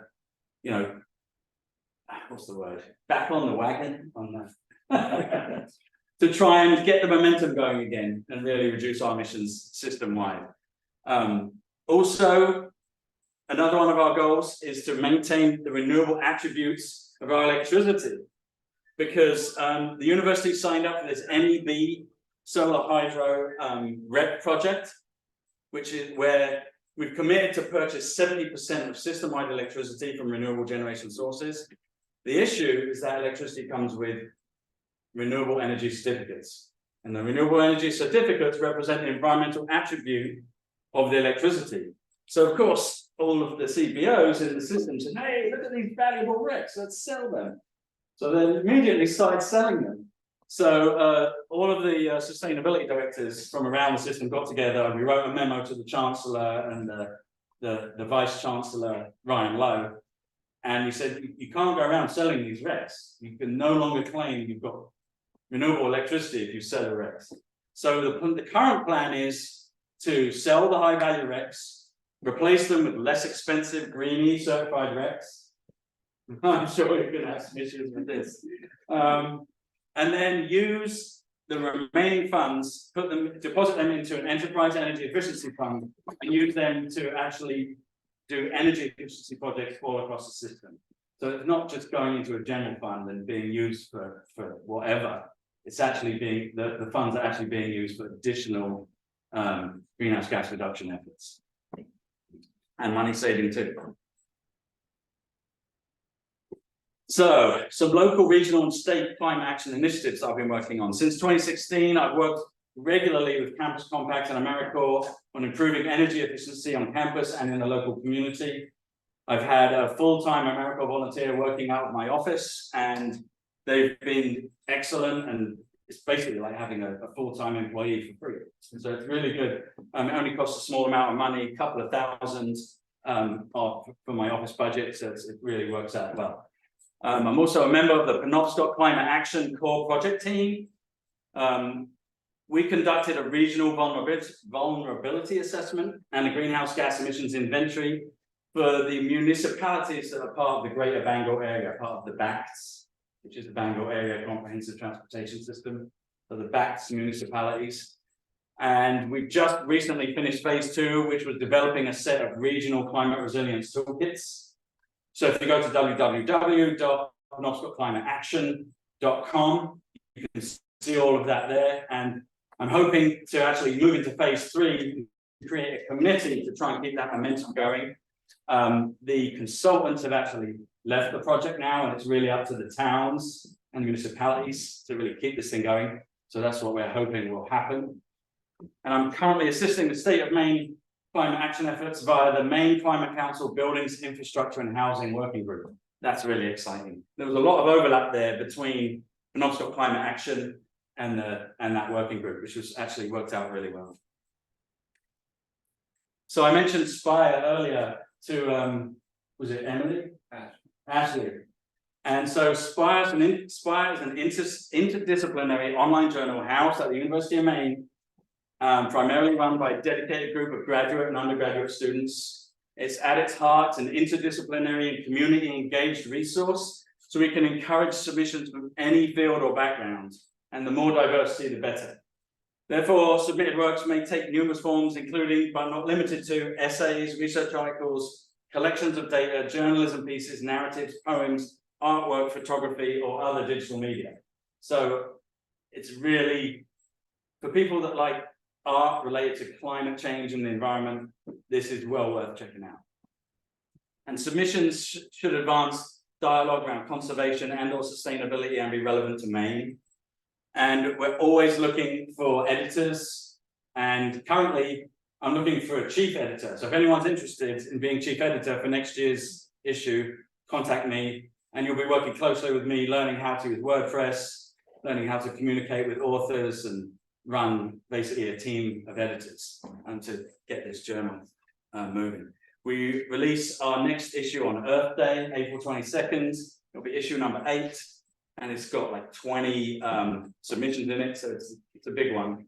So it should be good. Highly recommend it. So I didn't advance the slide. Anyway, here's an example of some of the covers. They're really awesome. And some of the art in this thing is just amazing. It'll blow your mind. And the poetry is great. And the articles as well. It's really thought-provoking. One of them, some of them, I mean, a couple of them had me in tears, seriously. They're like really good. And with that, I'd like to thank Dr. Paul Majewski for the endless support he's provided over many years. And to all the other amazing CCI faculty, staff, and students who have helped me along the way, I thank you.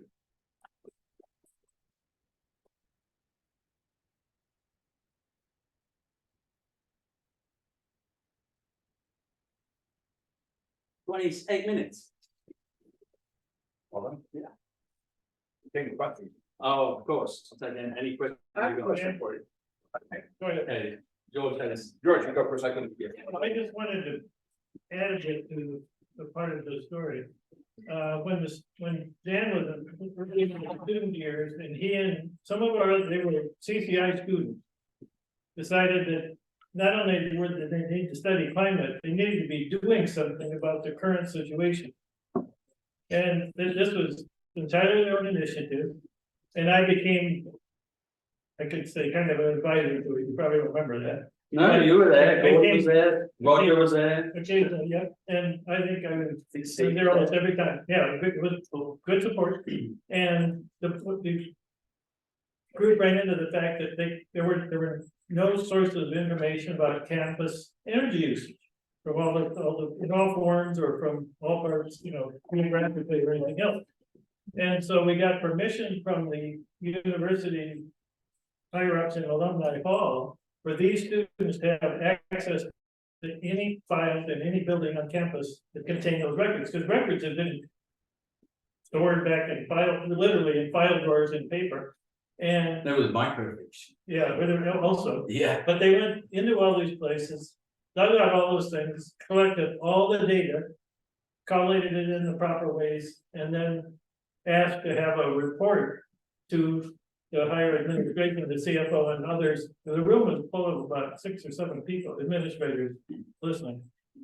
And I can't tell you how interesting it was to watch their faces as they saw data they didn't know existed presented, along with some good recommendations. And this was entirely CCI students who had decided that it was important for themselves to be involved in helping move the world forward into the future in a healthy way. And it was that moment, I swear, that from then on, anything this group and led for years now by Dan, anything they suggested or wanted to do was taken very seriously. It was doing that first order of business of collecting data and presenting data that was, correct and very useful. That got a huge amount of support and admiration from the administration. It still astounds me what happened in that group. It's just wonderful. It's come a long way, yeah. It probably helped that we had some well-respected faculty standing behind us as well. Well, I made it. Quite a few. Yeah, but I made it. We But could that's to say, help we get could it say done. you should listen to this group, but it didn't take, it was that one meeting that everything took off. Yeah. And it was just astounding. Because here we are, students like who were Dan, for example, traveling all over Antarctica, collecting data and going other places, doing his own graduate studies. At the same time, doing this to help the university and the state.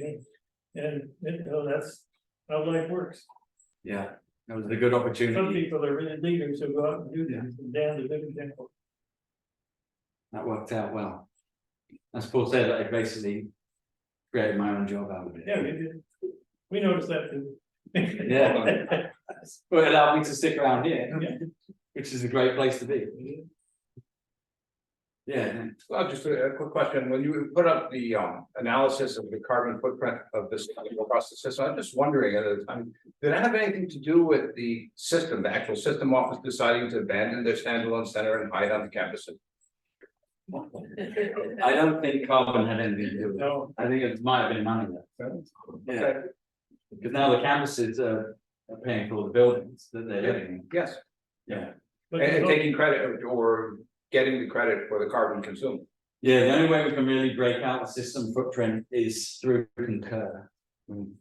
Because they have a separate UMS 08 We actually thought about label. Tracking them. Yeah. And they don't have a very big footprint. They fly a little bit, they drive every now and then, but Well, this was. funnily enough, the research sphere in the university has one of the biggest carbon footprints. Research in that area. That's surprise. But there's another part of that story, the current chancellor who decided to make that move. to campus. To abandon Bangor. Yes, Mm. and for this university to have the system offices on campus is a giant advantage. And this chancellor has said over and over and over again that the only way the system can be strong is to have this great research university as its flagship. And he has supported us every single opportunity. And to have them here as opposed to say in Portland or, I mean, other places. You Yeah, know, we could, Bangor. it's a huge advantage for us to have them right here, because it makes communicating, and so I think. But you're right, you just said that it's not a very big energy footprint, and we were already had that. I mean, the buildings were being used. Yeah. It's changed. That's true. Yeah, and I mean, we're doubly advantaged by having the president, but also the vice chancellor for research as well. So we are in a good position. Yeah.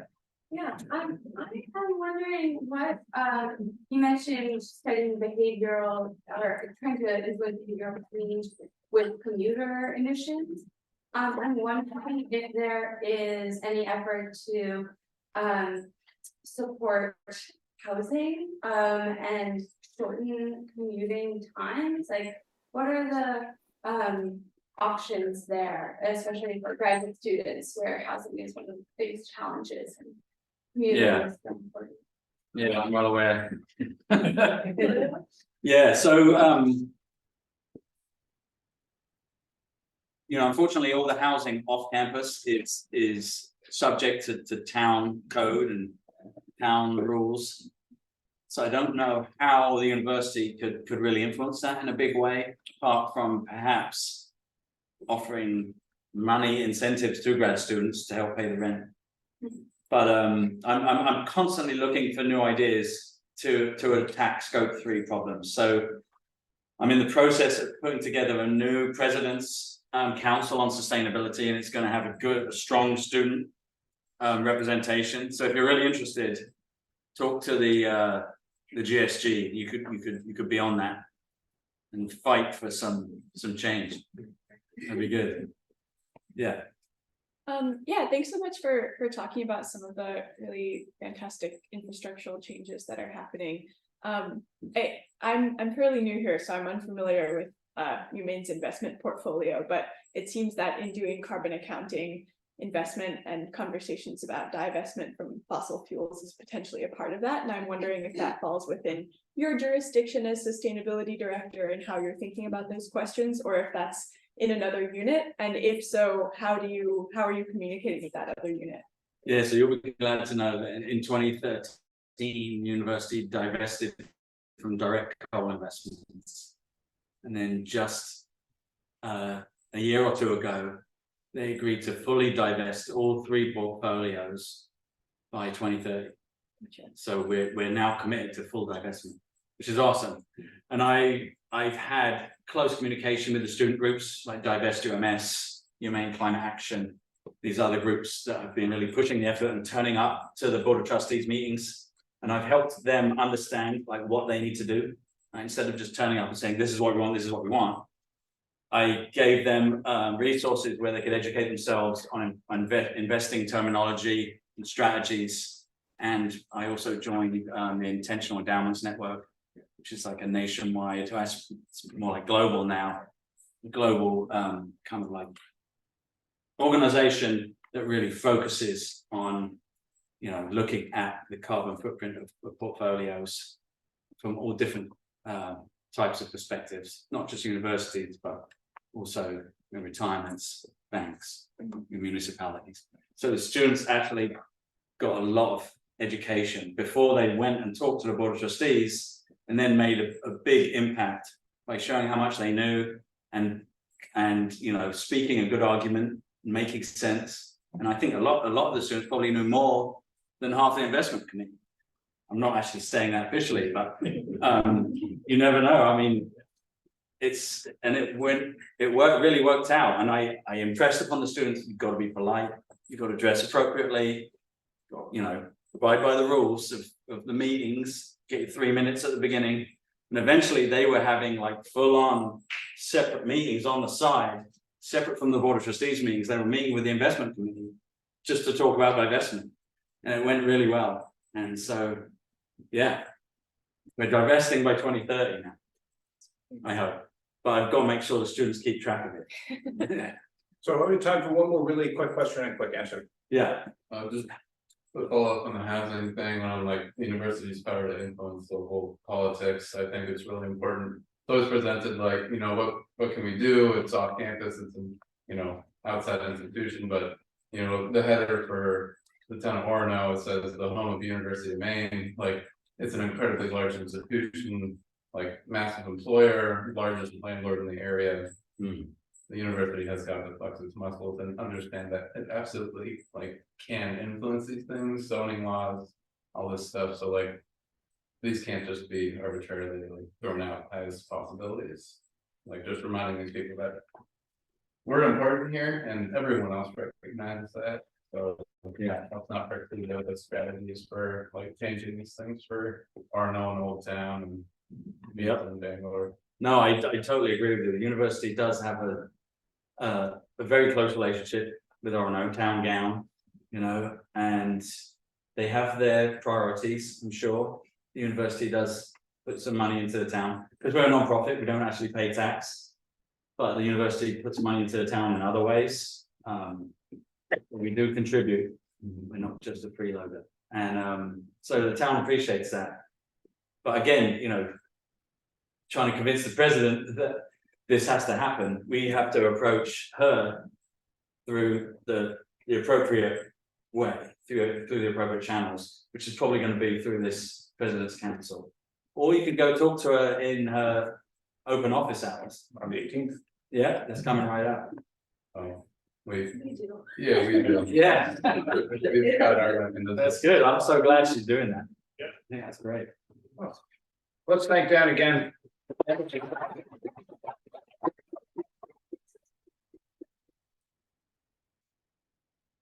Okay, we have 3 more fairly quick things to do to finish up this version of the Bourne Symposium.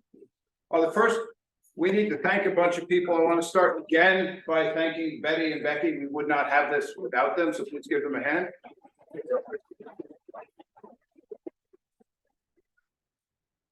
We need to thank the graduate student moderators of the sessions who kept things really hopping along well.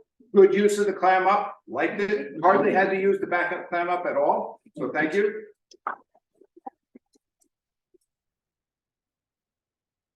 I want to thank the judges who are named in the program, because as you will hear in our last event for today, we have a bunch of awards to give out thanks to them, so let's thank them. Finally, thank yourselves for being here, for learning and speaking, all of the speakers, all of the audience. It's been a really great event again, so thanks to all of you.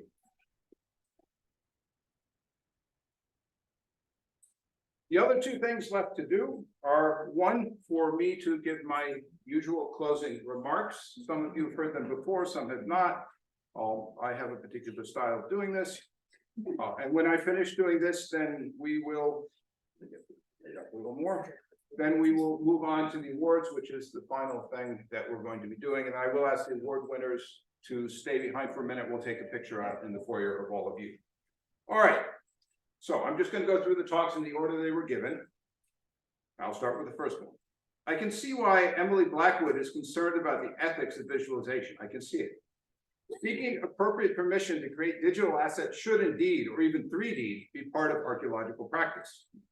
I applaud her efforts to render the field a great service by constructing a better model for ethical behavior. And Emily has made me wonder if recycling some of my puns from last year constitutes cultural auto theft. Amanda Gavin is doing her level best to channel her research into understanding how increasing drought in South Greenland affects lakes and impacts the human use of water in that region. Increasing drought has been a growing problem in that area, both with the Norse and today. I learned in passing that having the sunshine isn't enough to make hay, you need water too. Despite addressing a squirrely topic, Eric Brown kept his cool. He thermoregulated. He calmly explained why endothermy is a hot topic if we want to understand the evolution of mammalian thermal traits. To his credit, he touched on torpor in squirrels, but did not cause anybody I saw to hibernate. Anna Treva raised an explosive topic, how the recent eruption of the submarine volcano in feedback with a developing El Nino may have given birth to extreme climatological weather anomalies in 2023. The global effects are enough, to use an archaic term, to give us vapors. Luigi Navarra concentrated on how much PFAS is in surface waters in South Greenland. By extending the known range and likely atmospheric distribution of these contaminants, her work compounds global concerns over PFAS contamination and resultant health effects. In her paper, Bailey McLaughlin treats the problem of unpredicted forest responses to warming. Apparently, prior researchers have committed the cardinal sin of assuming a one-way, poleward or here northward, translocation of all tree species, when in fact Bailey's analysis raises the thorny possibility that trees dispersed to all points of the compass grows. The core of Maddie Landrum's research was the analysis of the 6,300-year sequence of pond sediments. That was the point. She discussed pollen and copper-stanol and gave us the straight poop on the hot topic of indigenous fire use and forest management. Maddie takes the appropriate perspective that it is essential to cross-pollinate indigenous knowledge and science.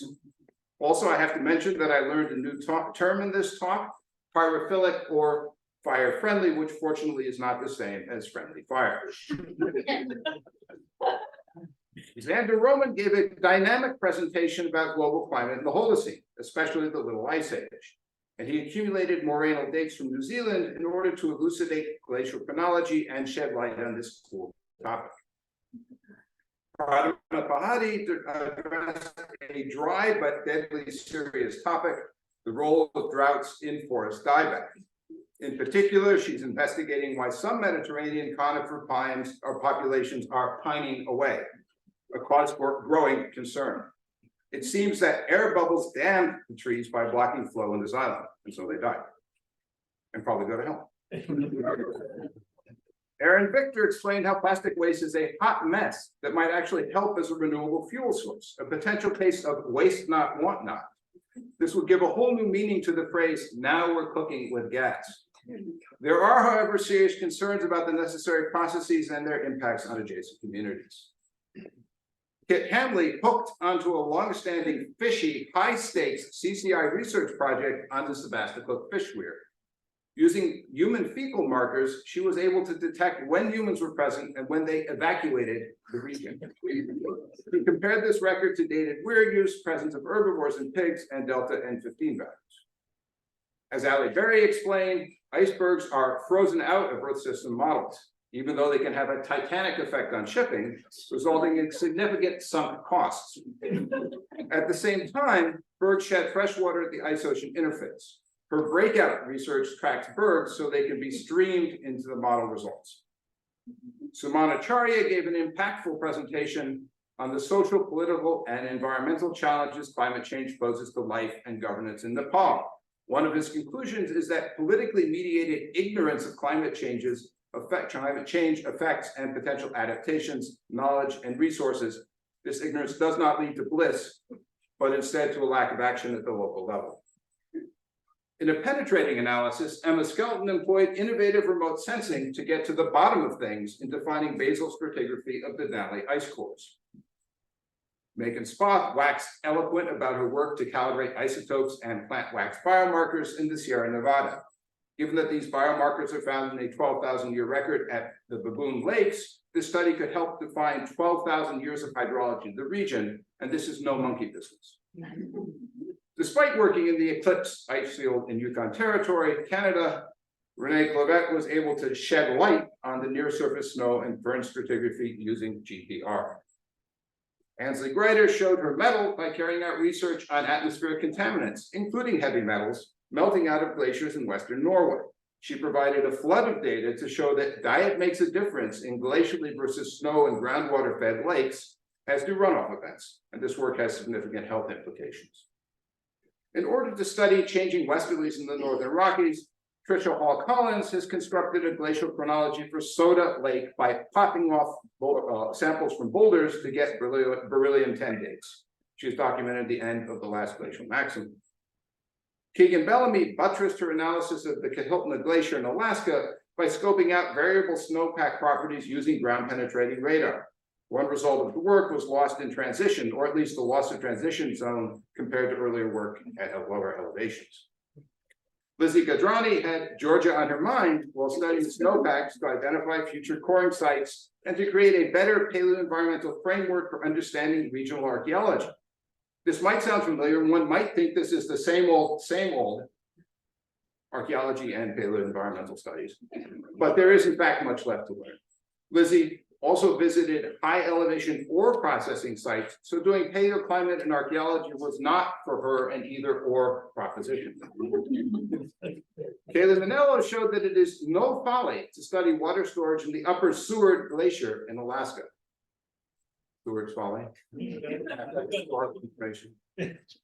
Elevational differences indicate complexities in the study region that require a steep learning curve to make sense out of the data. Wendy Hazakova sampled Arctic lakes to study the relation of wetness to carbon dioxide emissions. Her work uses these data to address varying opinions on how much carbon is stored in arid region lakes, which we might refer to as the storage wars.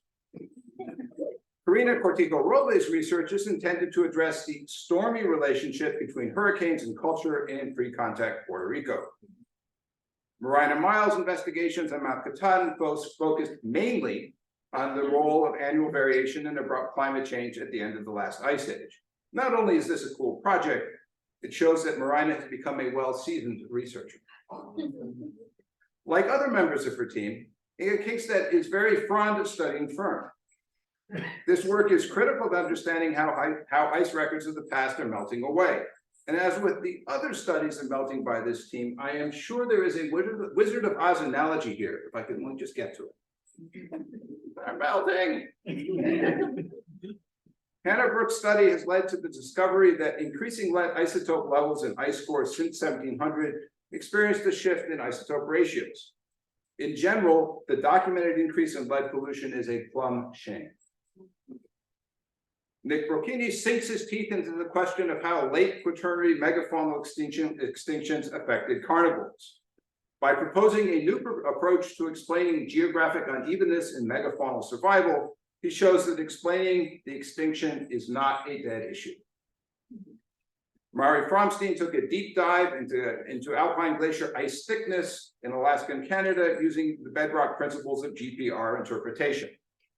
The results are important in determining ice volume, which in turn affects estimates of sea level rising from melting. Given the deleterious effects of SLR globally, sea level rise, this cool study actually addresses a hot topic. Andrea Terrell is experimenting with a virtually untried photogrammetric approach to measuring change in rare and threatened alpine plant communities. One advantage is that the data collectors can just phone it in. But we're going to have to wait for a longer time series to see if the plot thickens.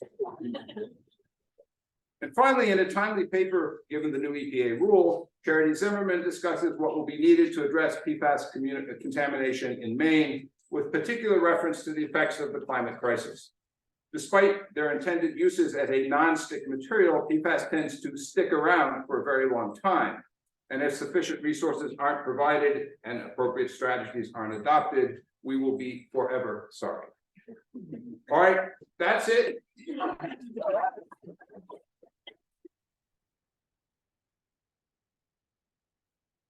And now I would like to announce the award winners. As I call your name, please come up and receive your certificate. And then, as I said, please stick around and join us with your certificate in the foyer as soon as this part is over.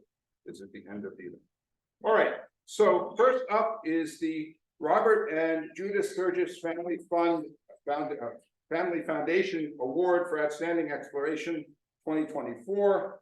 And in fact, we have two winners. We have co-winners, Kaylee Manello and Wendy Hazakova. Please come forward.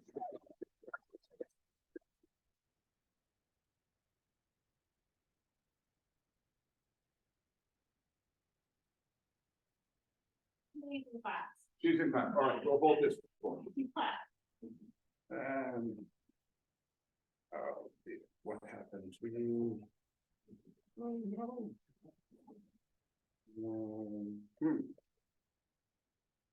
somehow I do not see.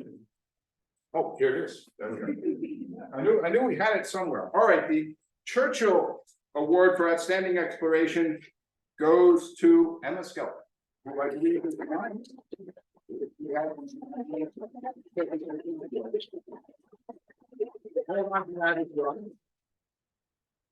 Next up, we have the student poster award presentations, and we have 3rd, 3rd, 2nd, and 1st place. And the 3rd place awards goes to Tahi Wiggins.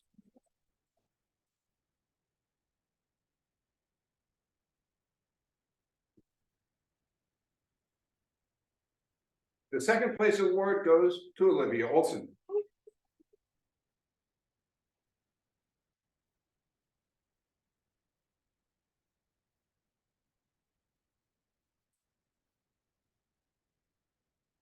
And the 1st place award goes to Matilda Borch.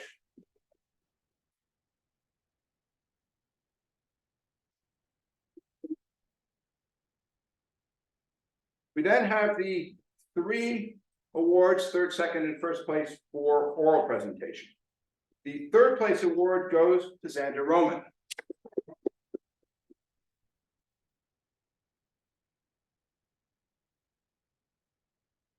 I did say it was dynamic. The 2nd place award goes to Renee Clevet.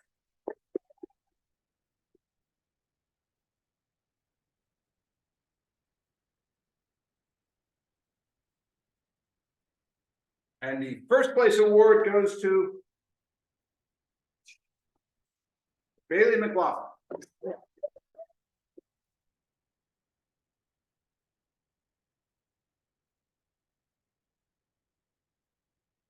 That concludes this edition of the Bourne Symposium. Thank you all for being here.